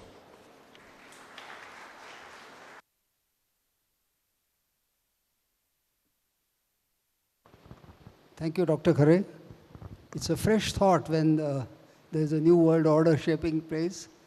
Instead of competition and conflict, we should have cooperation, collaboration with China. C stands for all four of them. And I think there is a term called Chindia. So I think what you're trying to imply, maybe, I really hope it's a wishful thinking that comes true and that we don't have confrontation. But now the House is open for questions, so please stand. Yes, please.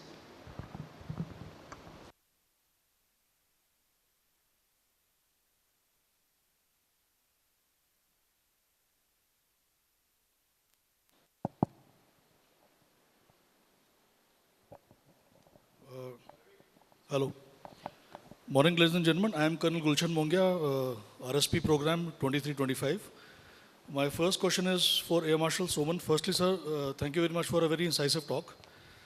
Sir, you mentioned earlier that, our relationship with China and Chinese hegemony was being given a lip service, and maybe due to internal factors, we were not addressing the elephant in the room. But now the time has come to actually address Chinese belligerence.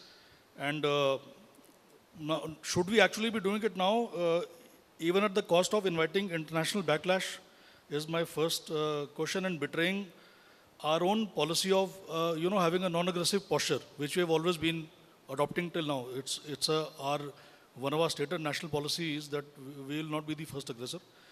Secondly, you spoke about air power and the air asymmetry which we have with the Chinese.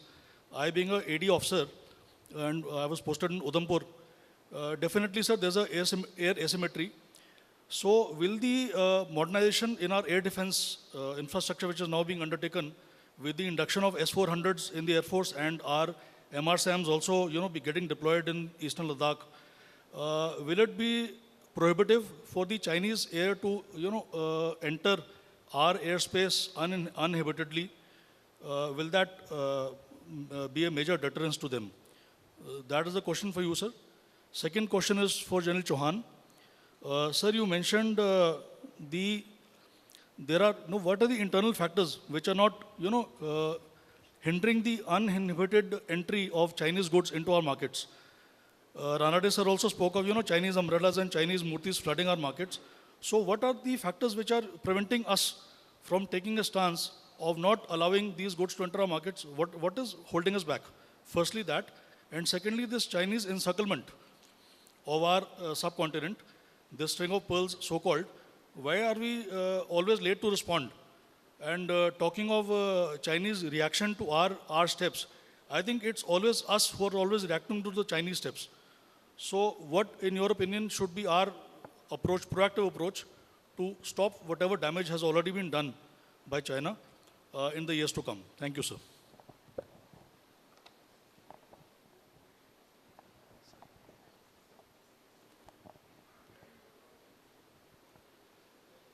Hello, good afternoon, sir.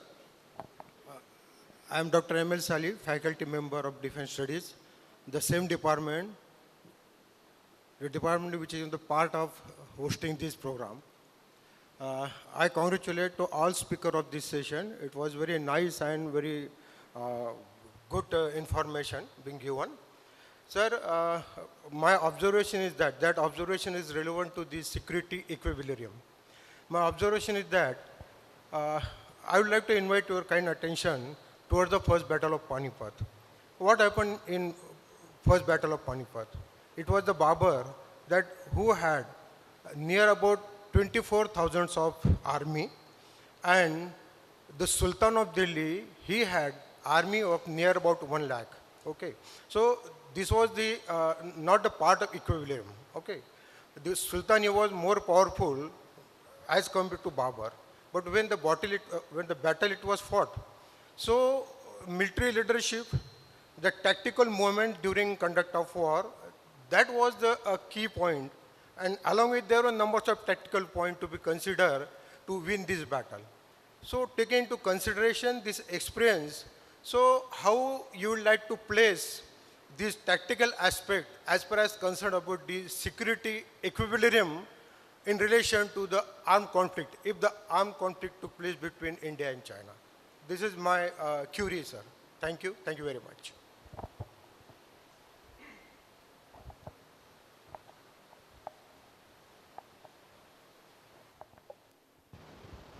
Okay. I think we'll first come to Colonel Mongia's 2 questions. The first question was fairly long, but the short answer to your question is, what is your problem today? Your problem today, as far as the, between India and China is concerned, is, are you able to hold your line? It's as simple as that. If you're able to hold the line, you can do anything what you want. But if you're unable to hold the line, there is a certain amount of territory being subtracted from what was yours. Okay, so whether it's a physical release or whether you've been stopped, from control of a particular area, it all amounts to the same. Okay, now over the period of time, if you see, there are 2 lines. One is the Johnson-Adga line, which we sort of observe because Aksai Chin is within that line. And the other one is McCartney-MacDonald line, which the Chinese observe, because that places Aksai Chin into Chinese territory. But it doesn't stop there. Now you look at the 1959 claim line, what the Chinese had. That 59 claim line was further revised to 1960.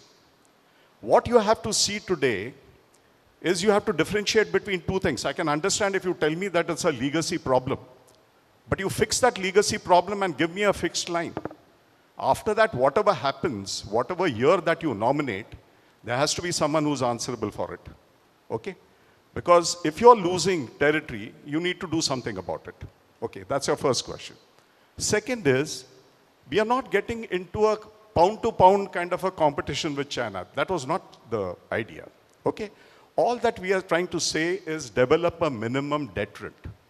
Now, if you place this in the context of US-China, see the kind of deterrence that China has been able to exercise against the Americans.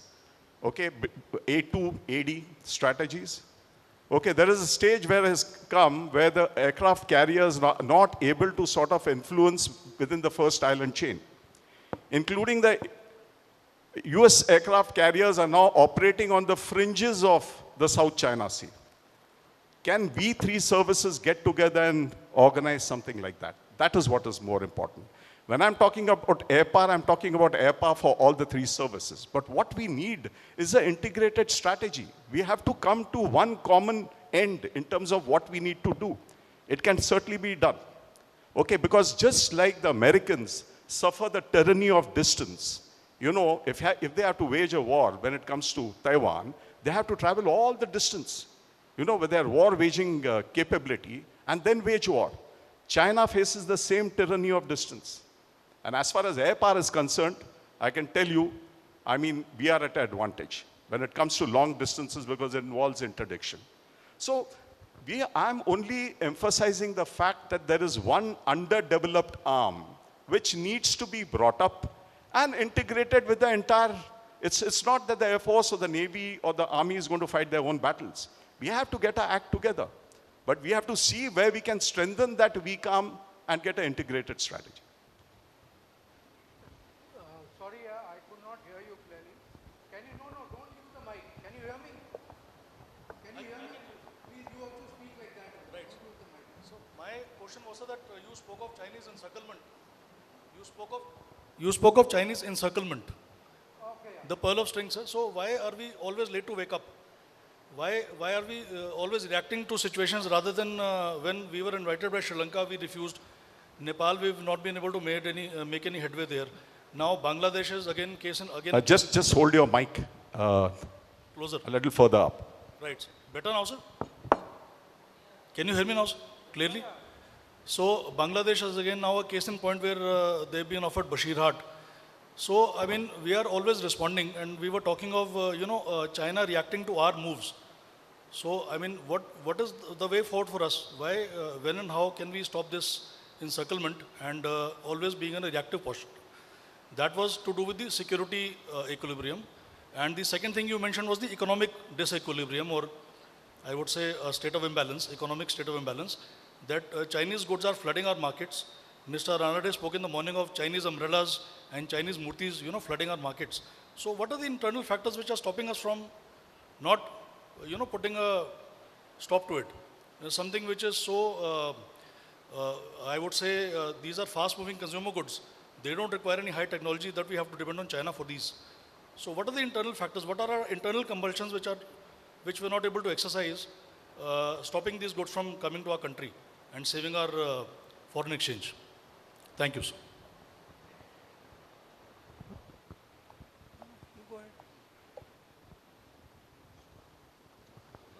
Okay, can you hear me now?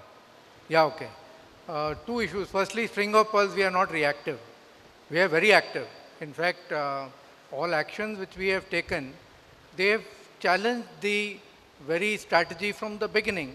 So if you look at how the Indian Navy operates, if you look at the development of Gwadar port, if you look at our spread out along with our friendly navies across into the Red Sea, maybe into the Persian Gulf, and maybe out into the Western Indian Ocean, or right up to Malacca, I think we are very proactive about it. We are not reactive at all. In terms of even our neighboring countries, sometimes proximity is not good. Sometimes proximity makes you fall apart. So, but I would not say that Nepal has gone into the embrace of China, or even Bangladesh has gone into the embrace of China. No, there are temporary disruptions in that, but it should not be carried along a political line which may not favor friendly relations in the future. That's how it is. So the countries and the politicians, the bureaucrats are already working towards it. And I would say that there is a transition which is taking place in Nepal. There is trouble in Nepal, but we are not interfering in that trouble. It's the way the Nepalese want to go. We are not interfering in it. So we are allowing them to go in their direction, wherever the people want to go, whether they want to go with the monarchy or they want to go with a democratic government which is already existing. We have not interfered in that. So it's not a question of interference. And in any case, the linkages have not broken. We've got very strong linkages with these neighboring countries. And these linkages have been there for ages. And these cannot be broken so easily. For China, it's the biggest challenge is entering these countries and trying to challenge India. Let me tell you that. This neighborhood first has been the policy for years and years together. It's not today. And we've got very good constituencies in this country. I've been to Bangladesh 3-4 times. I've been to Nepal a number of times. You know, all these countries have got very good constituencies for India. It's just that we underrate them and we look at the value of something which is coming out in the media in terms of small events. These are not the larger events. Second is the decoupling of the this thing. So when Mr. Ranade was earlier talking in the morning, yes, there is some amount of interaction in terms of economic interaction and space which has been allowed to China. That has been there for quite some time. When I talked about selective decoupling. Selective decoupling so that you don't get arm twisted at a point in time like we got in COVID. Okay? So that should not happen. And that's what India has done very correctly. We are talking about Atmanirbhar Bharat in across the board. It will take time. It is not just a drop of a hat thing. It doesn't work like that. These are industries. These are manufacturing. It takes time. So it is happening in the country. It will take a little time. I said it's a long game. It's not a game which will, within 3-4 years. It's not like that. It's a long game. Please be patient and have faith in our country. Yeah, it's very good. Yeah.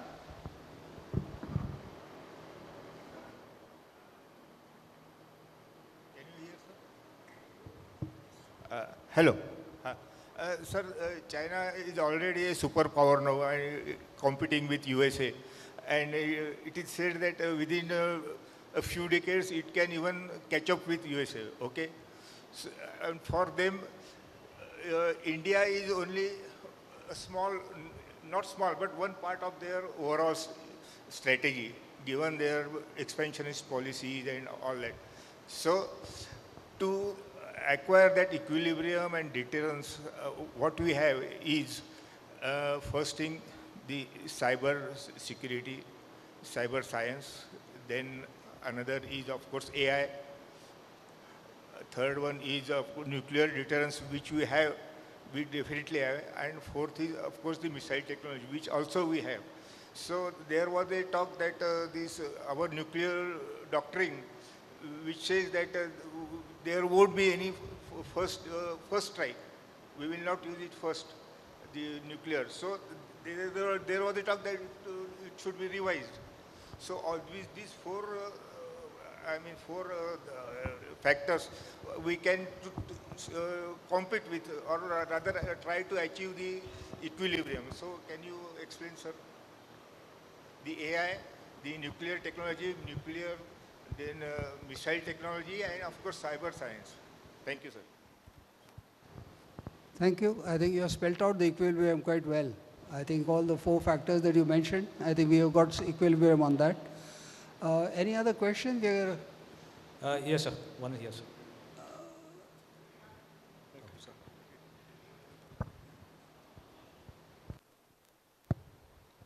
Hello. Can you hear me, sir? I'm Janil Gadkari. I'm from CAS and also from PIC. Firstly, my comment goes out to the fact that the topic that was selected is indeed very deep. I was having a chat with Janil Chauhan and he mentioned it's a very complex subject, and I thought he's talking about the morning session, not realizing to find an equilibrium in the India-China relation, I don't think it stands to the definition of equilibrium. It's never static. But my question comes to both Janil Chauhan and Air Marshal Soman. We talked about the security equilibrium in which he says the force deterrent has to be matching.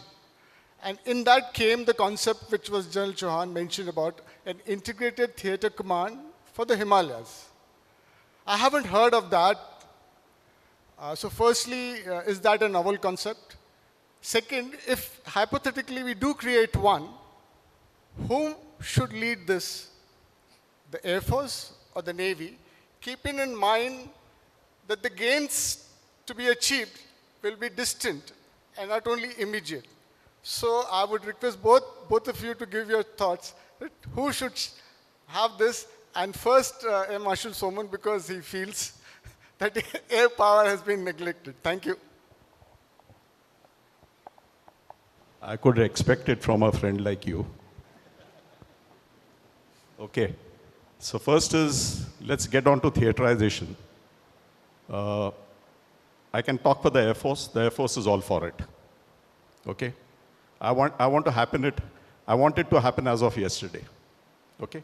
There were some issues which were there, where we went a little haywire in terms of processing it. But all those aspects are now behind us, you know, and we entirely agree that it has to be an integrated command. Because what will happen is, we talked about ends, ways, and means. At least the ends will now be uniform in terms of what goals are to be achieved. Because once the goals are very clear, the means and the ways will follow. That is what is not happening. That's number one. So we are all, I think all three services, it's behind us now, and the way and what we read from the papers or the media is that we are all for it. Okay? The second question that you made, what was your second question? It was about who should take over. See, look, I think at that level, you know, when you talk about the three services, all people are equally competent. You know, and then what happens is, because you're also going to have your deputies, okay, who are going to be from the other service. So it's going to be a good check and balance. But what are you aiming at? Let me ask you a different question. Are you going to say that the army needs to steward it?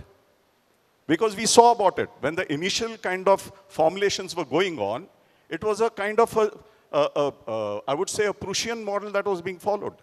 You know, you had the theater commander, you had the deputies, and you had 6 verticals. And Air Force, Navy, everyone were part of that one little vertical. It can't happen like that. Because then the fear of subsuming comes as far as the service is concerned. There has to be some kind of a parity. So I think that is best left to the national leadership. You know, I mean, there are any number of people who can sort of decide. But if you frankly ask me, I think it should be rotational, you know, and it should be equally sort of divided between the three services.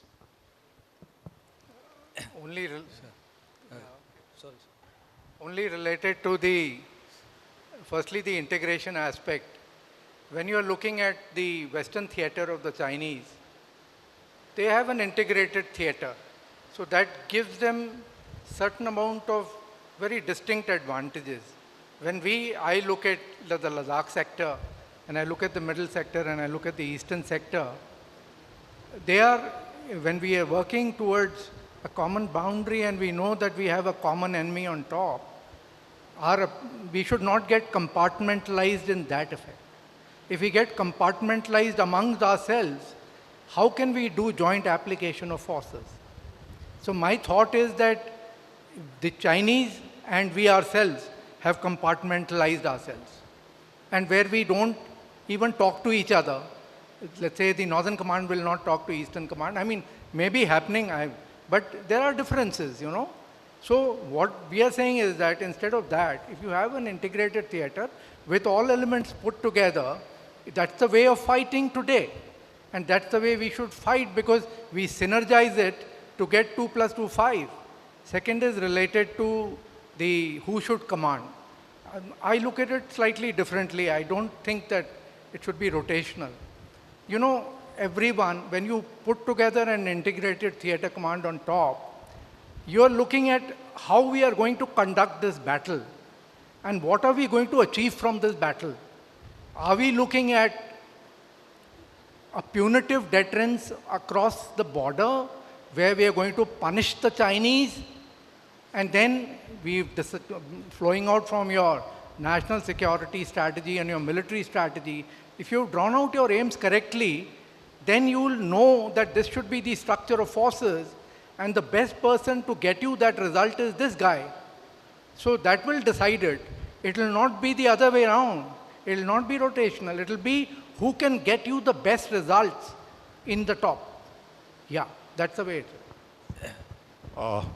Just in lighter vein, Nitin, you know, I was in a briefing with 14 Corps Commander at Leh, and you talked in terms of who should lead, okay? Obviously, we're hinting at your experience, your skill, etc. At the end of the briefing, we had a fairly kind of I would say a very intricate kind of a deliberation.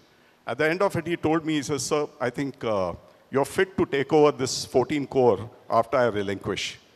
And I think I knew a little more, which I could share with him. That all depends upon the kind of experience that you have. Now, if I've been the AD commander, the SASO and the CNC, all three, and WAC, there's nothing that has missed my eye.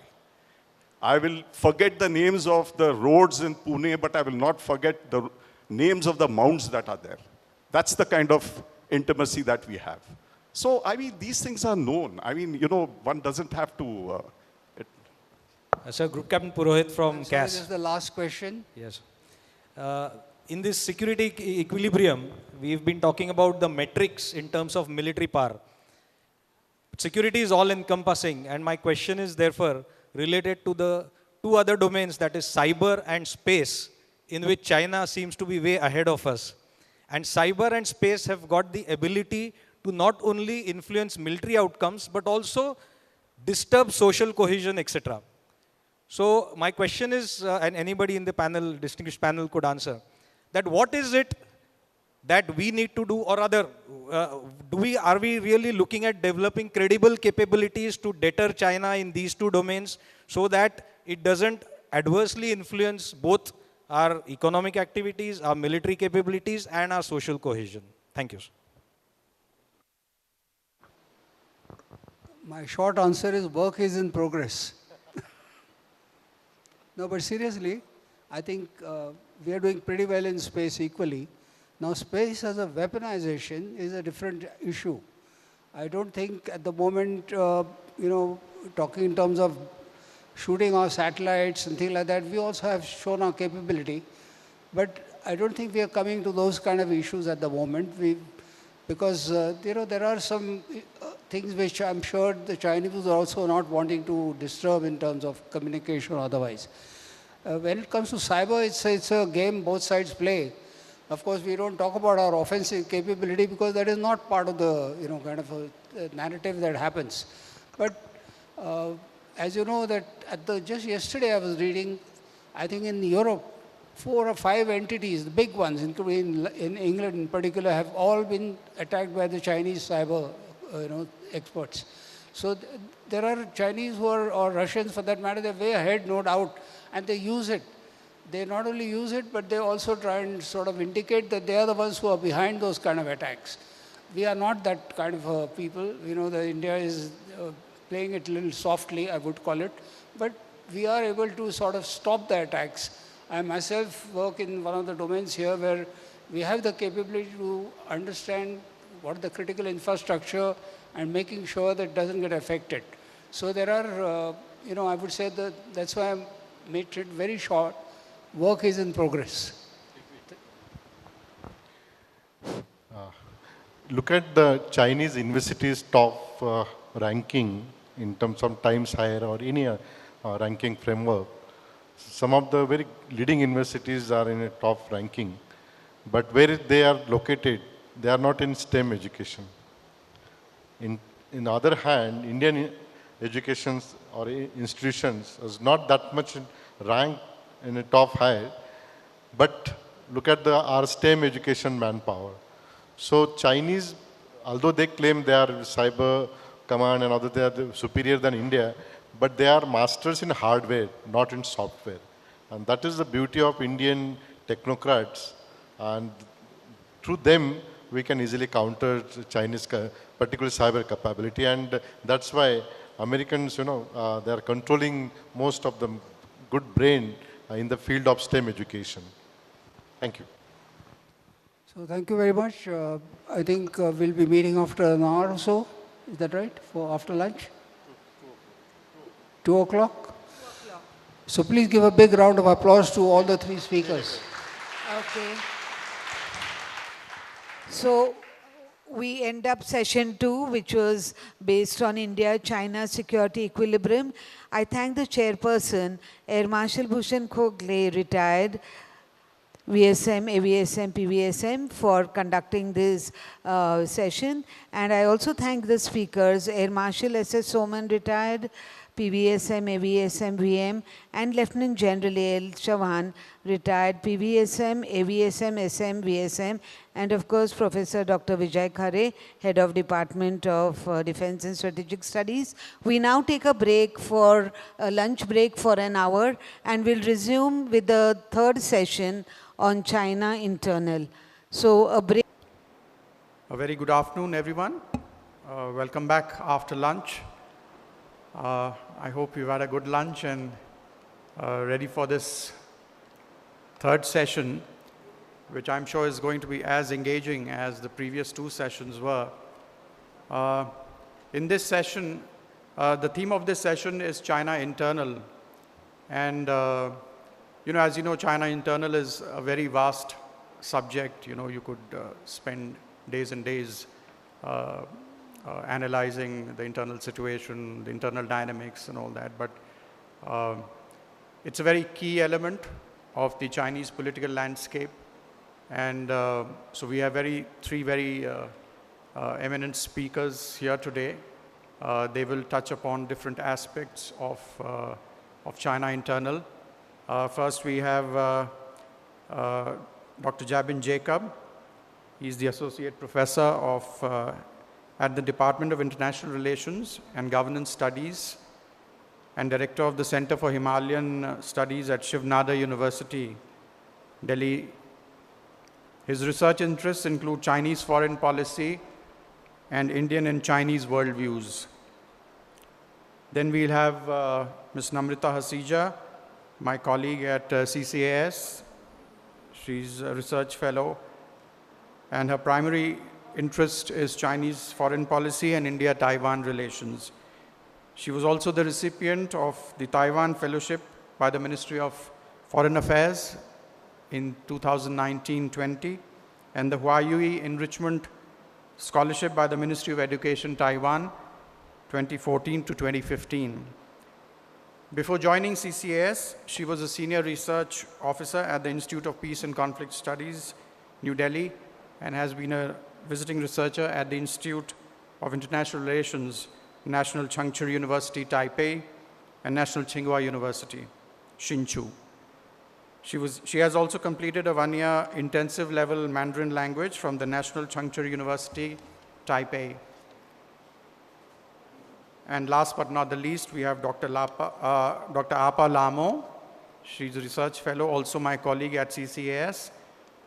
She was born in eastern Tibet and came to India at age 9. Ms. Lamo completed her schooling at Tibetan Children's Village School, Gopalpur, Himachal Pradesh. Dr. Apa pursued her MA, MPhil and PhD at the School of International Studies, JNU, New Delhi. Her PhD doctoral thesis was on the European Union, China, and the Tibet question 1992 to 2018. Dr. Lamo has an undergraduate BA degree in political science honors from Miranda House College, Delhi University. She has attended and presented papers at national and international conferences in India, Europe, the US, Taiwan, and Japan. In addition, she pursued a one-month internship program at the European Parliament in Brussels and Strasbourg from May to June 2016. Dr. Apa had earlier worked as a research officer, China Research Program at the Institute for Peace and Conflict Studies, New Delhi, and she had also worked as the director of Empowering the Vision Project, again, New Delhi. Well, before inviting Dr. Jabin Jacob, I'll make some brief comments about the China internal political situation. Well, as I mentioned, the political landscape covers a wide spectrum. It spans the political domain, the economic, the civil society, the social stability domain, the military domain as well. So we are covering a few aspects like elite Chinese politics and US-China relations, which gives you a little peek into the Chinese internal dynamics, how China has begun looking at the world. And then we have one speaker talking about Tibet itself. And there we will see how China is using policy initiatives and actions to control certain regions which belong to minority communities, and which is a very important region for us as well because we border Tibet. So internally, if you look at it, I think as on date, you know, in the initial sessions, we talked about how China has grown very strong, looks very, very, you know, very robust. But if you look at it very deeply, some of us who are, you know, looking at it day in and day out, we see that, you know, in terms of, if you look at political stability, well, China is not so stable at the moment. There is a huge amount of political insecurity right at the top and down to the lowest rungs. Now, why has this come about? This is because some of the policy normative institutions that were set up post-Deng Xiaoping period have been completely obliterated by the current president and General Secretary Xi Jinping. As you know, he's now in the middle of his third term. He has dismantled the system of tenure limits for presidentship. The National Supervisory Commissions, the Ministry of State Security, the other control organs have become so strong that you know, everyone, all the cadres are afraid to talk their minds. So in that sense, there is a bit of the political security as we knew some maybe 8 or 9 years back. The situation is starkly different now. You know, that's why the question is, after Xi Jinping, who? And nobody knows who really. Because after the 5th generation to which Xi belongs, there is no 6th generation that's going to come up. We will see immediately going into the 7th generation. So that brings in a whole lot of questions and a whole lot of, you know, from the analysts, from other foreign policy experts' point of view, a very different dynamics that you're looking at if you look at China internally. Coming to economy, you know, the whole edifice of China now stands on a robust economic growth. But again, we look at it, if you look at very closely, you can see the Chinese system fraying a little bit. Yes, we did have 5% growth being announced at this year's NPC and the next year also. But you know, given the unstable and the unpredictable international situation and the trade wars, which I don't think they are stopping anytime soon. Well, basically, the trade wars is an aspect of the kind of confrontation that probably I think the US-led West is ready to you know, take China on. So I think that is going to impact the whole economic system as such. So you will see probably the growth coming down a notch or two. We did hear about high levels of youth unemployment.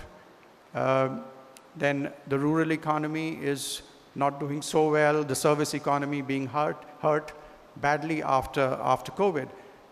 We do hear that, you know, it has recovered a bit, but it has not come back to pre-pandemic levels, and we don't see it going back to those times.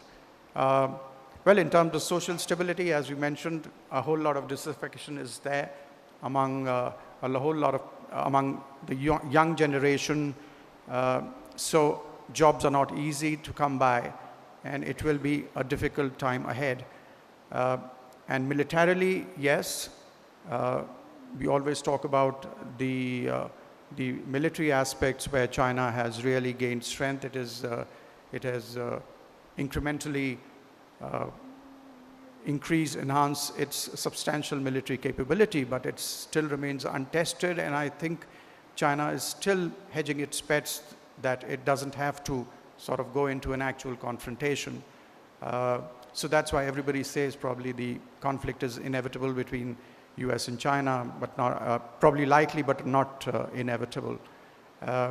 So essentially, when we look at China internally, it's a whole lot of dynamic features that you have to look at. So, well, with this brief remarks, I'll now invite Dr. Jabin Jacob to give his presentation. Thank you.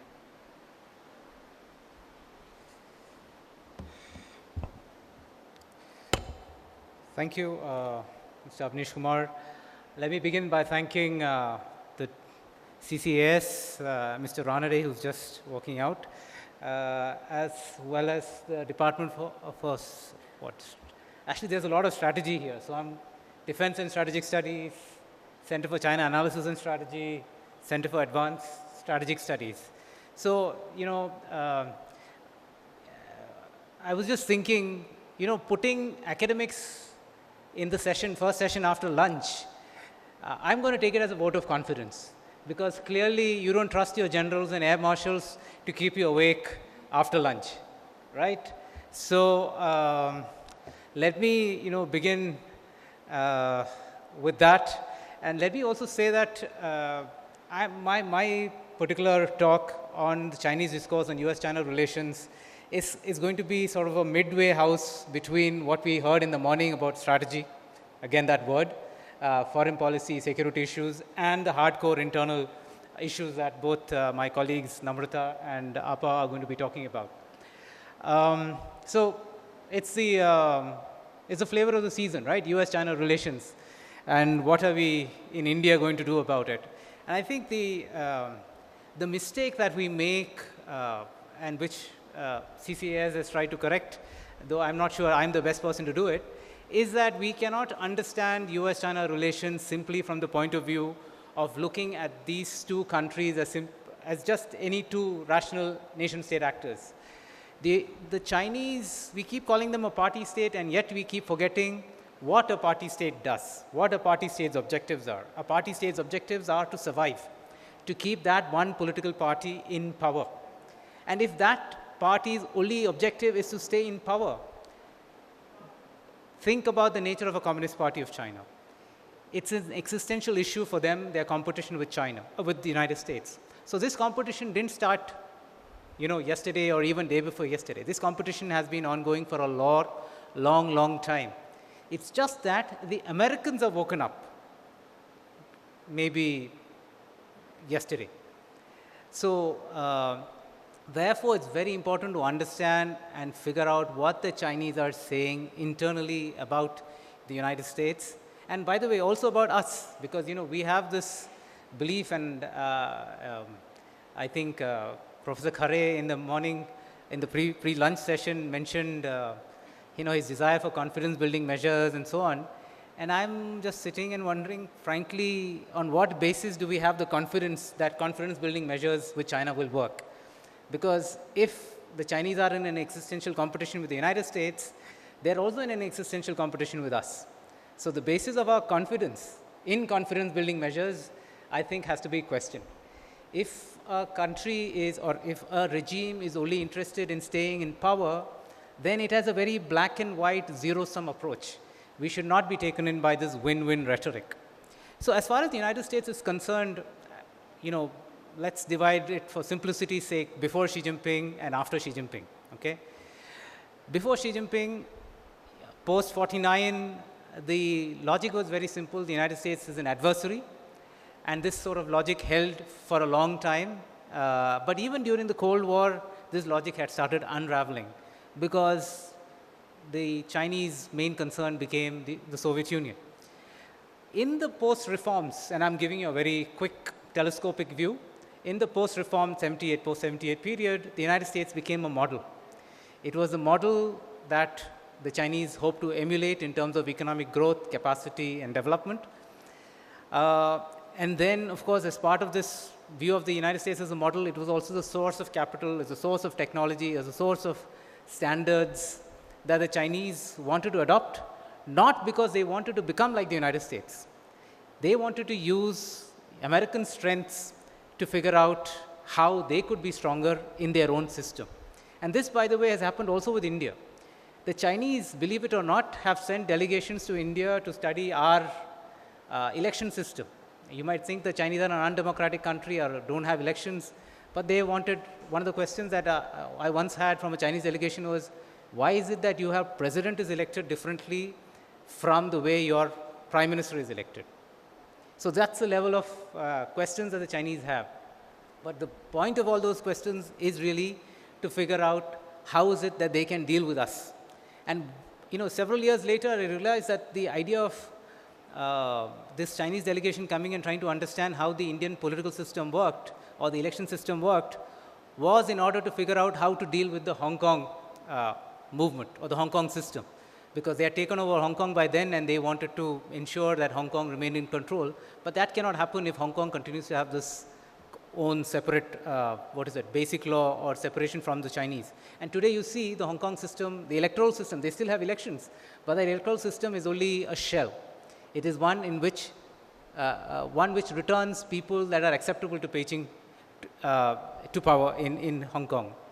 So if you now come to the 21st century, the Chinese are still operating with this 24-character strategy, which Hu Jintao makes a 28-character strategy, which is not just hiding and biding your time, but also doing something. And in the process of doing something, it becomes clearer that the United States is a rival that needs to be challenged. It's not become clearer to the Americans yet, but to the Chinese. And now, under Xi Jinping, it's clear that the United States is back to being an adversary, and an enemy that needs to be dealt with.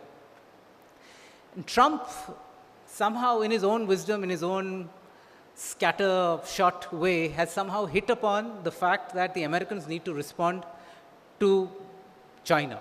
Maybe he hasn't gotten the right reasons why the Americans need to respond, but at least the means and the methods used to respond to China seem to be what are required. So under Xi Jinping, there are 3 or 4 different trends or ways in which the Chinese look at the Americans.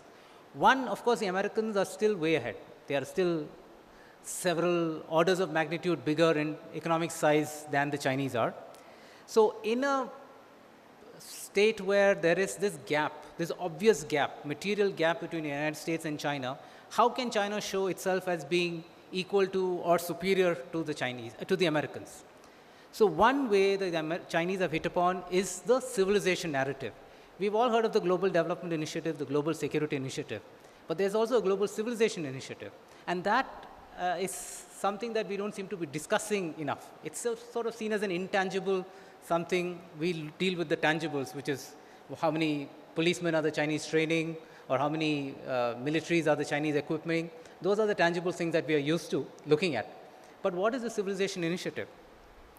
So one of the things that Xi Jinping has constantly highlighted since coming to power is this fine traditional Chinese culture, Chinese wisdom, and confidence in Chinese culture, confidence in history. So this is now what we call China's confidence doctrine. And as part of this, if you remember in 2021, there was a meeting between the Chinese and the Americans in Anchorage, Alaska. And there was this diatribe by Yang Jiechi, who was the director, who was then the director of the Foreign Affairs Foreign Affairs Commission, and the top diplomat. He was no longer foreign minister then, but he's a top diplomat of the Communist Party. And he told the Americans something. And this is right after this balloon incident, and the Americans shot down this Chinese balloon. And the Chinese sort of were very angry. And he said this, and I quote, "We thought too well of the United States. We thought the US side would follow the necessary diplomatic protocols." And he argued, and I quote again, "In front of the Chinese side, the United States does not have the qualifications to say that it wants to speak to China from a position of strength." So all your material differences or gaps are set aside, and the Chinese have hit upon the one thing that they know that they can score. which is that we are great, we are civilization, we are a great civilization, we know diplomatic etiquette, we know diplomatic protocols, and you, barbarians, unable to understand diplomatic niceties, unable to behave politely.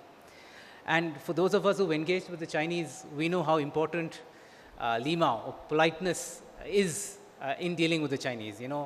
Who drinks first, who's allowed to get drunk at the table, all of these have a certain protocol to be followed as far as the Chinese are concerned. Of course, the Americans, being Americans, did not quite get this. They said, so what? We are still going to do and say what we want.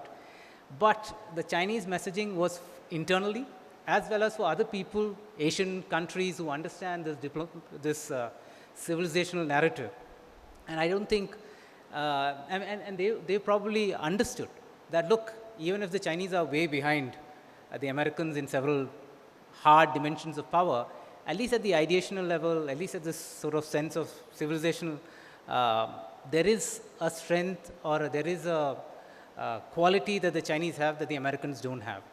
This is not exactly soft power, but it is a version of soft power, shall we say, with Chinese characteristics. And now J.D. Vance, the American vice president, was caught calling the Chinese peasants. And again, one of the responses that came from the Chinese side was, well, let those American peasants, of course, now you're becoming confident, you're becoming aggressive, it's a time of Wolf Warrior diplomacy. So the Chinese call Americans peasants too, right? But they also go ahead and say, let the Americans' presence wail before the 5,000-year-old Chinese civilization. Now, in India, we also say that we are an old and ancient civilization. But if you look closely at the fine print, you'll always find the Chinese saying that they are somehow a little older and senior to you. And look, I'm talking largely to a military audience where seniority matters a big deal. So I'm sure you will be the first people to understand exactly what I'm talking about, right? Now, when you come to the tariff war, again, we come to the realization that, well, the Americans have capacities that the Chinese don't. And here is where I disagree with a lot of the current talk about the Chinese are able to respond in kind, the Chinese are not blinking. I think that was an expression that was used in the morning, that the Chinese don't blink.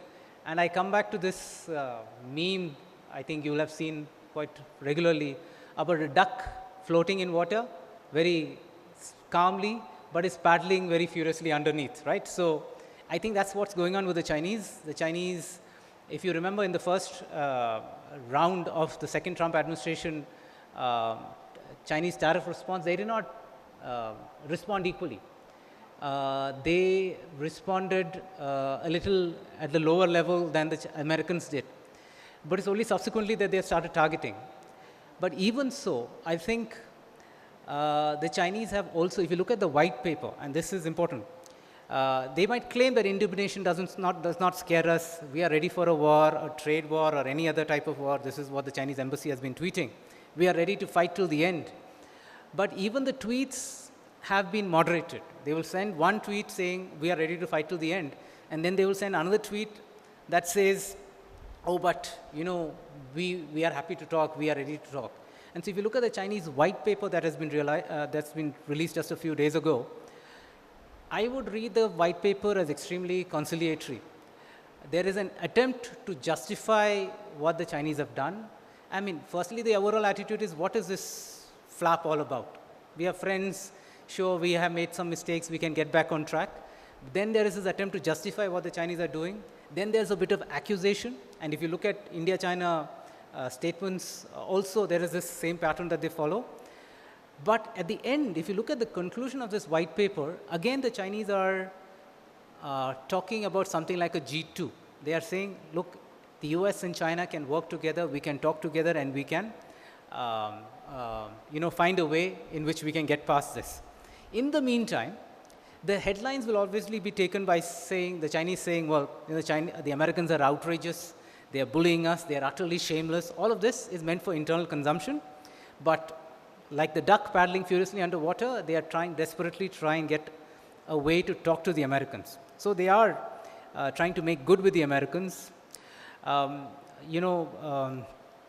is, as we speak, there is an American influencer in China. The Chinese control the media, But this American influencer has been traveling all around China making stories about China. He has 120 million influencers. And this is maybe something that, I mean, those in the military might not understand, but the students will understand. 120 million influencers across multiple social media platforms is not something to be sniffed at. And the Chinese government has enabled this 20-something American to go all around America, go all around China making these stories. Even as they are blaming the Trump government, they have these other approaches to American people, to the American states, trying to tell them, look, business with China is good for you, good for your economy, creates this number of jobs and so on. They are also trying to make good with the others.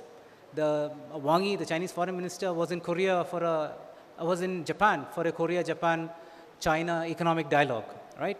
And once again, he will sell them the snake oil of, let's do business together and so on. The Chinese are trying to do good, sort of mend fences with the Europeans. The Spanish Prime Minister was hosted by Xi Jinping, and Xi Jinping was saying we need to stand together against the Americans. There is also the global South. I mean, what do you think this dragon elephant tango is all about? When the Americans put pressure, the Chinese decide, well, okay, we can sort of try and engage with the Indians a bit, right? And there is constant reminder, of course, of India's strategic autonomy. India's strategic autonomy is simply code to tell us not to align with the Americans. Xi Jinping is just visiting Vietnam, 20-odd agreements being signed. So let me, so 10 minutes, so I've got 2 minutes. So,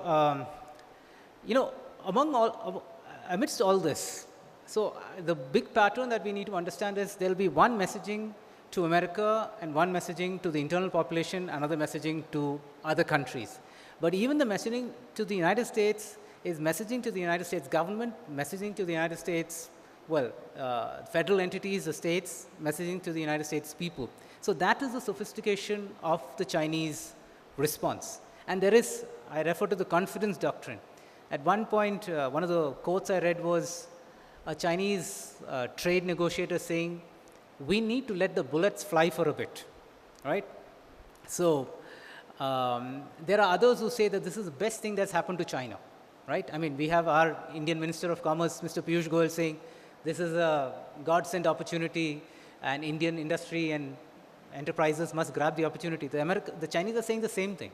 They think finally, we have the opportunity to really cut off the Americans. We don't have to pretend anymore. We can very well clearly divide the globe into those with us and those against us, right? And of course, there are hard measures that the Chinese can use, which is such as what their export controls on critical minerals and so on. But what I would like to underline is that those hard measures are something that we all expect and that we prepare for. But it's the narrative game that the Chinese are engaged in. Creating a certain perception of the United States in front of their own people, as well as for the rest of the world, that we need to pay attention to. In conclusion, I would say China is not yet ready. Despite their quest to be treated as an equal to the United States, China also realizes it's not there yet. But, they will sort of go for it. They will milk it for whatever it's worth. The image that they're the second largest economy, that they are a putative successor to the United States, all of this will continue. They will continue to tweet saying, in the spirit of humanity, we are making these concessions, spirit of goodwill to the American people. All of this is also going on. So I think we need to be very careful in saying what it is that the Chinese are doing. It's not any one thing that the Chinese are doing. They're doing multiple things at the same time. They have the hard measures and they have the narrative measures which also need to be taken into account. And one final point. If you think that the Chinese are so confident in their dealing with the Americans, I want to remind you that the Chinese have started censoring content on American tariffs. Ever since the American tariff hit 104%, Chinese social media has been censored in terms of what they can say about tariffs, which is a sure sign the Chinese are worried. Now the question is, who will blink first? I don't think the blinking game is over yet, but we'll have to see. And for those of us in India, I have to end with this. how are we in a position to exploit Chinese, lack of confidence and American overconfidence perhaps? Thank you.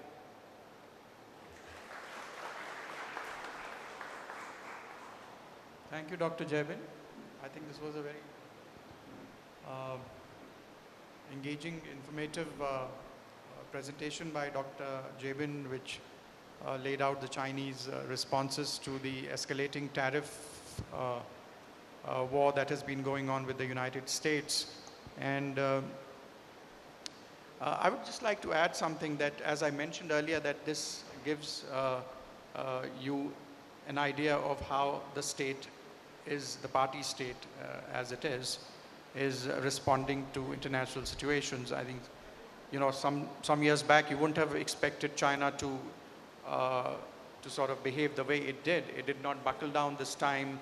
It went on step by step, after each time some tariffs were slapped on China, they went for a tit for tat kind of a situation.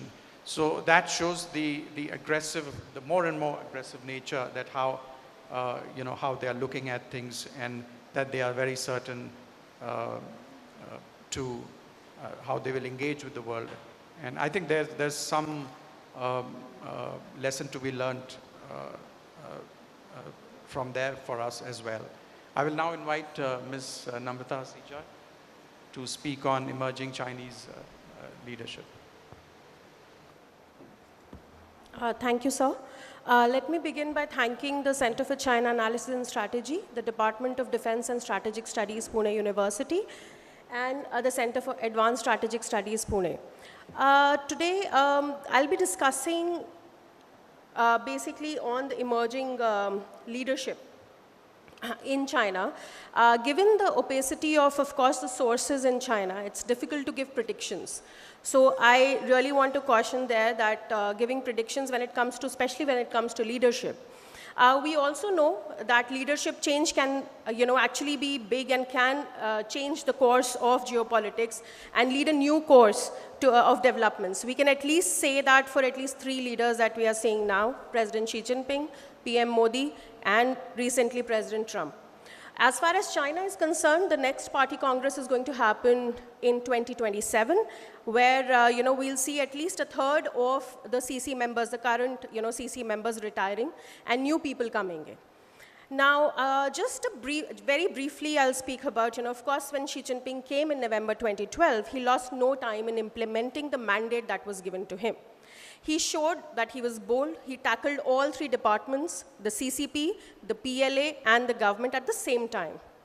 Then the day after he actually was appointed, Xi Jinping convened an enlarged meeting of the CMC. Now, CMC is a Central Military Commission, and told all the present that henceforth political reliability and loyalty is the key when it comes to determining the promotions in PLA officers. And of course, the same also applied, to the members, CC members.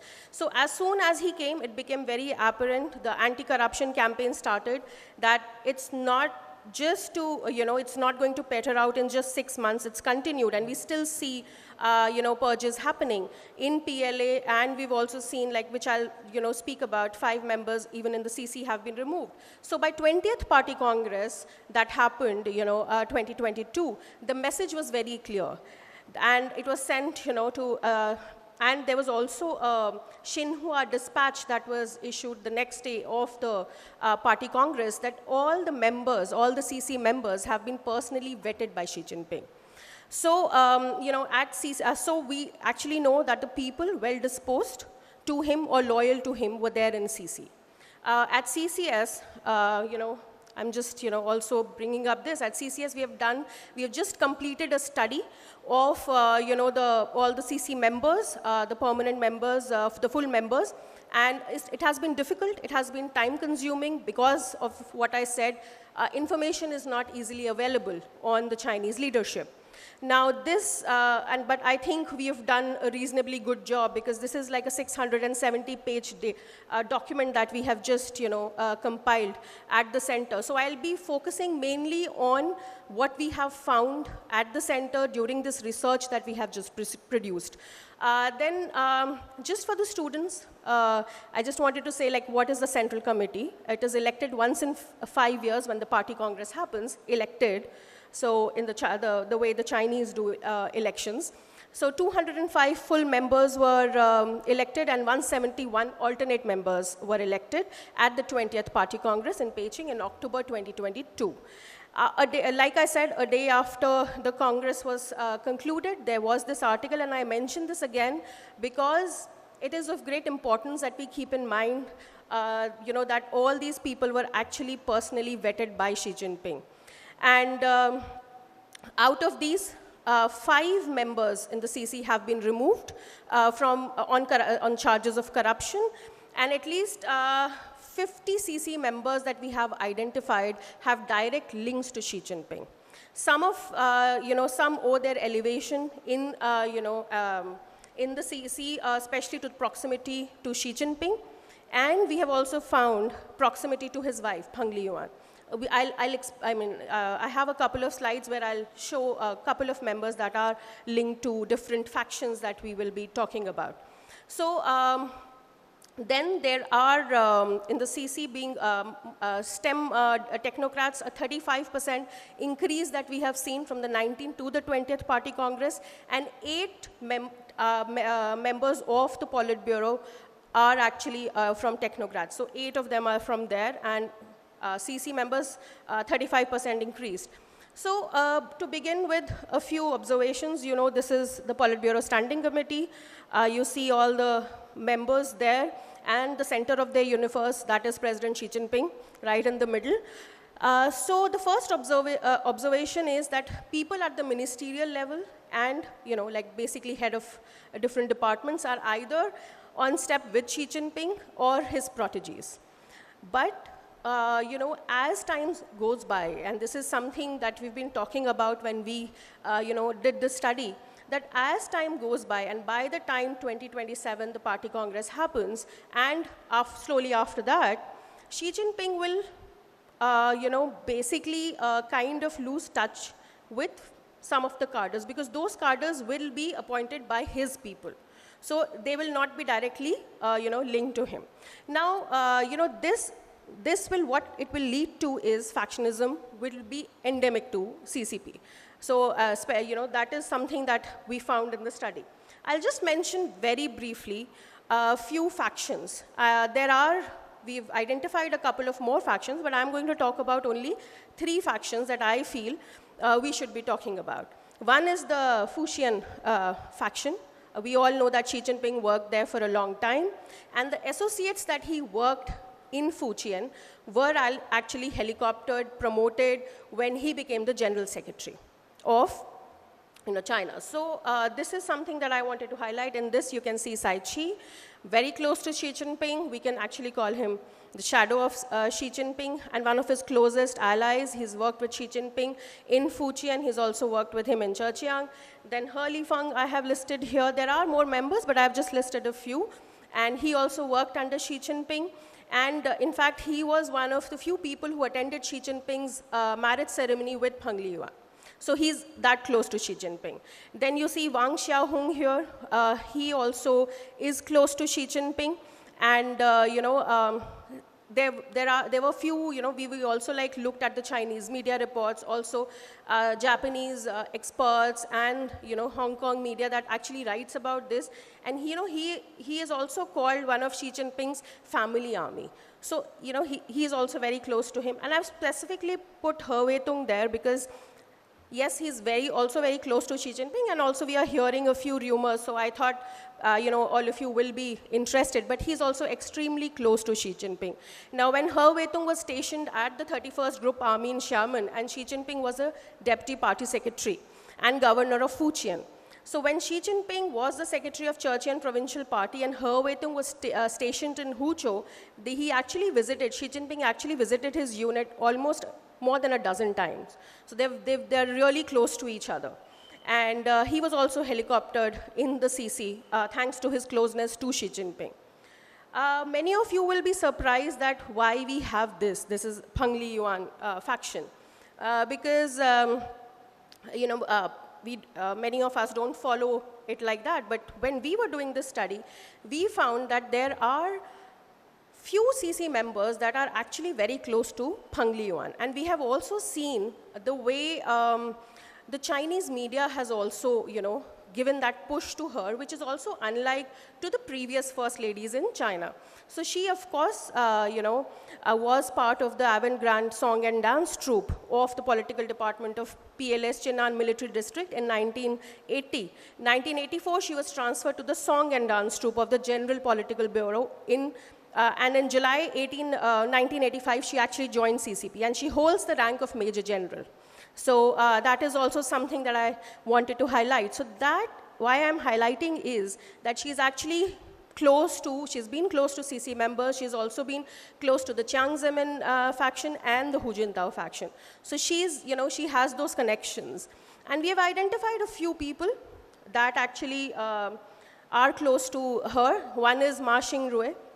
When we were doing our research, we actually found that the resume of Ma Xingrui that was posted before he was elected to CC members, the place of birth was same as Peng Liyuan.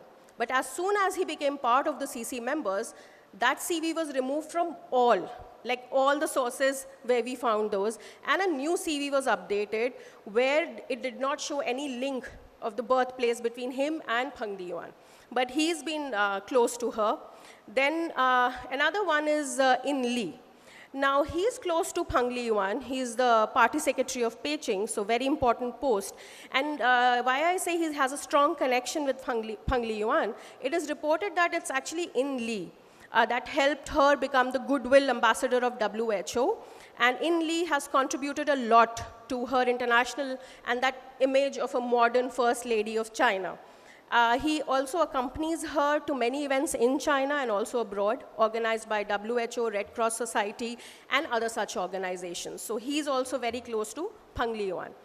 Then there's another name there, Li Hongchung.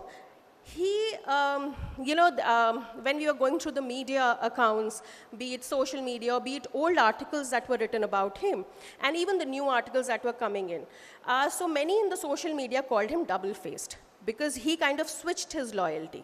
But he is someone who actually really stuck to Peng Liyuan. And in September 2015, when Peng Liyuan visited the US with Xi Jinping, she visited the Juilliard School of Music in New York, and she wanted to open one branch in China. And he did that, and he actually coined a new term for her. And that was a new term that was created specifically, and it was called Peng Liyuan's congratulatory letter spirit. So that was coined for her. So he's also been, very close to her and kind of, pushing it. And then the third that I want to mention is it's actually Zhejiang army that's called on, at different places, but this is actually the Zhejiang faction. So Xi Jinping also worked here. So the associate who he picked and promoted when he became the general secretary from this region, they formed this, faction. I've listed a few. You are already familiar with, them. And, so next, I think because of the time shortage, I will skip over the few factions, but whatever we have studied and whatever study we have done here with this, document, something that I can say is that Xi Jinping the main trend is that Xi Jinping will continue for 2027. I don't see his position weakening. The second scenario, in case there are issues where he has to step down, because we also have to realize that communism, the philosophy of Marxism and the party, he's very committed to that. In case he has to step down, and because it's the requirement of the party, then who will be his successor? We cannot say that, no, there's no clear-cut answer to that.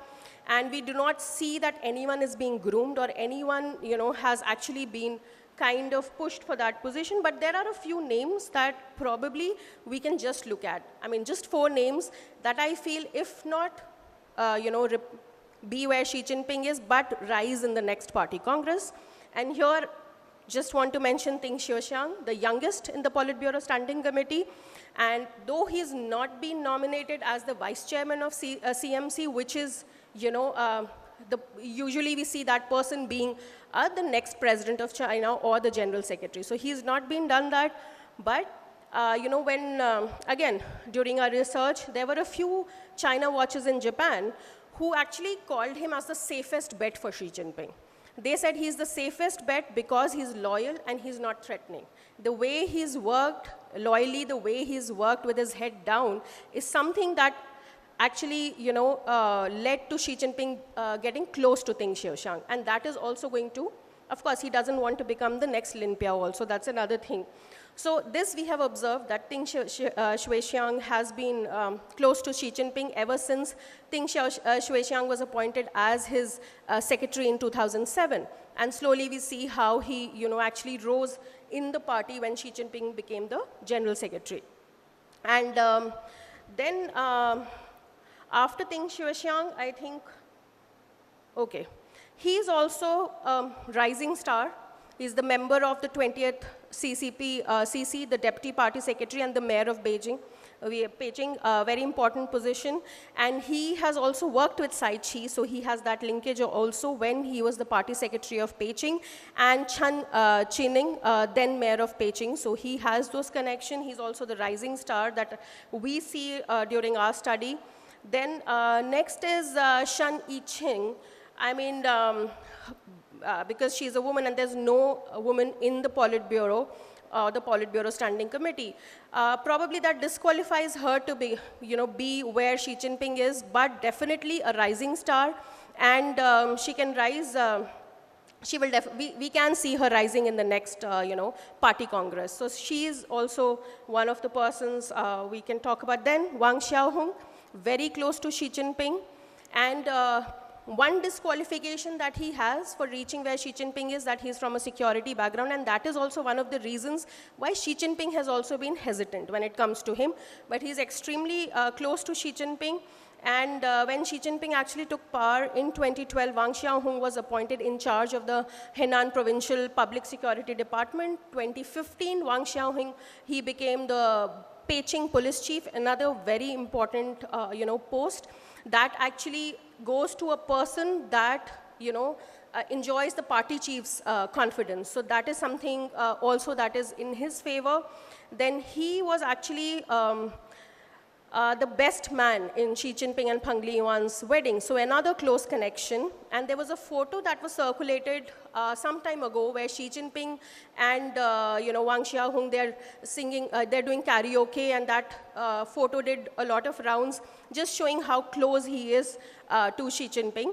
And this is 1995, the photograph. And then Wang Xiaohong has also worked with He Lifeng when he was the party secretary of Fuzhou.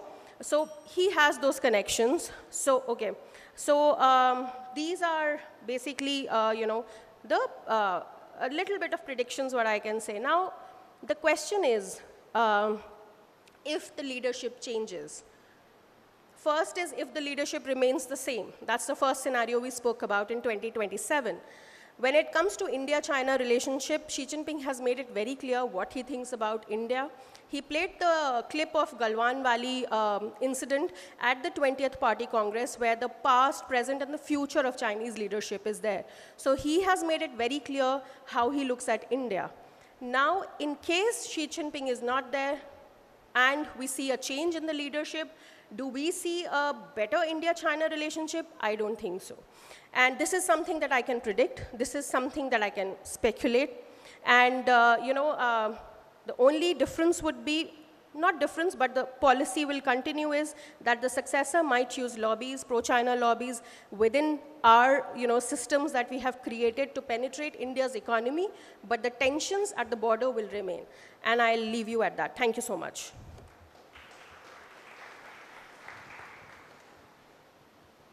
Thank you, Namrata. Thank you. Well, I think as Namrata pointed out, it's very difficult to predict at this point in time who will emerge as the successor to Xi Jinping. A few things are really certain that number one, that Xi Jinping in these past 10 years or so has completely outdone his rivals and removed any competition from the Politburo Standing Committee or the Politburo, those people who had allegiances to previous party leaders and who were likely to emerge as on their own strength. So at this point in time, Xi Jinping calls the shots completely. Number two, in 2027, we may have the possibility where, I mean, it has never happened in the history of CCP, that the entire Politburo Standing Committee might go away. Now, as Ms. Hasija pointed out, if only Deng Xuexiang stays there, that would be an indication that probably he may likely emerge as a successor post-2027. Most likelihood we'll see Xi Jinping continue beyond 2027 also. But some of the likely candidates she has touched upon, and thank you so much. May I now request Dr. Apa to give her presentation, please.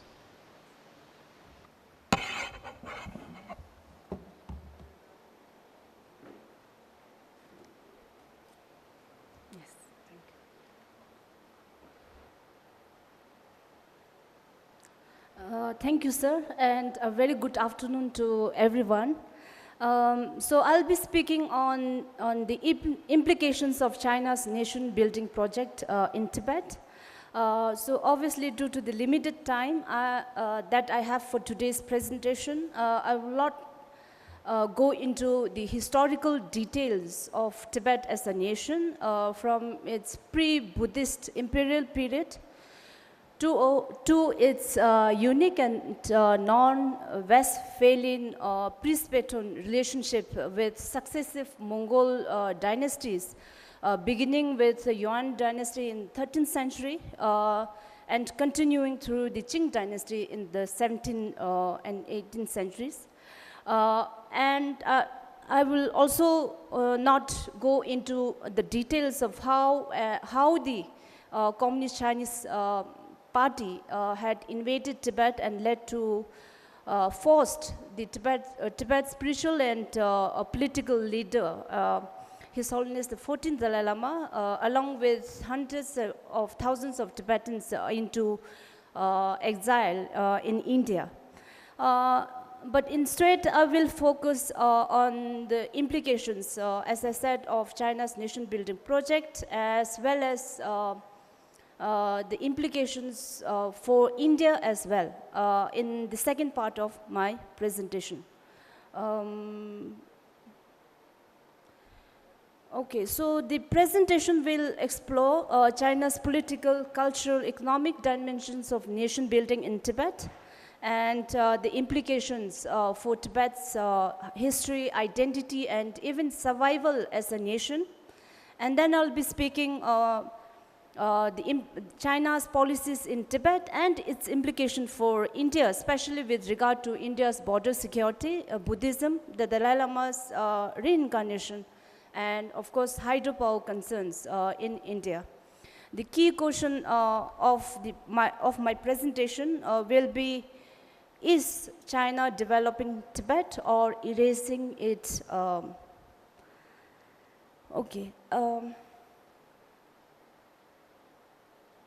So today, under China's occupation, Tibet remains under strict control, where the CCP tightly governs every aspect of Tibetan life. The Tibetan people are subjected to systematic political indoctrination and all that aimed at reshaping Tibetan identity and also loyalty toward the Chinese party state. So through state-run education, propaganda campaigns, and mandatory political re-education, or what they call as the patriotic re-education, programs Tibetans from young students as young as 4 years old to monks and nomads are compelled to accept and also internalize the Chinese party state's narrative of Tibet. So, so the museums, textbooks portray Tibet as part of China, and then there are residential schools built up for young Tibetans. And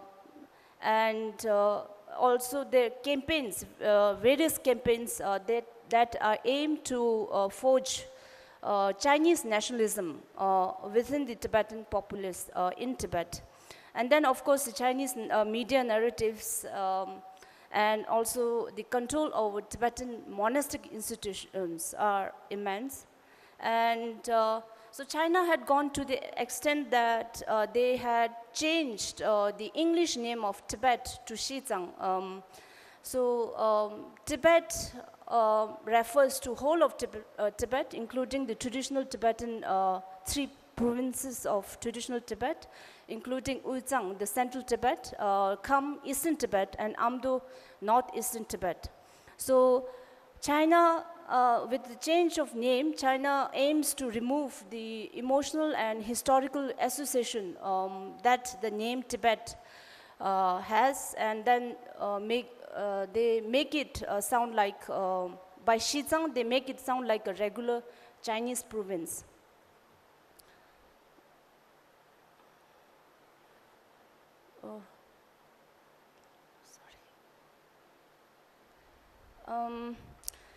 So in 2014, during the second Xinjiang Work Symposium, which was held in May that year, Xi Jinping had said that it is important to firmly establish national consciousness, civic consciousness, and Chinese community consciousness among all ethnic groups.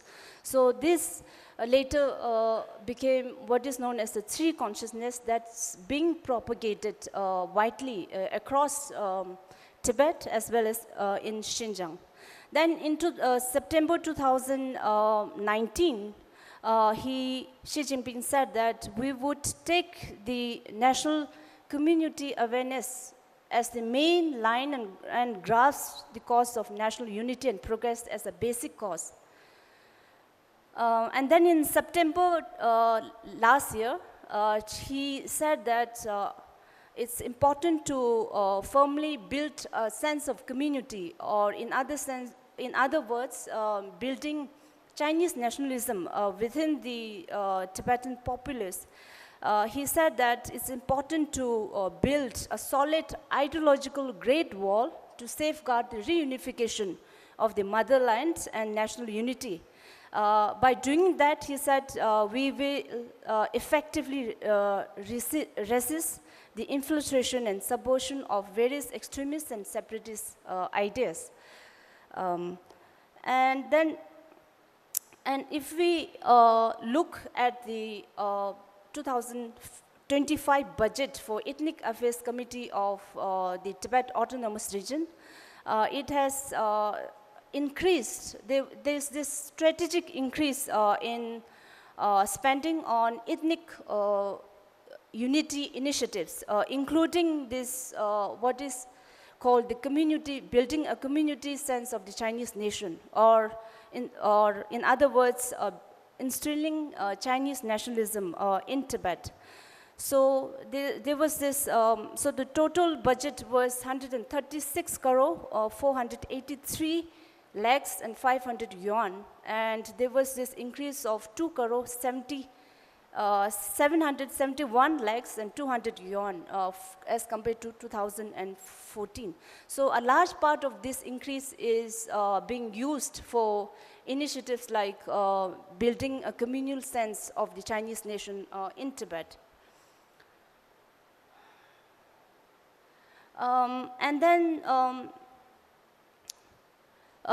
So I talked about these residential schools earlier, where young students, young Tibetan children, as young as 4 years old, are being admitted into these schools. And so far, there are more than 1 million Tibetan children being admitted into these schools where they were being taught in Chinese, they were being indoctrinated with Chinese history, Chinese culture, and Chinese parties and its policies.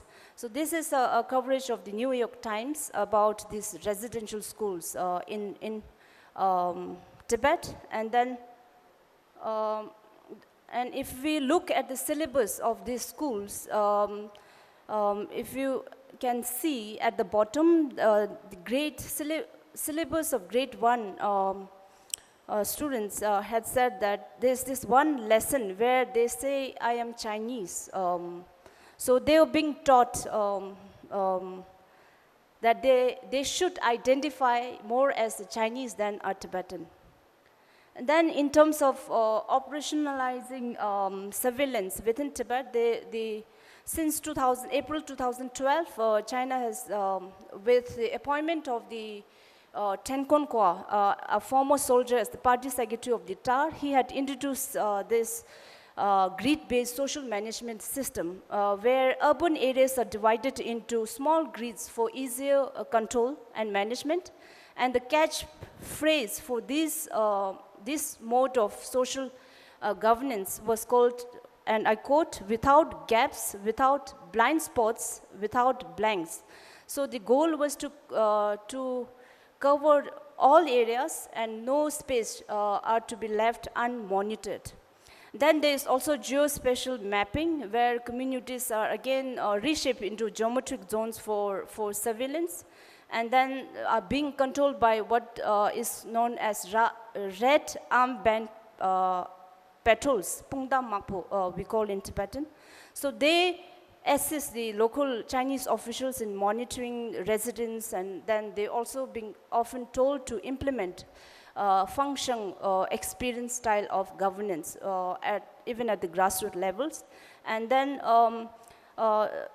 there's this constant surveillance, and a state response under this mode of governance is within 3 to 4 minutes if there is a crisis or a trouble in an area. And then if you look at this picture, there's this Chinese policewoman randomly checking a Tibetan girl's phone. So that's also there. And then another development that the Chinese are doing as part of controlling the Tibetans inside Tibet is this mass collection of DNA, this building of DNA database.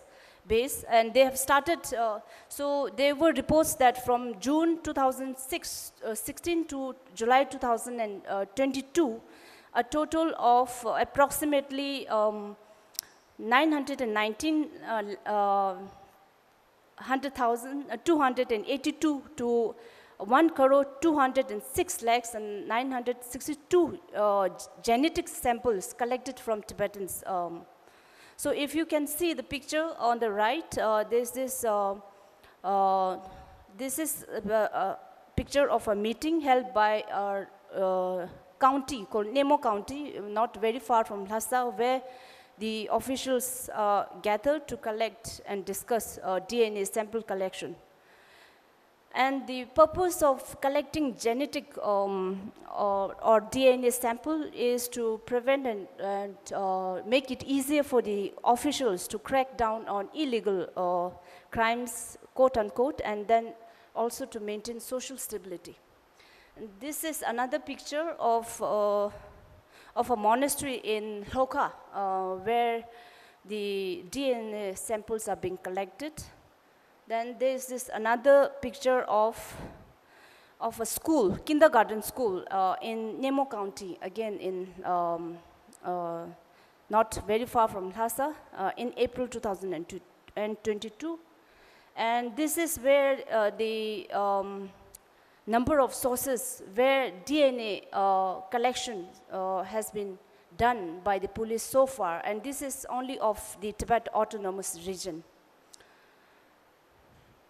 And then in addition, China has also been building a cloud computing center in Lhasa, and they have apparently spent $2 billion USD, and the construction started in 2017.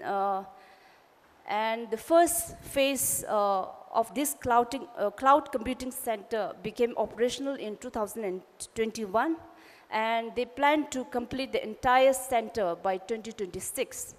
So, so this cloud computing center could also use to collect data from South Asian countries like Nepal, Pakistan, and Bangladesh, and even within the Tibetan diaspora community in India. This is the picture of the cloud computing center in Lhasa, and then the staff working in the right picture, on the right. And then China has also been using economic development as a means of extraction, resource extraction, and also expansion. Therefore, they have invested in large-scale infrastructures in Tibet, like highways, railways, and then airports, as Sir Ranade has mentioned this morning.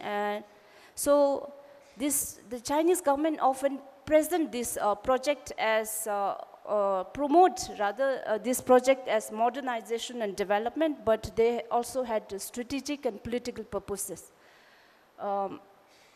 So the former party secretary of TAR, Wu Yinjing, said in 2021 that the Chinese government had invested 1.663 trillion, equivalent to $253 billion US, for infrastructure developments in Tibet in the preceding 7 decades. And then obviously there's this mass migration of Chinese in Tibet, and one major infrastructure development that the Chinese are doing and also have are doing is the Sichuan-Tibet railway lines, which they're planning to complete by 2030. And if I,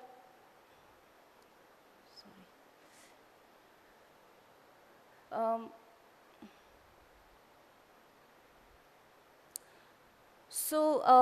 And another railway line that China, so Sichuan-Tibet railway lines links Chengdu, which is the capital city of Sichuan, and Lhasa. And so Chengdu and Chongqing also are a strategic base for the PLA's 77th Group Army. And should there be any problems or war, these strategic bases are primed for rapid deployment of armed military equipments and even military personnel. Then once this railway station is built, there's the travel time from Lhasa to Sichuan is to be reduced from 40 to 15 hours. No, I'll go straight. So these are the major, 7 major railway lines that China has built in Tibet. And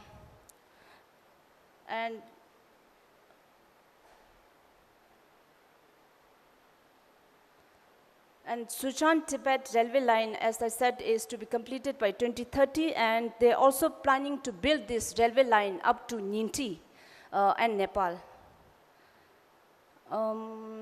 And then there's this.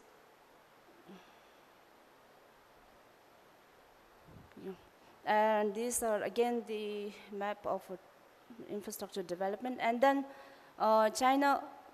So since I don't have much time, I'll just rush through the final points. So in terms of language and linguistic assimilation, Potonghua or Mandarin is considered as the language of primary instruction and employment in Tibet.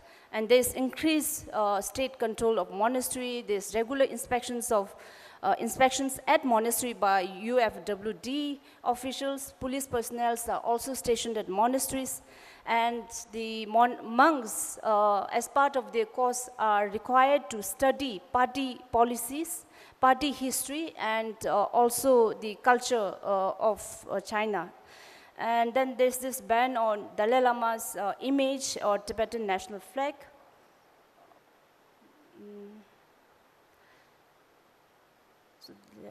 So finally, I'll be focusing on the India, China, and Tibet relations and how it could, and how the issue of reincarnation could also have implications for India. Until the Chinese occupation in 1950, there's no direct and continuous interaction between China and India. However, and as such, there is no delineated or demarcated borders between India and China. And Tibet was a buffer state until Chinese invasion. However, China's invasion of Tibet had disrupted the prevailing peace on the border, and that often leads to border disputes with India. And then the other issue that can have, so this is,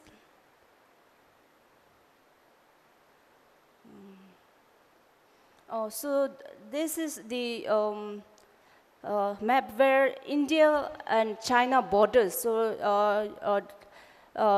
Tibet has borders with India on western sector, and then yes, you can see middle and also on the eastern sector. I'll be quick, sir.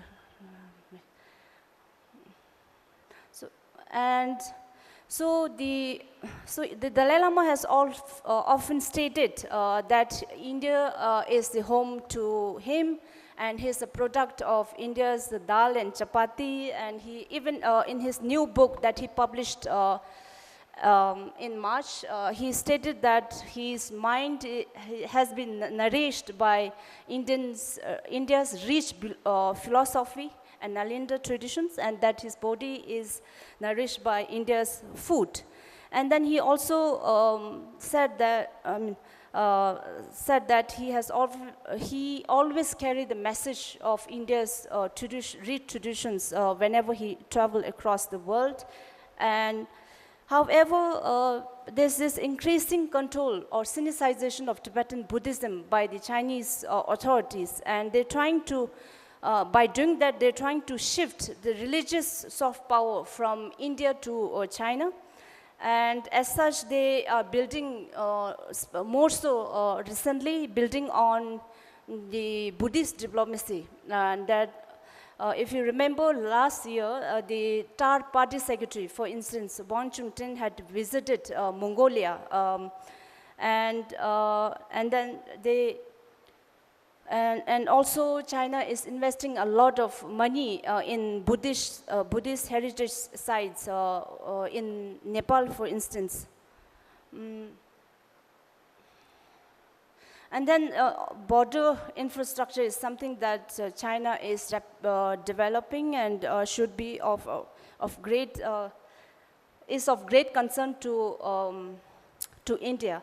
So in 2017, Xi Jinping had, during the 19th Party Congress, Xi Jinping had responded to a letter sent by a family living in Yume village in Hunsi County of Lhoka. So Lhoka is not very far from Arunachal.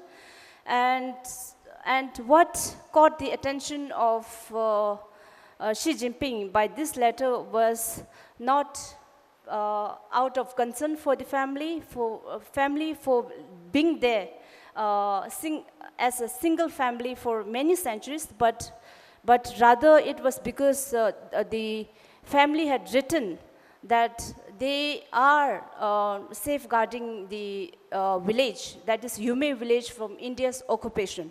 So Xi Jinping wrote back to the family and commended them and said, without, as you can see, without peace in the territory, there will be no peace for millions of families, and we will safeguard every blade of grass and tree on the motherland's border wall. So this pretty much sums up the importance that China gives to Tibet's borders with India.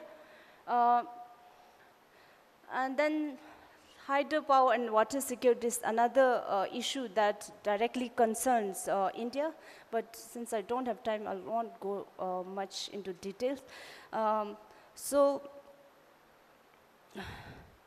in my conclusion, I would say that China's policy in Tibet is not merely a development in nature, but a deliberated and systematic strategy of assimilation and an attempt to erase Tibet's distinct history, culture, and identity. So they employ different measures to reshape Tibetan identity, as I said in my presentation earlier, and they're also trying to, they're controlling the knowledge production and narrative of Tibet and its history, and they have changed the name of Tibet, English name of Tibet to Xizang, for instance.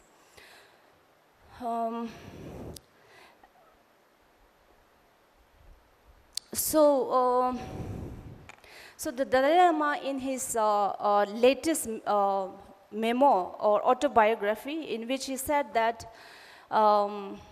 that if the reincarnation continues, then the 15th Dalai Lama will be born in a free world.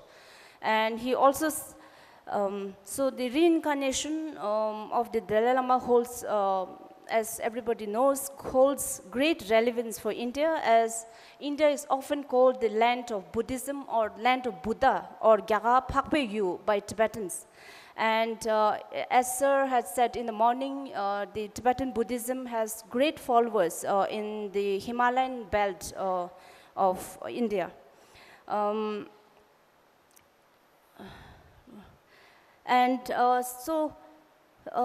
So the selection of the 15th Dalai Lama would be of strategic importance for India.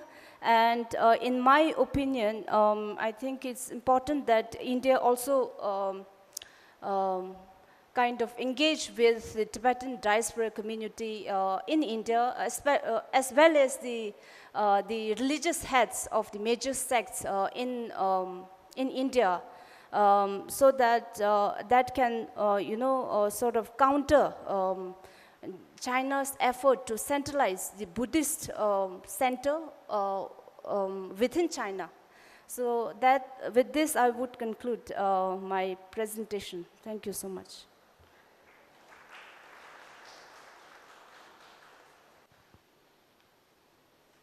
Thank you, Dr. Lamo.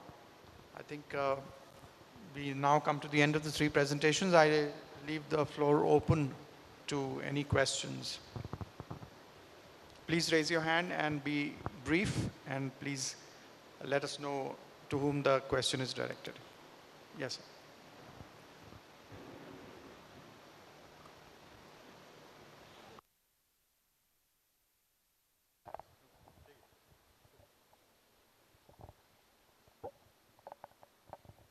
I have a question for Dr. Apa.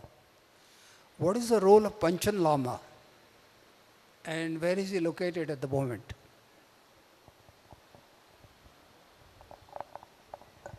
The role of Panchen Lama, and where is he located at the moment?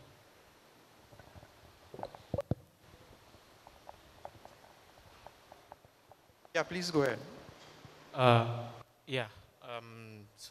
My question is, what do you think is the future for Tibetan children or the next generation with the Sinicization of young children in Tibet nowadays?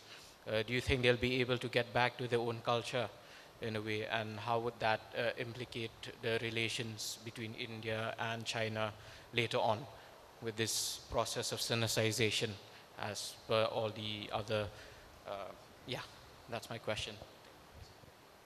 Any more questions? Yes, please. My question is to Dr. Lama. The Tibetan Policy and Support Act of 2020, it's regarding that, has that act been, which has been passed in a bipartisan manner in the United States, has it worried the Chinese? That is the first part. And secondly, has it made any difference to the Tibetans, or is it likely to make any difference to the just cause of the Tibetans? Thank you.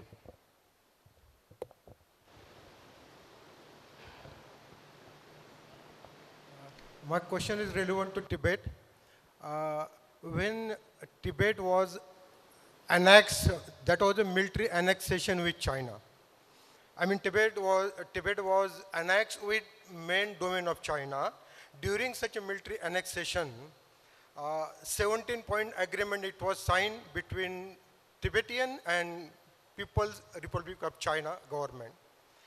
So my query is that whichever nation building process you explain now, that process of nation building, I mean the process of assimilation, either it is relevant to 17-point agreement or not. If yes, then how it is justified? If not, why it is not justified? That is my query. Thank you very much. This session was on China internal, and a very important part of China internal watching is how the Chinese economy is doing. But there was no mention of that. But if one of you could look at that subject and inform us on how the Chinese economy has been doing over the past 1 or 2 years. Thank you.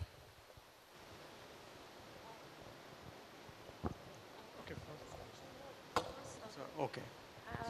Actually, sir, the next session we'll have on economy. So I think they will answer your questions. So I'll hand over the mic to Appa. Dr. Appa, will you take this? So the first question was the role of the Panchen Lama. Panchen Lama is the second highest Lama of the Gelug sect of Tibetan Buddhism. He's next, or almost close to same, we call the Dawa and moon, sun and moon. The Dalai Lama is the sun and the Panchen Lama is considered as the moon in Tibetan Buddhism. His role is, if we look at the history of Tibetan Buddhism, the earlier Panchen Lamas had recognized the reincarnations of Dalai Lama and vice versa. But I guess you're talking about the China-appointed Panchen Lama. Okay, there are two Panchen Lamas. The one that was recognized by the Dalai Lama was, as you know, was abducted in 1996, and his whereabouts is not clear. So we still don't know whether he's alive, if he is, where he is, and his family are. So that we don't know. And the second question was on state of Tibetan children in residential schools, if I heard it correctly. As I said in my presentation, over 1 million Tibetan children as young as 4 years old up to 18 years of age are put in residential schools or colonial boarding schools. And there, all the syllabus are about China, about Chinese history, culture, and then they're also being taught in Chinese language. And that creates a lot of problems for the families when they come for the holidays. Because most of the elders in the family, in a family for instance, do not know Chinese. And then once their grandchildren or kids come back from those schools, residential schools, they cannot speak Tibetan. They have already forgotten the language. So this kind of creates a lot of problems, not just for Tibet as a nation, but also as within a family. It creates a dysfunctional family and distance the relationship within the family. So that's there. However, the youths in Tibet are still not as sinicized, if I may put it that way.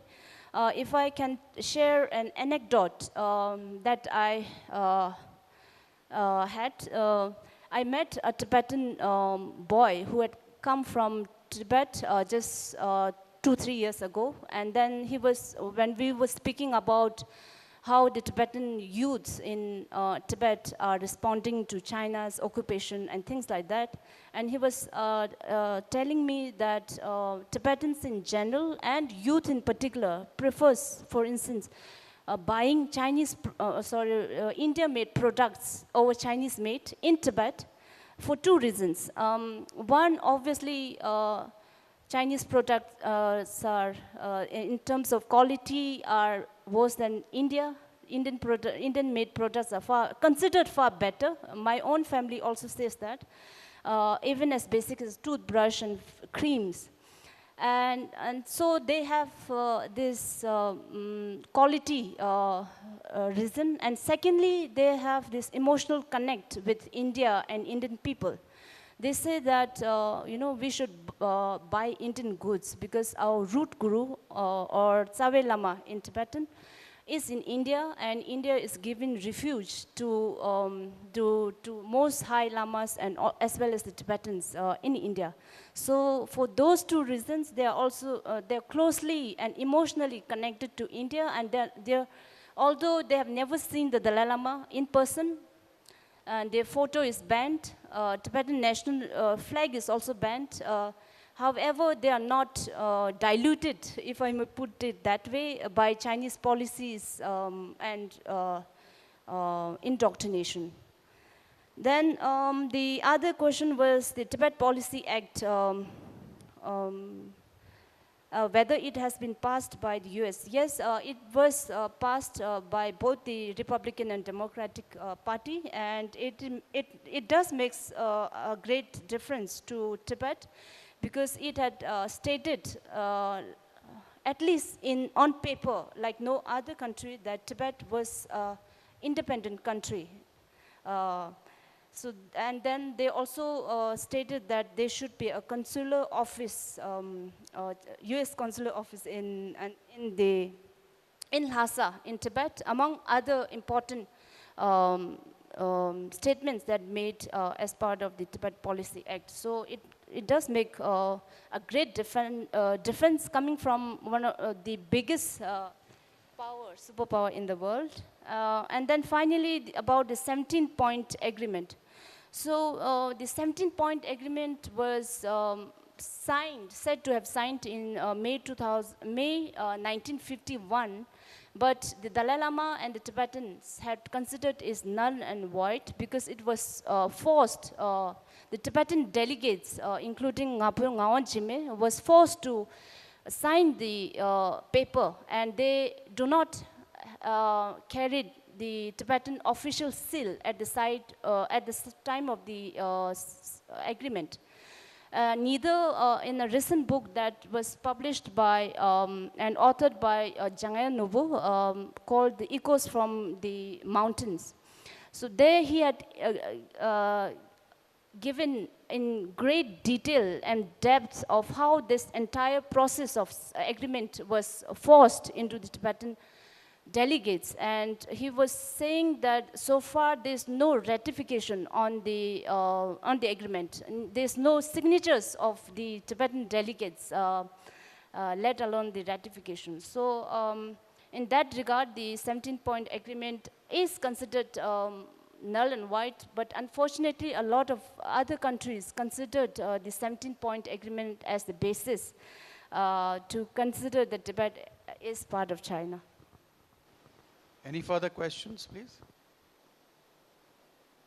I think no more questions are there. So we come to the end of this session. Thank you so much. Thank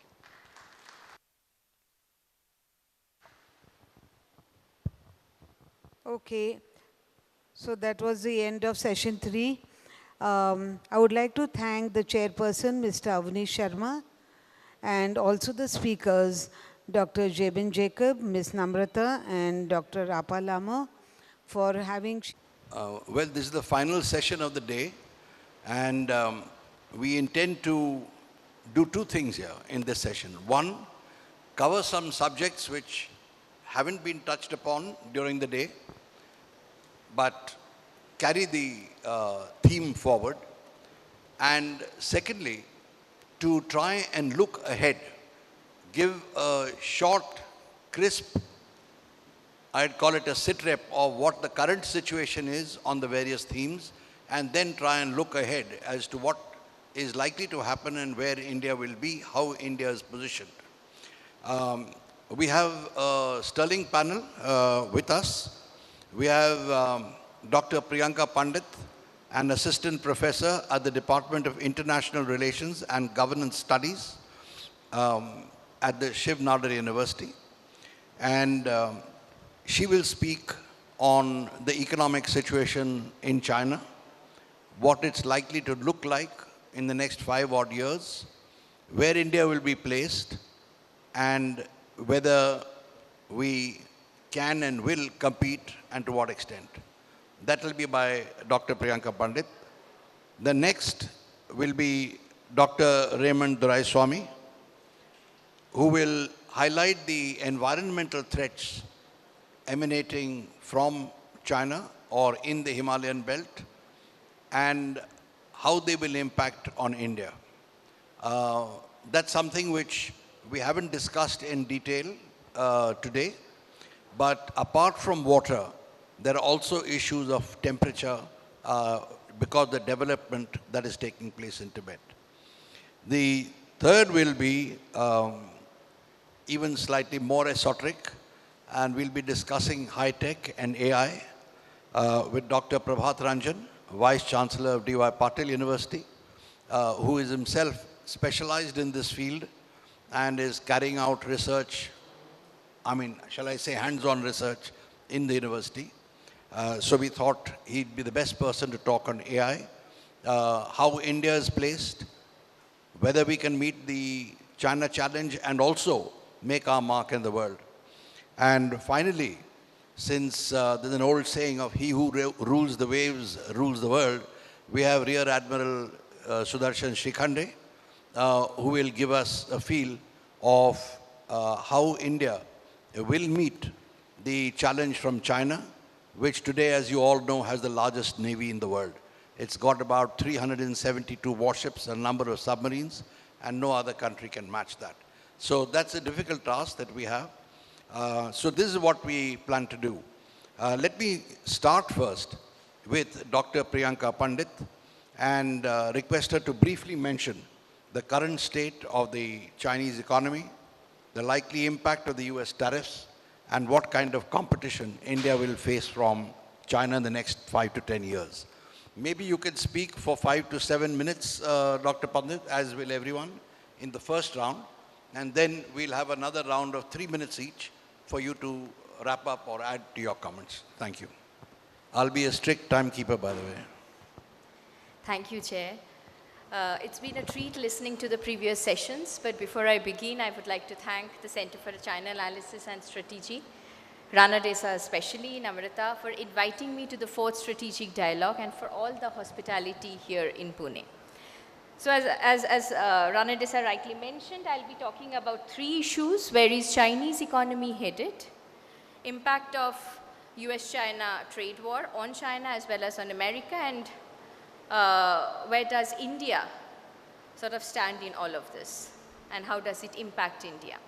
Now, talking about China's economy, the narrative that has taken hold in Western media for a very long time is whether China's economy is nearing a peak or it has already reached its peak. But as one examines these doomsayers analysis, one would see that the reasons they give aren't very different from the challenges that economists and commentators have been harping for at least a decade or longer. But what has really changed is the global context. So within this, therefore, it becomes important to see what the Chinese leaders are navigating the discourse, how they are navigating the discourse, and what lies ahead. Beijing just concluded its 2 sessions, the concurrent meetings of China's legislature, in which Li Qiang announced an unchanged economic growth target of around 5%, stable targets for creating over 12 million new urban jobs and keeping urban unemployment at around 5.5%. Now, along with this pro-growth messaging was this announcement of new stimulus promises that Beijing will issue 4.4 trillion yuan in local government special purpose bonds for investment in infrastructure, and 500 billion yuan in special sovereign bonds to recapitalize state-owned banks. However, these unprecedented stimulus measures are unlikely to achieve 5% growth given Beijing's reliance on exports, continued reliance on exports, US tariffs, sanctions, and export controls.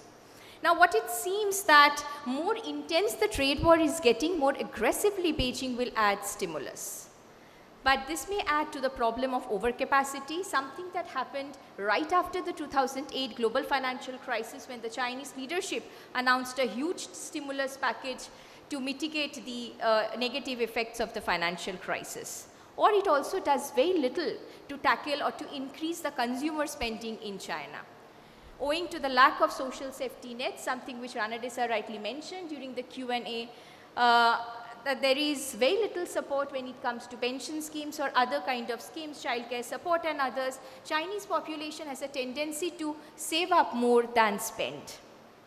So it is therefore clear that creating a consumer demand-driven economy remains a long-term incremental project.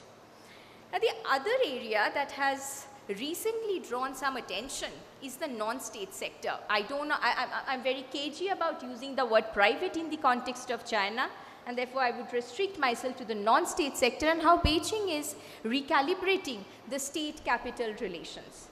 The shift, of course, can be explained by Beijing's desperate need on investing in the innovation to indigenize high-tech supply chains and reduce dependence on the West. Now, but the strongest signal in all of this came from Xi Jinping himself, who elevated last month's private enterprise symposium by codifying its spirit within Chinese Communist Party discourse as a directive to study and implement at every level. So Beijing now realizes how much it needs private innovation. But the realization, however, did not come easily. The shock came with DeepSeek that all of you are familiar with. It's not just a milestone for Chinese AI, but a game changer for China's capital markets, lifting asset prices and jolting market sentiments overnight. Now, this wake-up call, of course, made it clear to the Chinese leadership that private firms are indispensable, especially against the backdrop of US-China tech competition. But structural challenges continue to remain, especially the one with execution. So the contradictions underpinning Xi Jinping's push for increased centralization on the one hand, local competition and the revival of private sector dynamism on the other, then his emphasis on bureaucrats to follow central directives also underscores a deeper reality, that how local officials have been dragging their feet and in some cases acting in opposition to the central officials.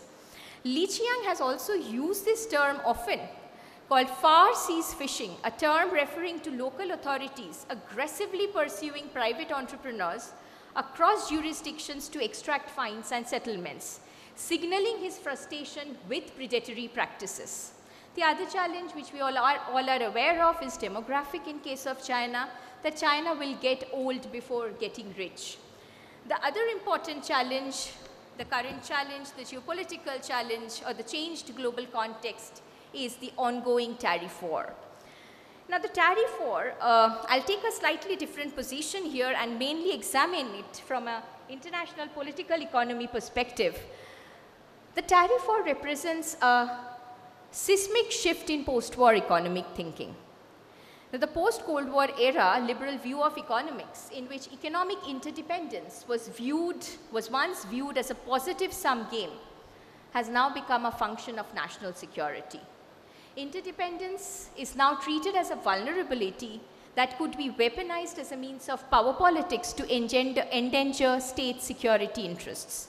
As a result, economic and security issues are now treated as antagonistic to each other and tend to be discussed in intellectual silos where there is little emphasis on deep intermeshing of the global and regional supply chains. The decoupling argument also assumes that recession in one part of the world has no effect on the other. However, given the deep and complex interlinkages, the consequences of deviating from globalized markets are far-reaching as they are severe. As global supply chains therefore becomes more elastic, less efficient and more costly, their ability to counteract inflationary pressures will decline. So one may try and understand Trump's trade policies or tariff threats as merely a negotiating tactic which will ultimately benefit the American economy.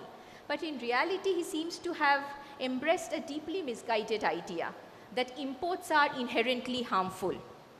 So from a global perspective, tariffs mostly do more harm than good. While some argue that they contribute to national security, the reality is tariffs raise costs and lower the quality of domestic production, undermining the very economies that they are meant to protect.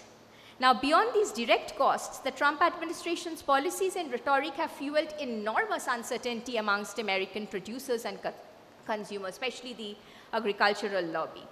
Now, with roughly 2/3 of US imports consisting of raw materials essential for domestic manufacturing, American manufacturers now face the prospect of rising costs for critical inputs. So how does all of this impact China? Now, China is much calmer this time than the first time around when the tariffs were announced. Now, this is because the diversification has already been afoot with regard to Chinese trade. China now explores different parts of the global south. Its enlarged global footprint, its strategy of containment, America's strategy of containment is now being used as a springboard for Chinese firms to diversify, innovate, and expand. Chinese investment in Mexico, in fact, has doubled. That's something which America is worried about. Premier Li Qiang has also repeatedly stressed that Xi Jinping is visiting countries of Southeast Asia and that the tariff war presents China with the world's opportunity, and the new tariff war is about to open up China even more. Now, some food for thought, what does it mean for India? Now, we have to understand that for countries like India, developing countries like India, exports constitute a relatively small share of its GDP, around 21.8%. The impact of the tariff increase may be less in India than in many other countries. Also, there's been no increase in tariffs on pharmaceuticals and services, two of India's major export items to the US. But outsourcing will definitely become costlier given the visa and tax barriers. India is also, of course, exploring the diversifying exports tactic into Europe, Africa, and ASEAN. So I will, of course, end my thoughts with this. We'll be very happy to take questions. Thank you. Thank you, Dr. Pandit. We will have another round later. May I now request Dr. Raymond Doraiswamy to highlight the environmental threats that India is presently facing, especially in water resources and climate. I'm sure Tibet will be a factor. Can India mitigate the threats over the next 5 to 10 years, or will they worsen? We'll be grateful for your assessment. Same thing, 5 to 7 minutes, and then we'll have another round of 3 minutes later. Thank you.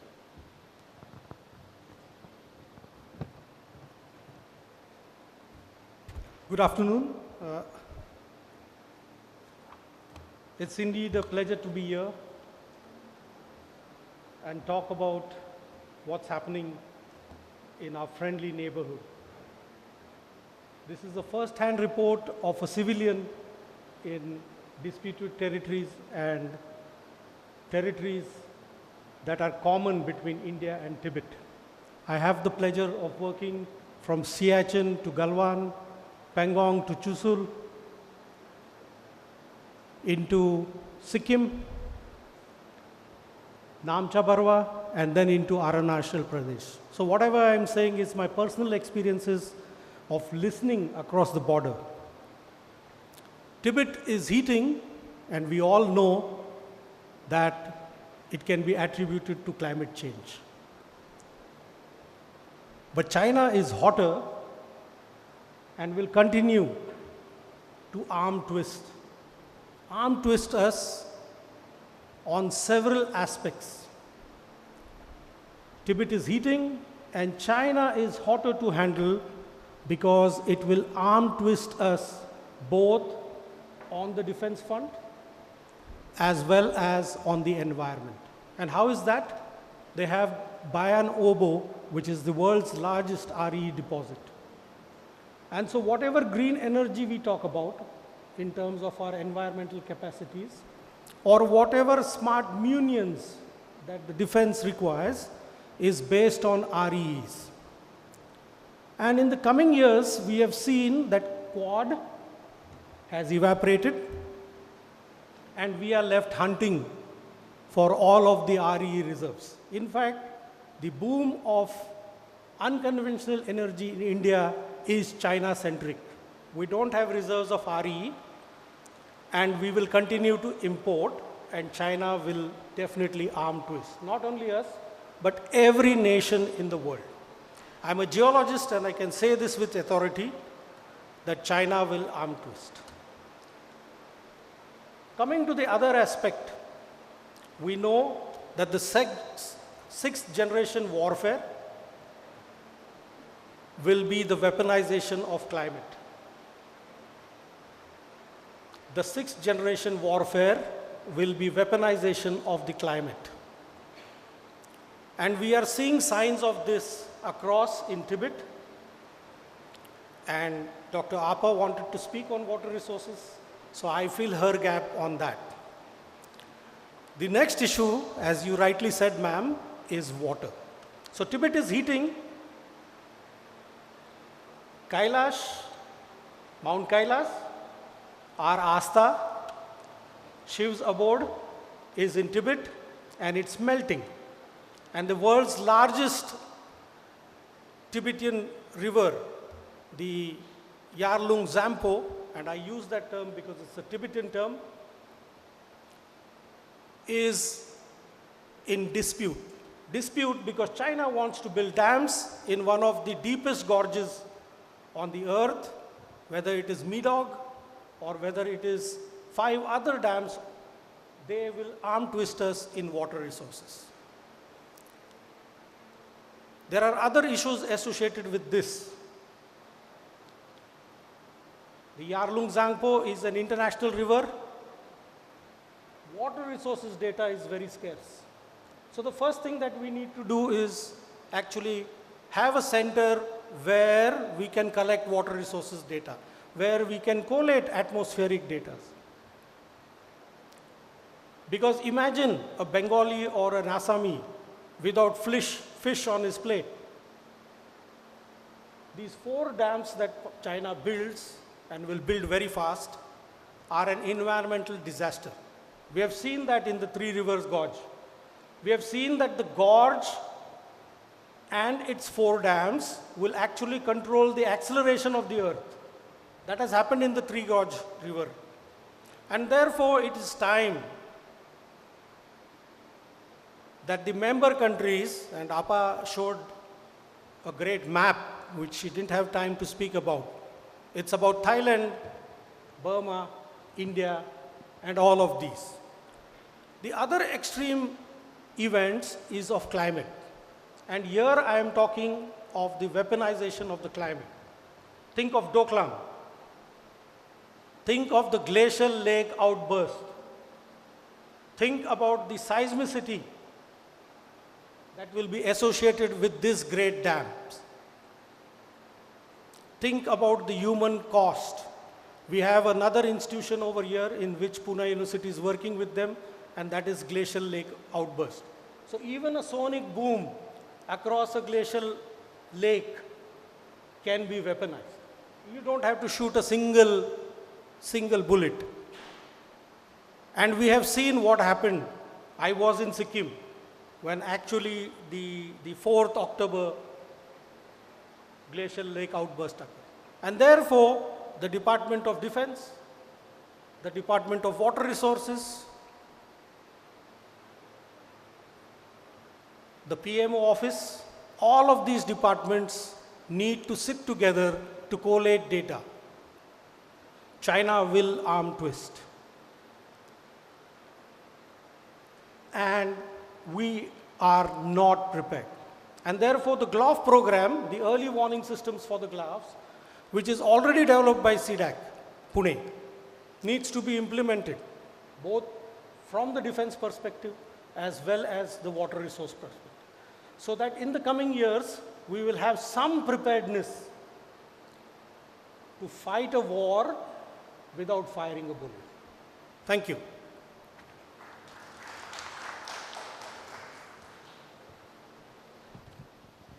Thank you, Dr. Raymond. That was not only thought-provoking, that is a bit worrying. May I now request, we have here one expert on two areas that we haven't touched, the Arctic and the Antarctic. I think since they deal with the environment, let's get that also. I think there's Colonel Khadilkar is here, if I'm not mistaken.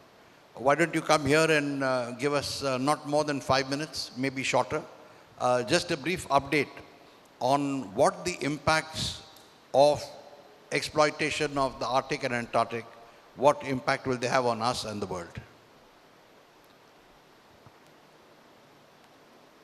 But I request you to keep it within 5 minutes because we'll be the last session here. Okay.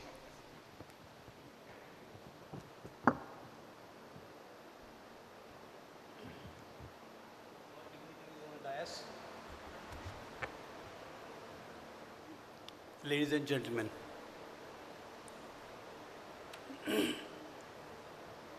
I will speak not on Arctic and Antarctic because 5 minutes is too short a time to speak on both.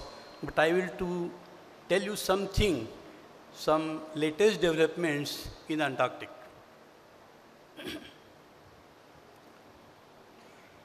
Antarctica is a continent, the whole frozen continent with an ice cap of about 800 meters minimum and 4.8 kilometers maximum, with area more than whole of Europe, is surrounded by Southern Ocean, and that is up to 60° south latitude, and that whole area is presently internationally controlled by the Antarctic Treaty of 1961. The treaty has 12 members first. The number has risen to 57 now.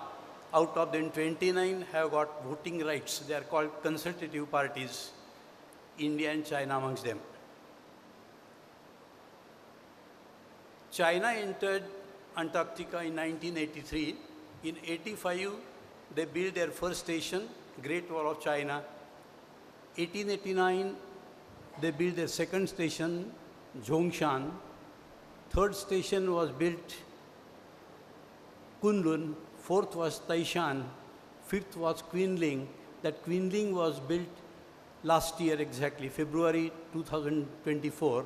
And this year, last month, they have announced the building of the sixth station. Building stations in Antarctica, they are called scientific research station, but they are used for many other purposes. The sixth station will be operative 2027. With the latest station, sixth station, China becomes only the second country to encircle the entire continent of Antarctica. What is the importance of Antarctica as far as the rest of the world is concerned? Antarctica's huge ice cap has got huge stock of minerals, oil, gas, and other things, many other minerals, billions of tons, and the surrounding Southern Ocean, where a giant food web has developed over millions of years. The smallest portion of that giant food web is krill, fish, hardly 6 gram weight, 1 inch length and other things. And the largest creature is 180 to 220 ton weight of the big fish. So that is between these two, there are so many other fishes, so between krill and the whale. Now, the things have changed because of the ice melting. And after a few years, because 1961 Antarctic Treaty was born, and present international governance is with the Antarctic Treaty and its lot of instruments known as Antarctic Treaty System. One major instrument is the Madrid Protocol, which has put total prohibition of mining, lot of restrictions on fishing, and so many other restrictions with the aim of environmental protection. 2048, that particular 50 years will be over of operation of Madrid Protocol, and then the review may be possible. Now, with environmental degradation, all countries in the world, they are going to be affected, but India is one of the first, very few, 6 or 8 countries which are going to be impacted maximum. And what is that impact on India in the long run, in decades to come, is the reduction of water level in the northern Indian things like Ganga and Jamuna. Then the nearly total elimination of the coastal fishing.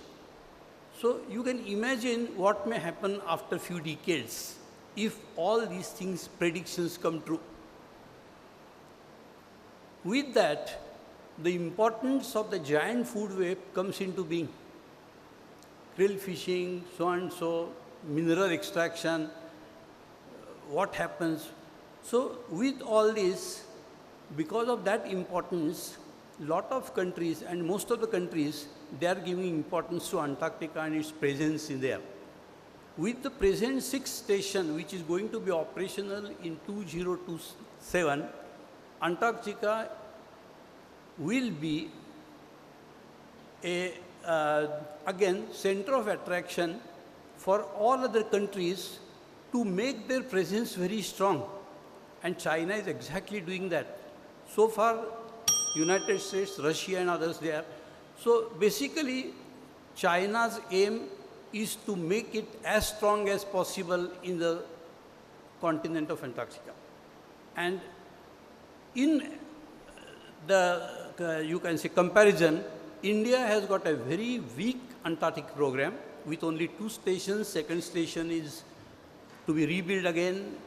And you can say, with that weak presence, India is going to have a big problem as and when the time of reckoning comes, that is, say, after 2048. And that coincides with nearly 100 years of Chinese celebrations. And at that time, China wants to be the most, the strongest nation in the world as far as the polar areas are concerned. So I think India should read the writing on the wall and take very urgent steps. The present Indian administration is very weak. Their Ministry of Earth Sciences, probably they have got no understanding of any meaning of strategy or something like that. And that is going on. So to me, I personally feel that unless India gives proper attention to its presence in Antarctica, in future years, there will be a lot of problems to face. Thank you. Thank you, Dr. Karakar.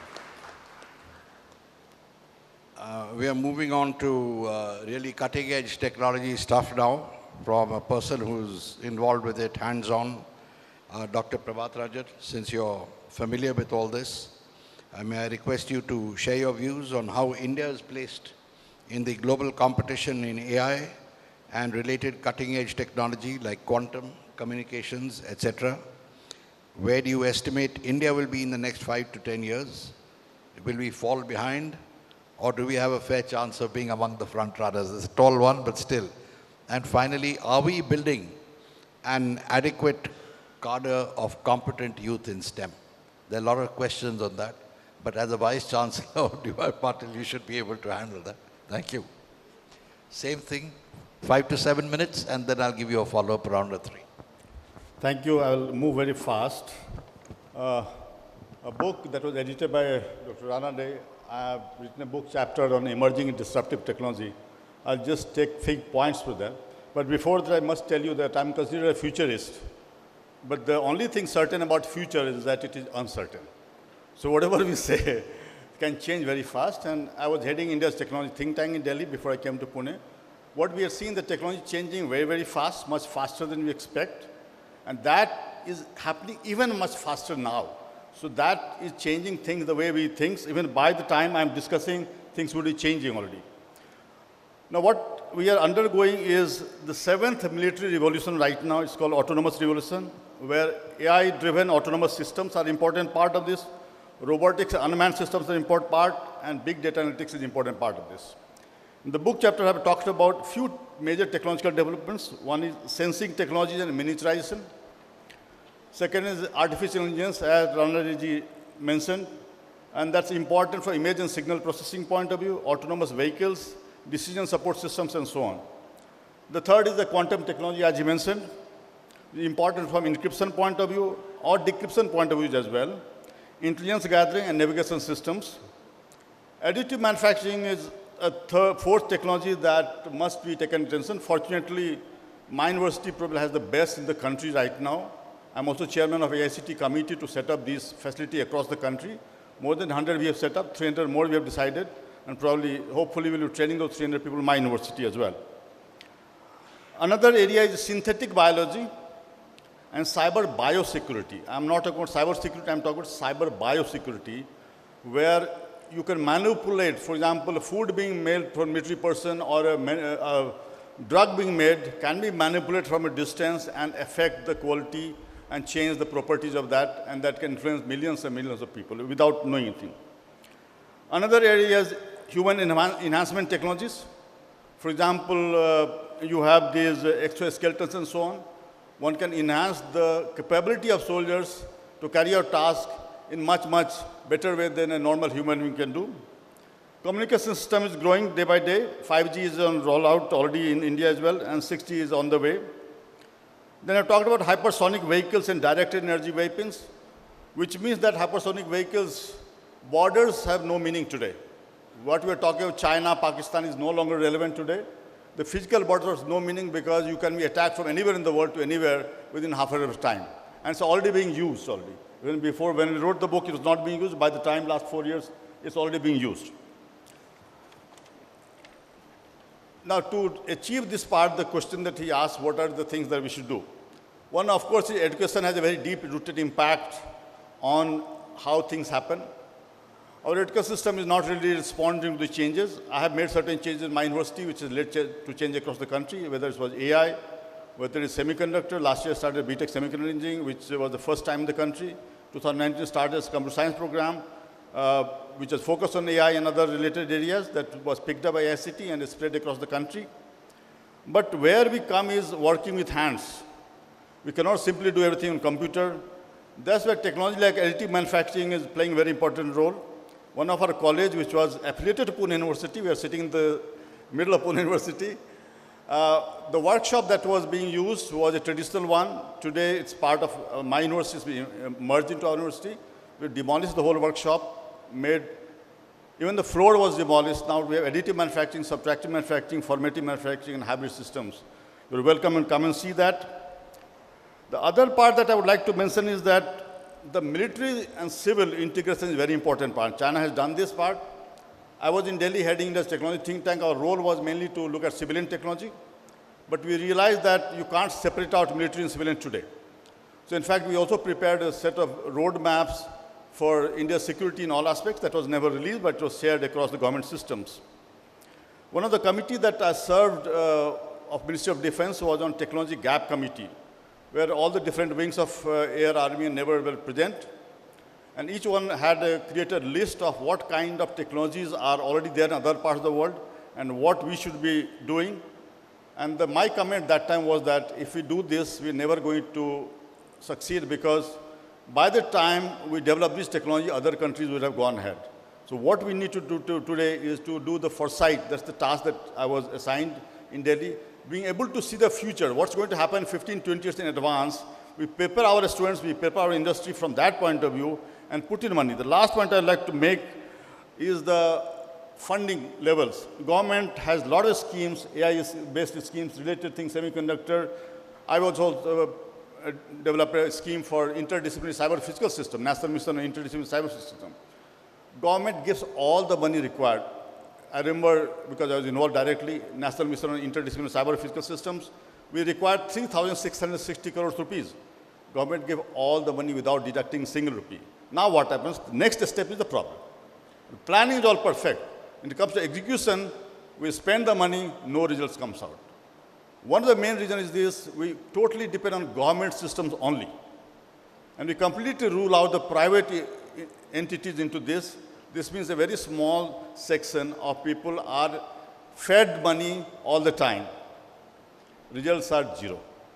So even the scheme of National Mission on Interdisciplinary Cyber Physical System, which I was directly involved because I prepared the DPR, I put 25 grand challenges based on DARPA model of US, based on Horizon 2020. What was done, that money came in, it was distributed among all the IITs, 125 crores to one IIT, 150 crores to another IIT and so on. Results are zero. So we need to make sure that private industry, private education institute, private research institutes are given equal importance when government formulates the scheme. I'll tell you one more problem. This is also mentioned in the book very briefly towards the end. Auditing system. I was a part of government system. When you give fund to a government institution, things go terribly wrong, nothing happens, audit has no objection. Government money goes into government money. When the same money, 1 rupee goes to private institution, the audit comes very heavily on you. Why did you give this money to that? And I've seen this happening in Delhi myself. So we need to have policies which will support a larger thing. In US, you don't distinguish between Stanford and Berkeley and Harvard, whether they're private or government. We don't worry about that. But in India, we worry about this part, that whether it's government supported or private supported. I think I'll stop at this point and we'll take up some other points later on. Thank you so much.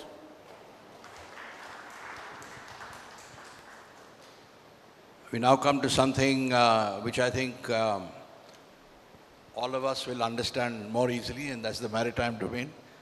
Is there any chance of Pax Indica, by the way? Like, what steps are we taking to deter the Chinese or other foes, or China and Pakistan?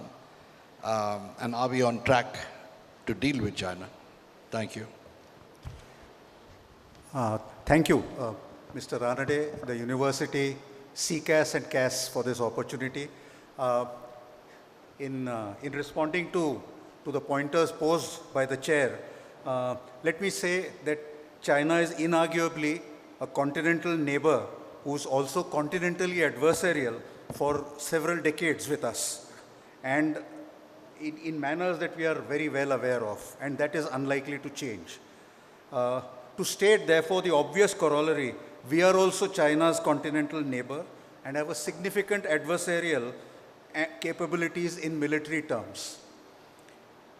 But China is also now a maritime neighbor to India and to India's neighbors. It's also a very big maritime and naval power, and I'll talk about that just shortly. Through both domains, it is through astute statecraft across the diplomatic, informational, military and economic that it is building up its own interests and against India, and this results in through mainly advantages of collusivity. We have thought of collusivity between China and Pakistan, and like somebody said this morning, you can count that as perhaps under some circumstances as one front, operating on their own interior lines against us. And that's possibly how it might pan out in some situations. We have to wait and see and prevent that from happening.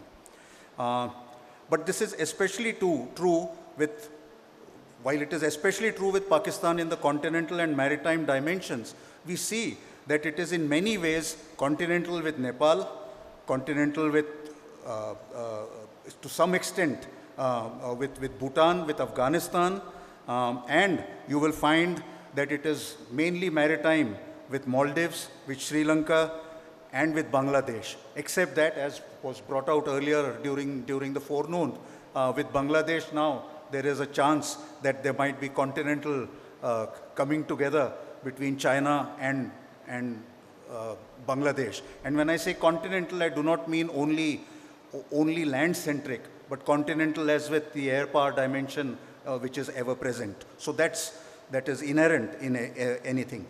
So we have to be worried about collusivity all around India between China and our neighbors. It is also equally true, as brought out by somebody, that the situation is not irretrievable. In fact, we have had, the Indian government has been developing maritime relationships with Indian Ocean neighbors that includes all of these countries that I named and more when we talk about Mauritius and Seychelles, for example, since the 1970s. So these are not new things. We have been at it for quite some time and with successes and occasional setbacks. And those will continue in statecraft.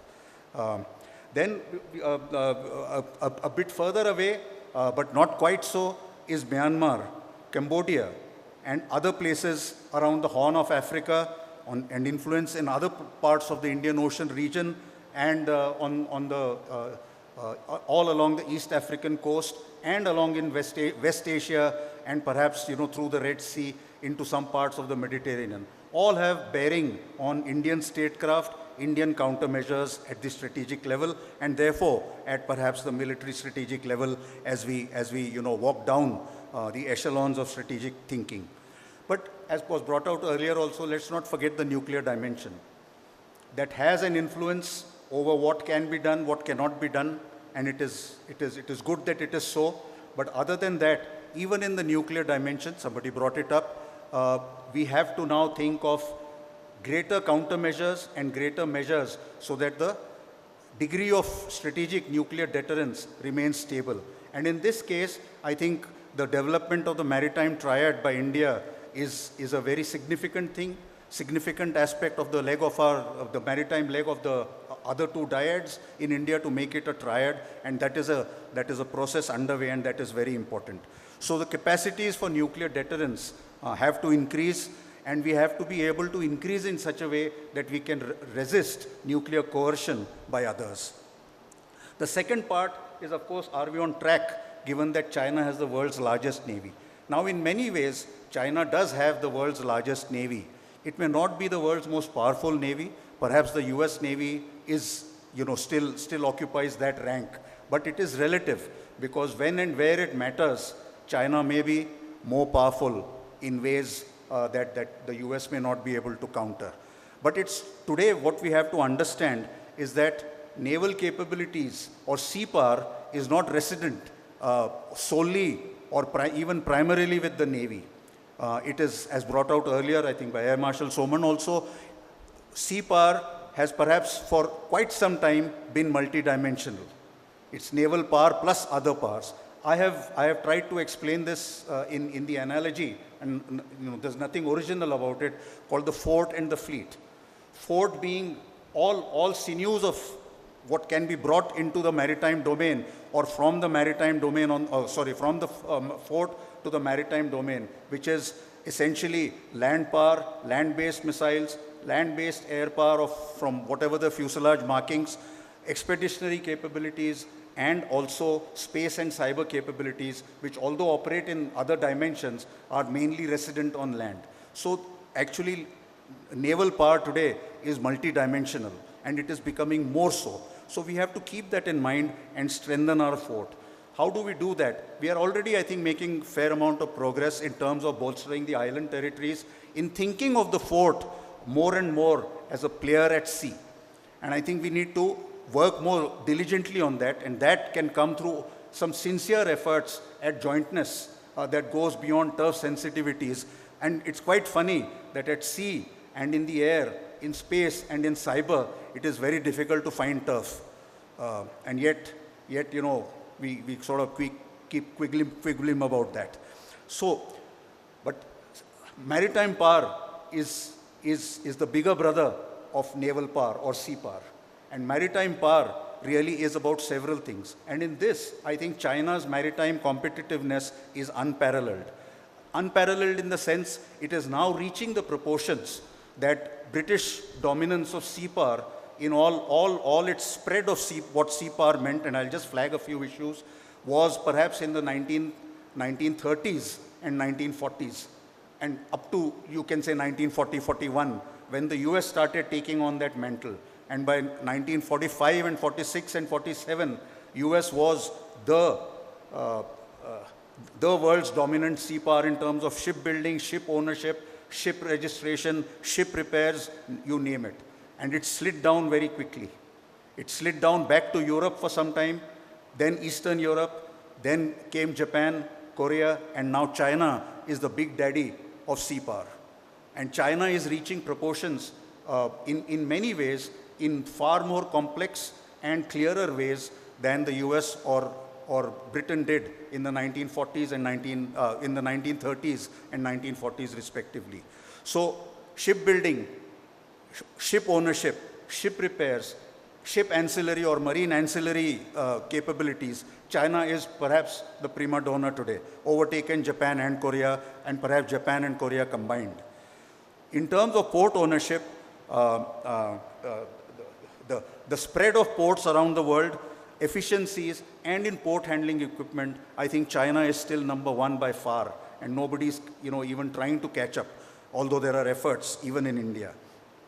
In terms of ship finance, ship insurance, ship crewing, and ship management, they are still very, very high. In one odd parameters, perhaps of ship crewing, there might be some other countries which have a lead role, but Chinese, and you can look at China in both ways. I would like to look at it in one way. When we talk of China today, we have to include Hong Kong, Hong Kong's maritime capabilities within China. There's actually nothing that distinguishes them, although they prefer to show it in different ways. Even the UNCTAD reports that the United Nations Committee for Trade and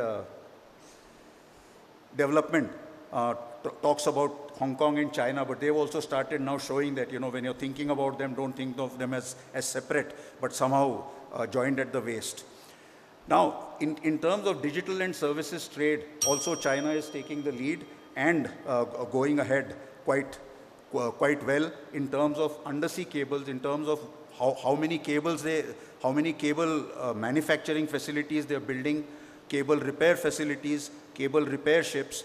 Compared to the West, they are still a smaller player, but I don't think anybody in the West has ramped up all these capabilities in terms of cable landing stations, in terms of data centers, as they seem to be doing. And you've already seen what Dr. Appa mentioned about the data center in Tibet. So they are really doing very well there. In terms of trade itself, the volumes of export imports give China an influence and power in many areas, both as a valuable buyer and as a valuable seller. And they have the strategy to leverage both. When it comes to selling, they can leverage they have a great amount of leverage with the buyer. When it comes as a buyer, they exercise their leverage as a seller and buyer. In terms of the naval power, etc., what are some of the more specific things that may be happening? I'll just speak in the next round. Thank you. Thank you, Sudarshan. We'll have a final round now for any final thoughts, wrap-ups, etc., that you may like to do. Dr. Pandit, if you would like to, you can speak from here if you like, or go there. A very important aspect of the trade war, which I forgot to mention in the first round of discussion, that when we look at the trade war, the tariff war, and that's something which also signals the very fact, which reveals that how ill thought these policies have been by the American leadership. That the obsession with trade deficit in goods while ignoring the trade surplus that America has with regard to services, intellectual property, and investment. And this is the area where America, in fact, maintains global dominance. The other important aspect of it is that if we calculate just direct the huge amount of trade surplus that America has with regard to services, it's huge, it's enormous. And without even calculating the foreign investment through the American subsidiaries, it's just the direct calculation shows us that it's huge. So that's something which we also have to keep in mind, and Chinese have been watching it very closely, and therefore the trade war in fact presents a plethora of opportunities for the Chinese leadership to emerge as, let's say, the leader of globalization, or a new era of globalization, where China will try and open up more, okay, and discussions around doing away with all tariffs for least developed countries of the world, presenting at world's opportunity something which is being talked about. The other aspect which I thought is important is how does it impact China? How does it impact India? Now, talking about India, we know that Indian government did announce a lot of schemes, Atmanirbhar Bharat and Make in India. But what we have missed out is the manufacturing sector continues to suffer even after these schemes were announced. And one way to, of course, encourage the manufacturing sector is to use the existing set of bilateral FTAs to strengthen the manufacturing sector. India is, of course, negotiating a bilateral trade framework with United States, but it's also time that we sort of reignite the existing bilateral FTAs to strengthen our manufacturing sector. We can also think of using or weaponizing China's non-market economy status in the WTO to deny investment access in parts of India. While let's not get into the debate of categorizing essential versus non-essential goods, but I do agree with Ranade sir that it is important and it is possible to reduce our dependence on a wide variety of consumer goods on China. But I also agree that while there have been fiscal incentives on sectors like pharma, medical equipments, electronics by the Indian government, but a complete cutout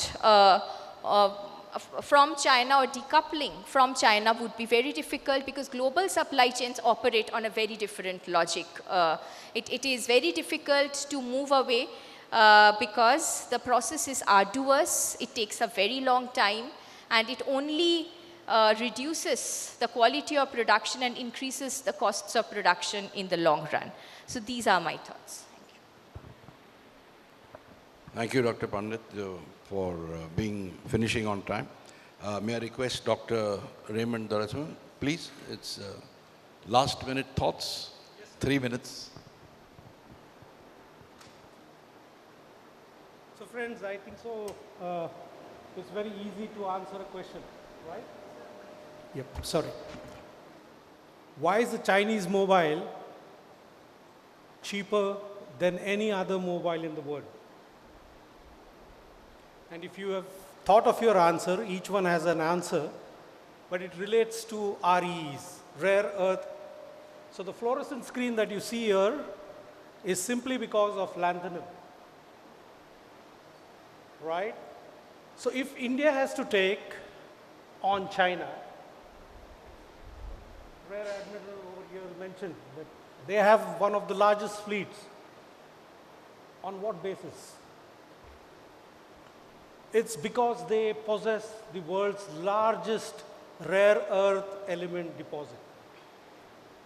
Number one, nature has bestowed them with rare earth. Every aspect of your life is governed by rare earths.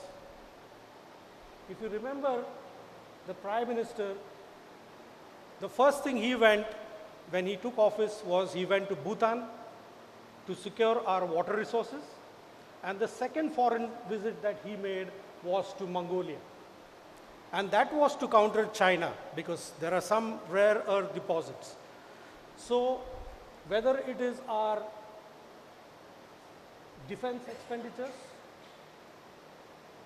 sir talked about missiles and missile technology, whether it is our armament, whether it is our submarines, everything requires REs.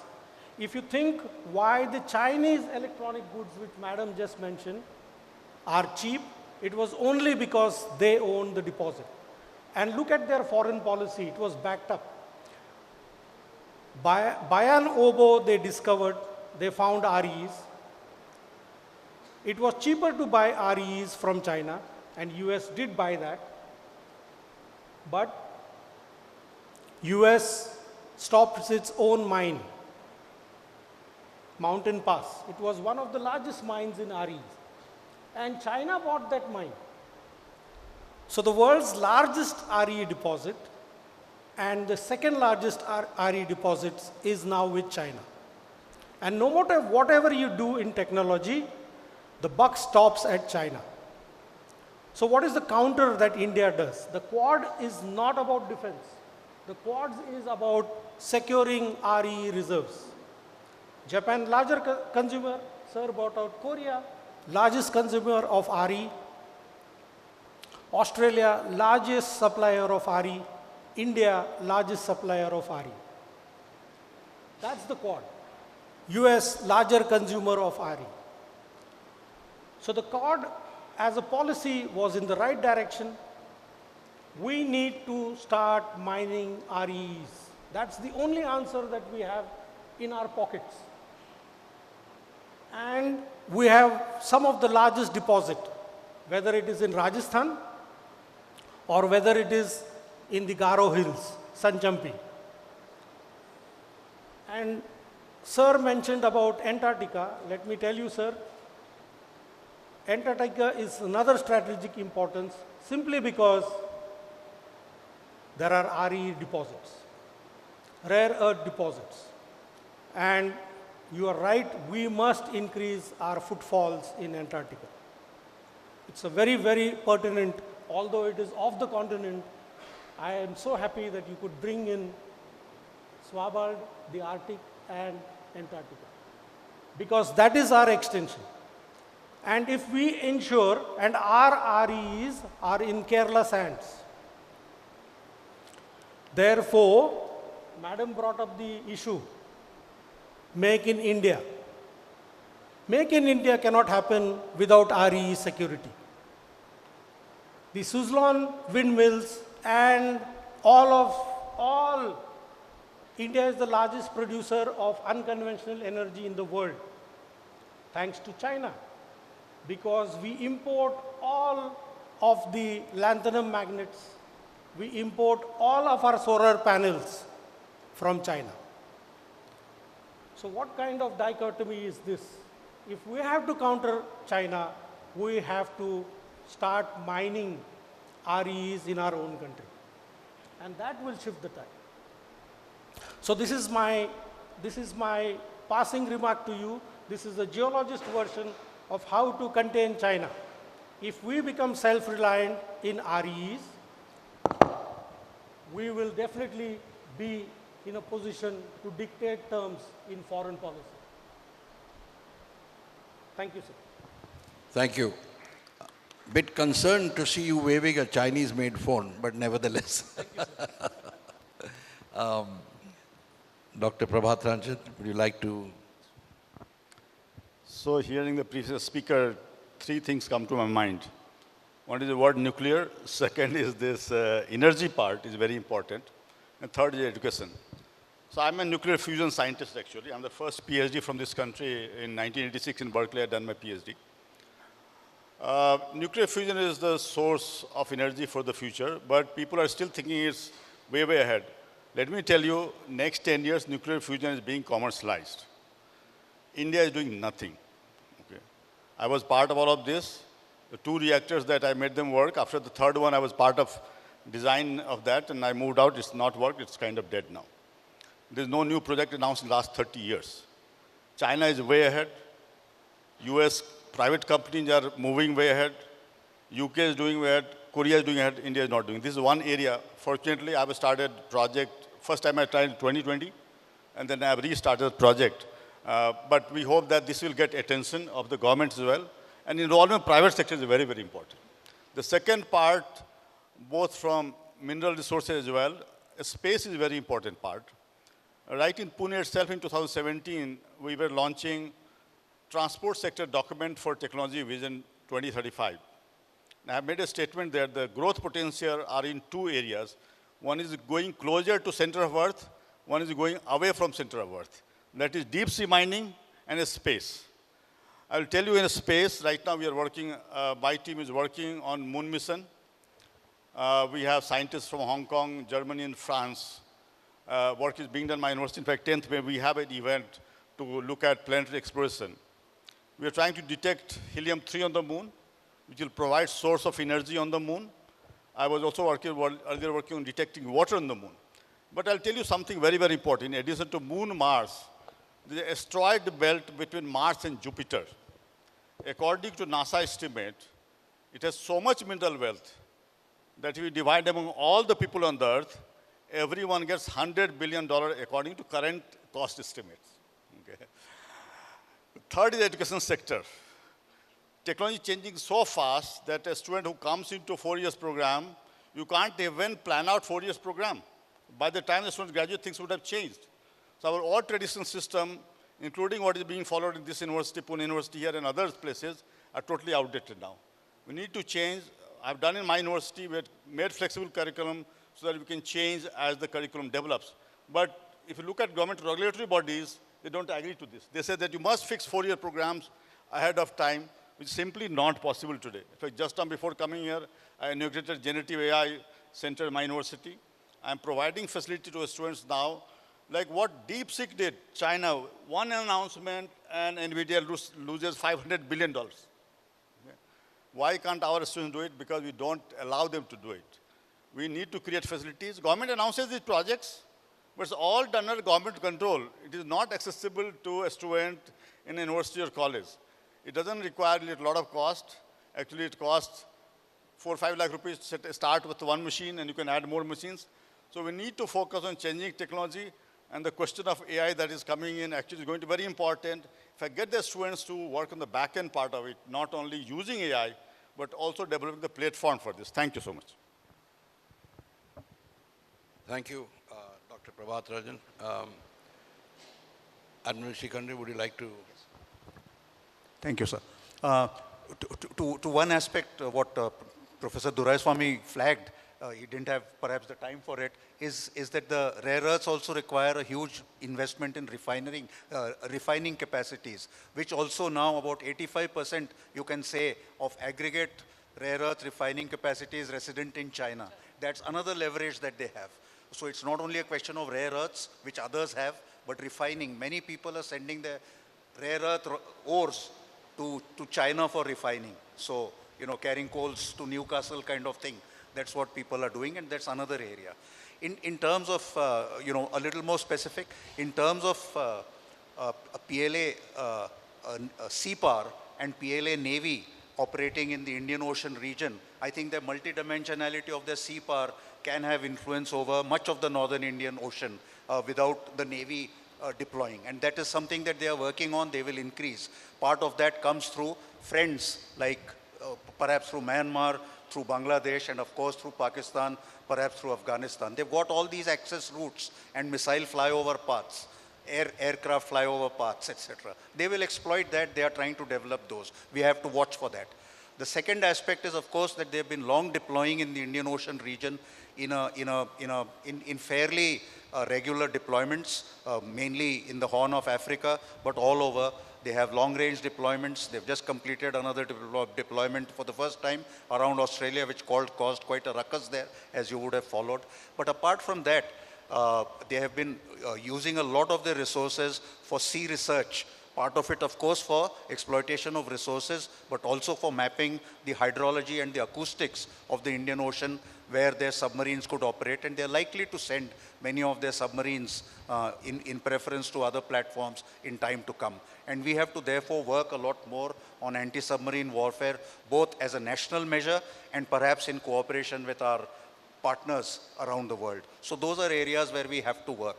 Apart from that, we really have to look at many other cooperative measures. We are exercising quite a bit with others, as somebody else brought out. We need to expand on that with serious exercises, perhaps not necessarily what happens in the media, but quietly keep building up partnerships, and in a way that will be meaningful in times of crisis and not only in terms of pure diplomacy. Thank you. Thank you, sir. I just one point I missed out. Kerala sand was mentioned. So Kerala sand has thorium. Thorium is available there, which is considered among the world's highest reserve in the whole globe. Except China has recently discovered something which may be a little larger. But let me tell you the significance of that. Some time back, I don't know when, 10, 15 years back, government allowed export of that sand. It is estimated that India lost 60 lakh crore rupees because of that. Okay. Now, thorium can be converted to uranium using nuclear fusion technology. And according to one estimate from our collaborators in Texas, Austin, he said if you can do it, it's like Saudi Arabia discovering oil. That's the kind of wealth it can create. Similarly, thorium-based molten salt reactor can provide huge source of energy. So that's very, very important part that we are ignoring. You've stolen my question. I was going to ask you why, when we have such huge thorium reserves and our scientists have been talking about it for so long, why haven't we tapped into it and developed it?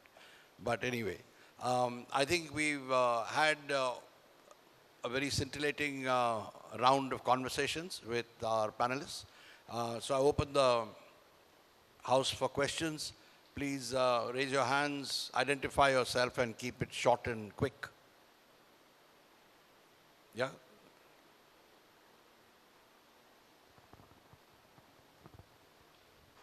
Mike, I think.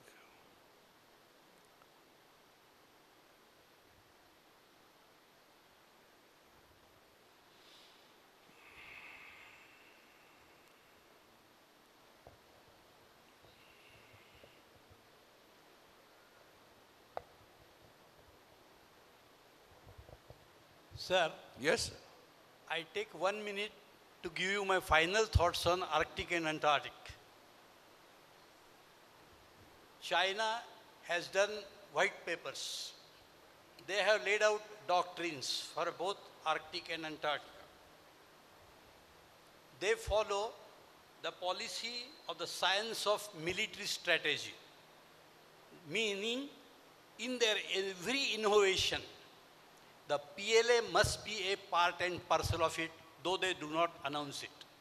And when I say PLA, means PLA Army, PLA Navy Arm, and PLA Air Arm, all three.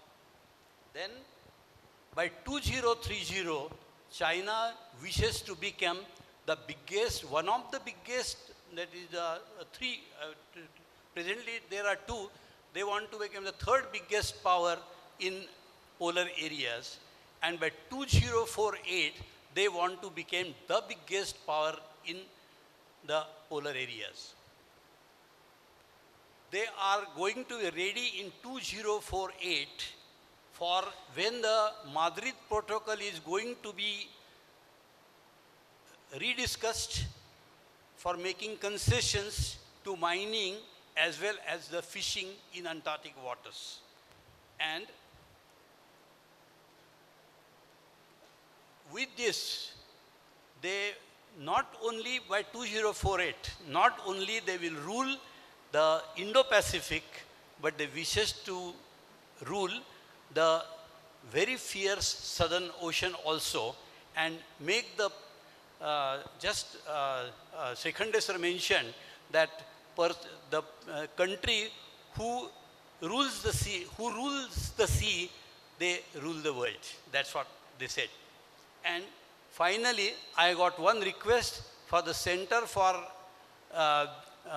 China's analysis and strategy is that, sir, in all your future programs, in case you can include both these polar areas, Arctic and Antarctic, which are going to be very useful, very productive, and very essential for India's future.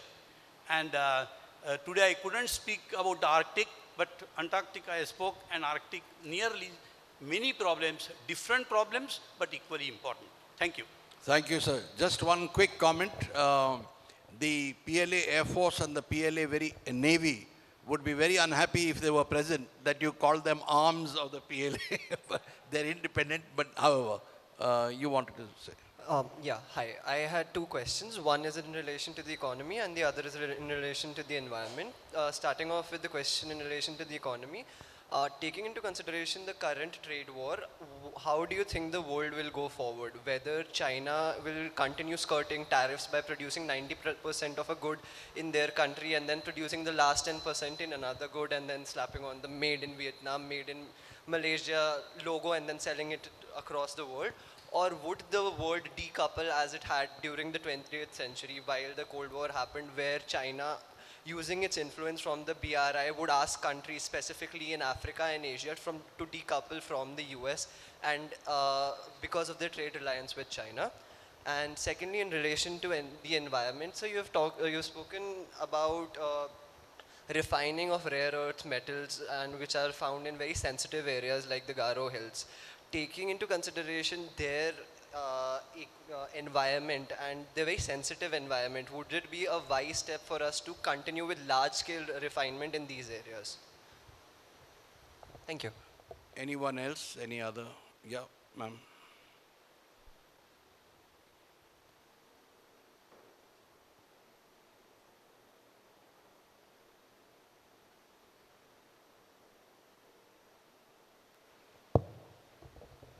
Hello, sir.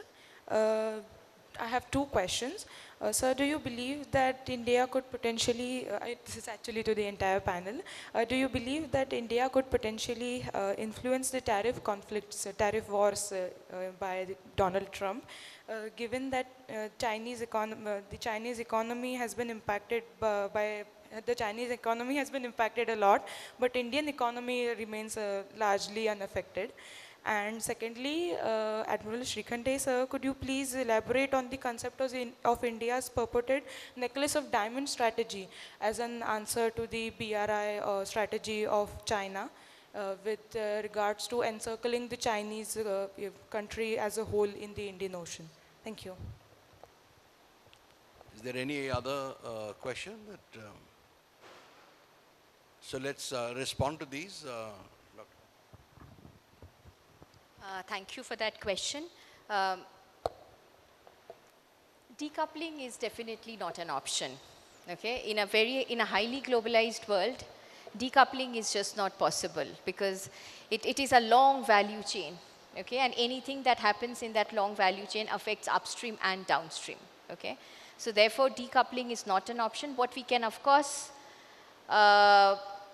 see perhaps is a world where America will no longer be the leader of the liberal international order, an order that America had put in place in the post-war period, mainly in terms of the international economic institutions, the Bretton Woods institutions, and the World Trade Organization that America had created.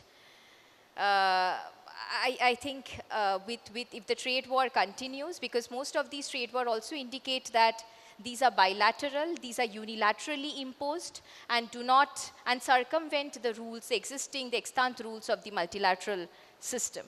So therefore it points to a very grim scenario where the multilateral system is in crisis and America, which once used to be the leader and the flag bearer of the system, has completely relegated into the margins. And perhaps there is a chance. Of course, I'm not talking about China taking up that position or China filling up that void, but Global South definitely has an important role to play in this regard. And talking about decoupling, let me just draw your attention to the fact that while the trade war is on, the bilateral trade between America and China continues to remain high. Yeah, thank you.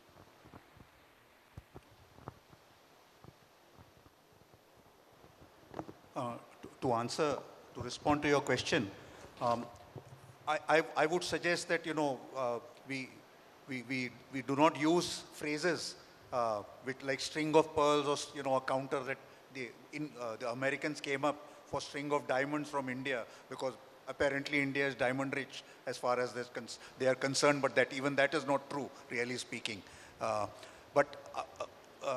It's a lot like bumper stickers that have come up, China's A to AD strategy, but China simply calls it active defense. A to AD becomes a more, inaccurate way of describing active defense at sea. So it's not only about denial, it's about control. But that apart, China has, access to certain bases and places. They have not sort of planted the flag there, but they have adequate influence to leverage those places, use those places as bases should they require it at some point. And that requires, I would suggest, for anybody, any country, it requires deeper friendships and partnerships which enable us to use those places in times of crisis for our own interest and for mutual interest. So it remains to be seen how many of the bases and places that China has could actually be used by China in times of crisis from a Chinese perspective. They most probably will be able to use that because they have the economic and diplomatic influence over there to be able to do that. Now the other aspect is, of course, this overuse of the term dual use. By very definition, every pier, every jetty, every wharf is dual use. It doesn't care whether the berthing lines come from a merchant ship or a warship. Likewise, most runways would be dual use for military aircraft as well as civil aircraft. So dual use has been part of actually reality of humankind for war and peace for centuries in many different areas. So I would say that what India needs to do is, rather than go by labels of string of diamonds to oppose string of pearls, or Quad as a riposte to BRI, progress these friendships and partnerships for our own sake. And China is a much more difficult friend to have than perhaps India will be for many countries, and we need to keep that in mind.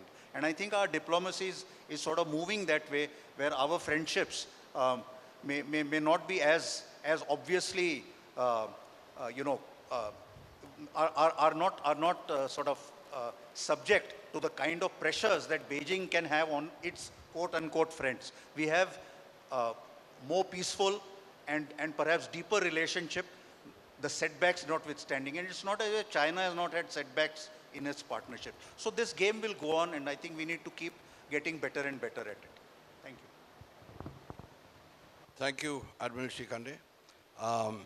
As we bring this session to a close, may I just express one, shall I say, hope, Dr. Pandit, that as America loses its #1 position, China doesn't take over.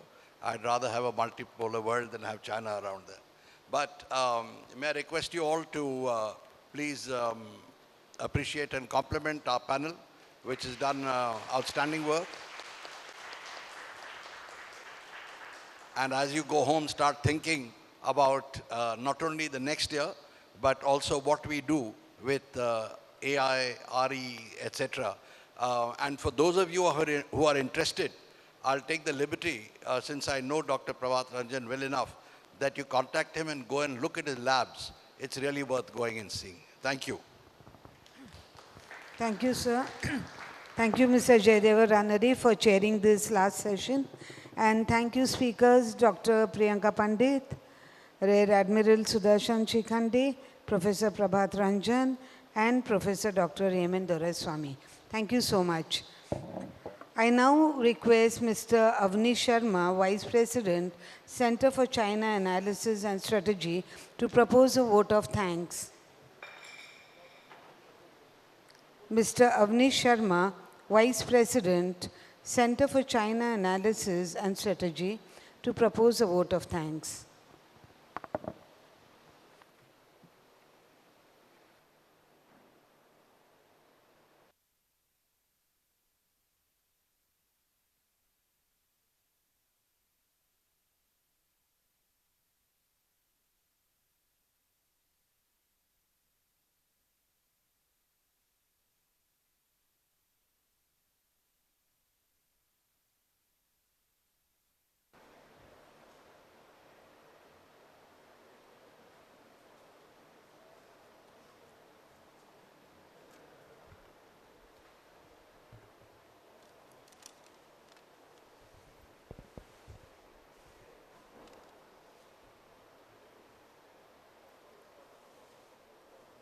Well, good afternoon to all of you. I think we've come to the close of a full day of engaging sessions on China. I know in one day you can't cover comprehensively a lot of topics, but this is the best that we as organizers could do. And at the outset, I would like to say personally that I'm really privileged and honored to be here at this prestigious and esteemed Savitribai Phule Pune University campus. It is really impressive, very green, and has this majestic venue. I think I didn't imagine that the proceedings would be going on in such a impressive and majestic building. Well, coming to the session itself, I think we'll carry a lot of food for thought from here. A lot of valuable insights were provided on each of the topics. The speakers were very lucid in their thoughts. So at the outset, I would like to highlight that the strategic and security dialogue has been a kind of a vision of Sri Jaidev Ranade sir, and I'm very heartened to say that we were able to have this fourth iteration of the dialogue. There were some obstacles coming up, and it was probably, we felt it may not take place, but ultimately, due to Ranade sir's steadfastness and his determination, I think, and also the energetic intervention of our co-hosts, I think we were able to pull it off. So thanks.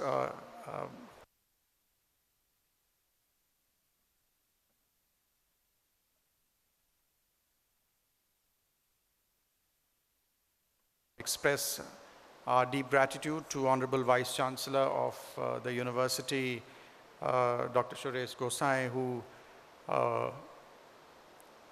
was very gracious to attend the opening ceremony.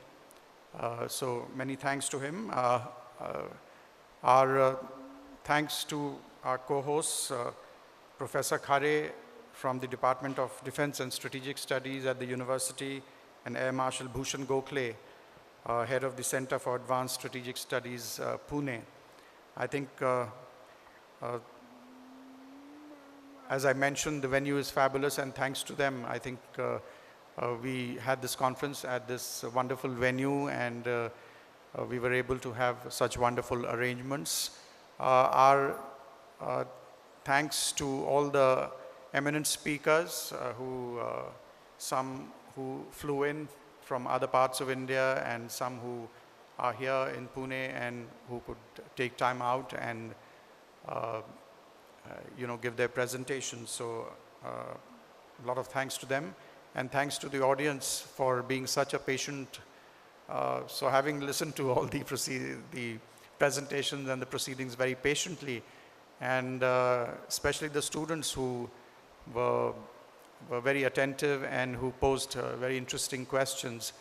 And in fact, I'd like to say that, this is a kind of a conversation, and we hope that this kind of conversation grows and catches up among the younger lot who can take, China analysis and China studies forward, because we need to understand China much better.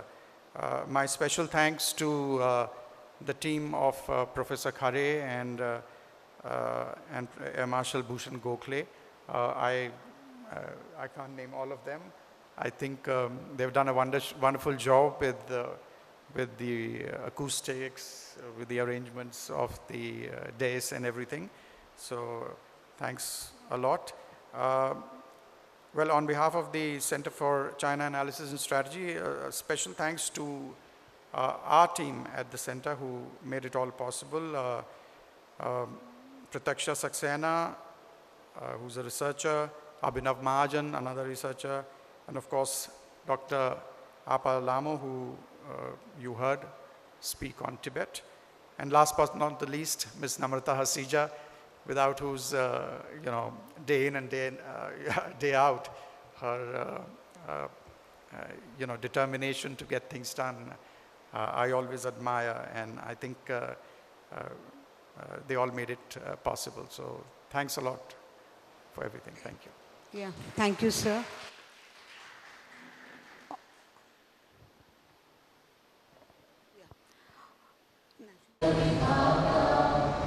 Tava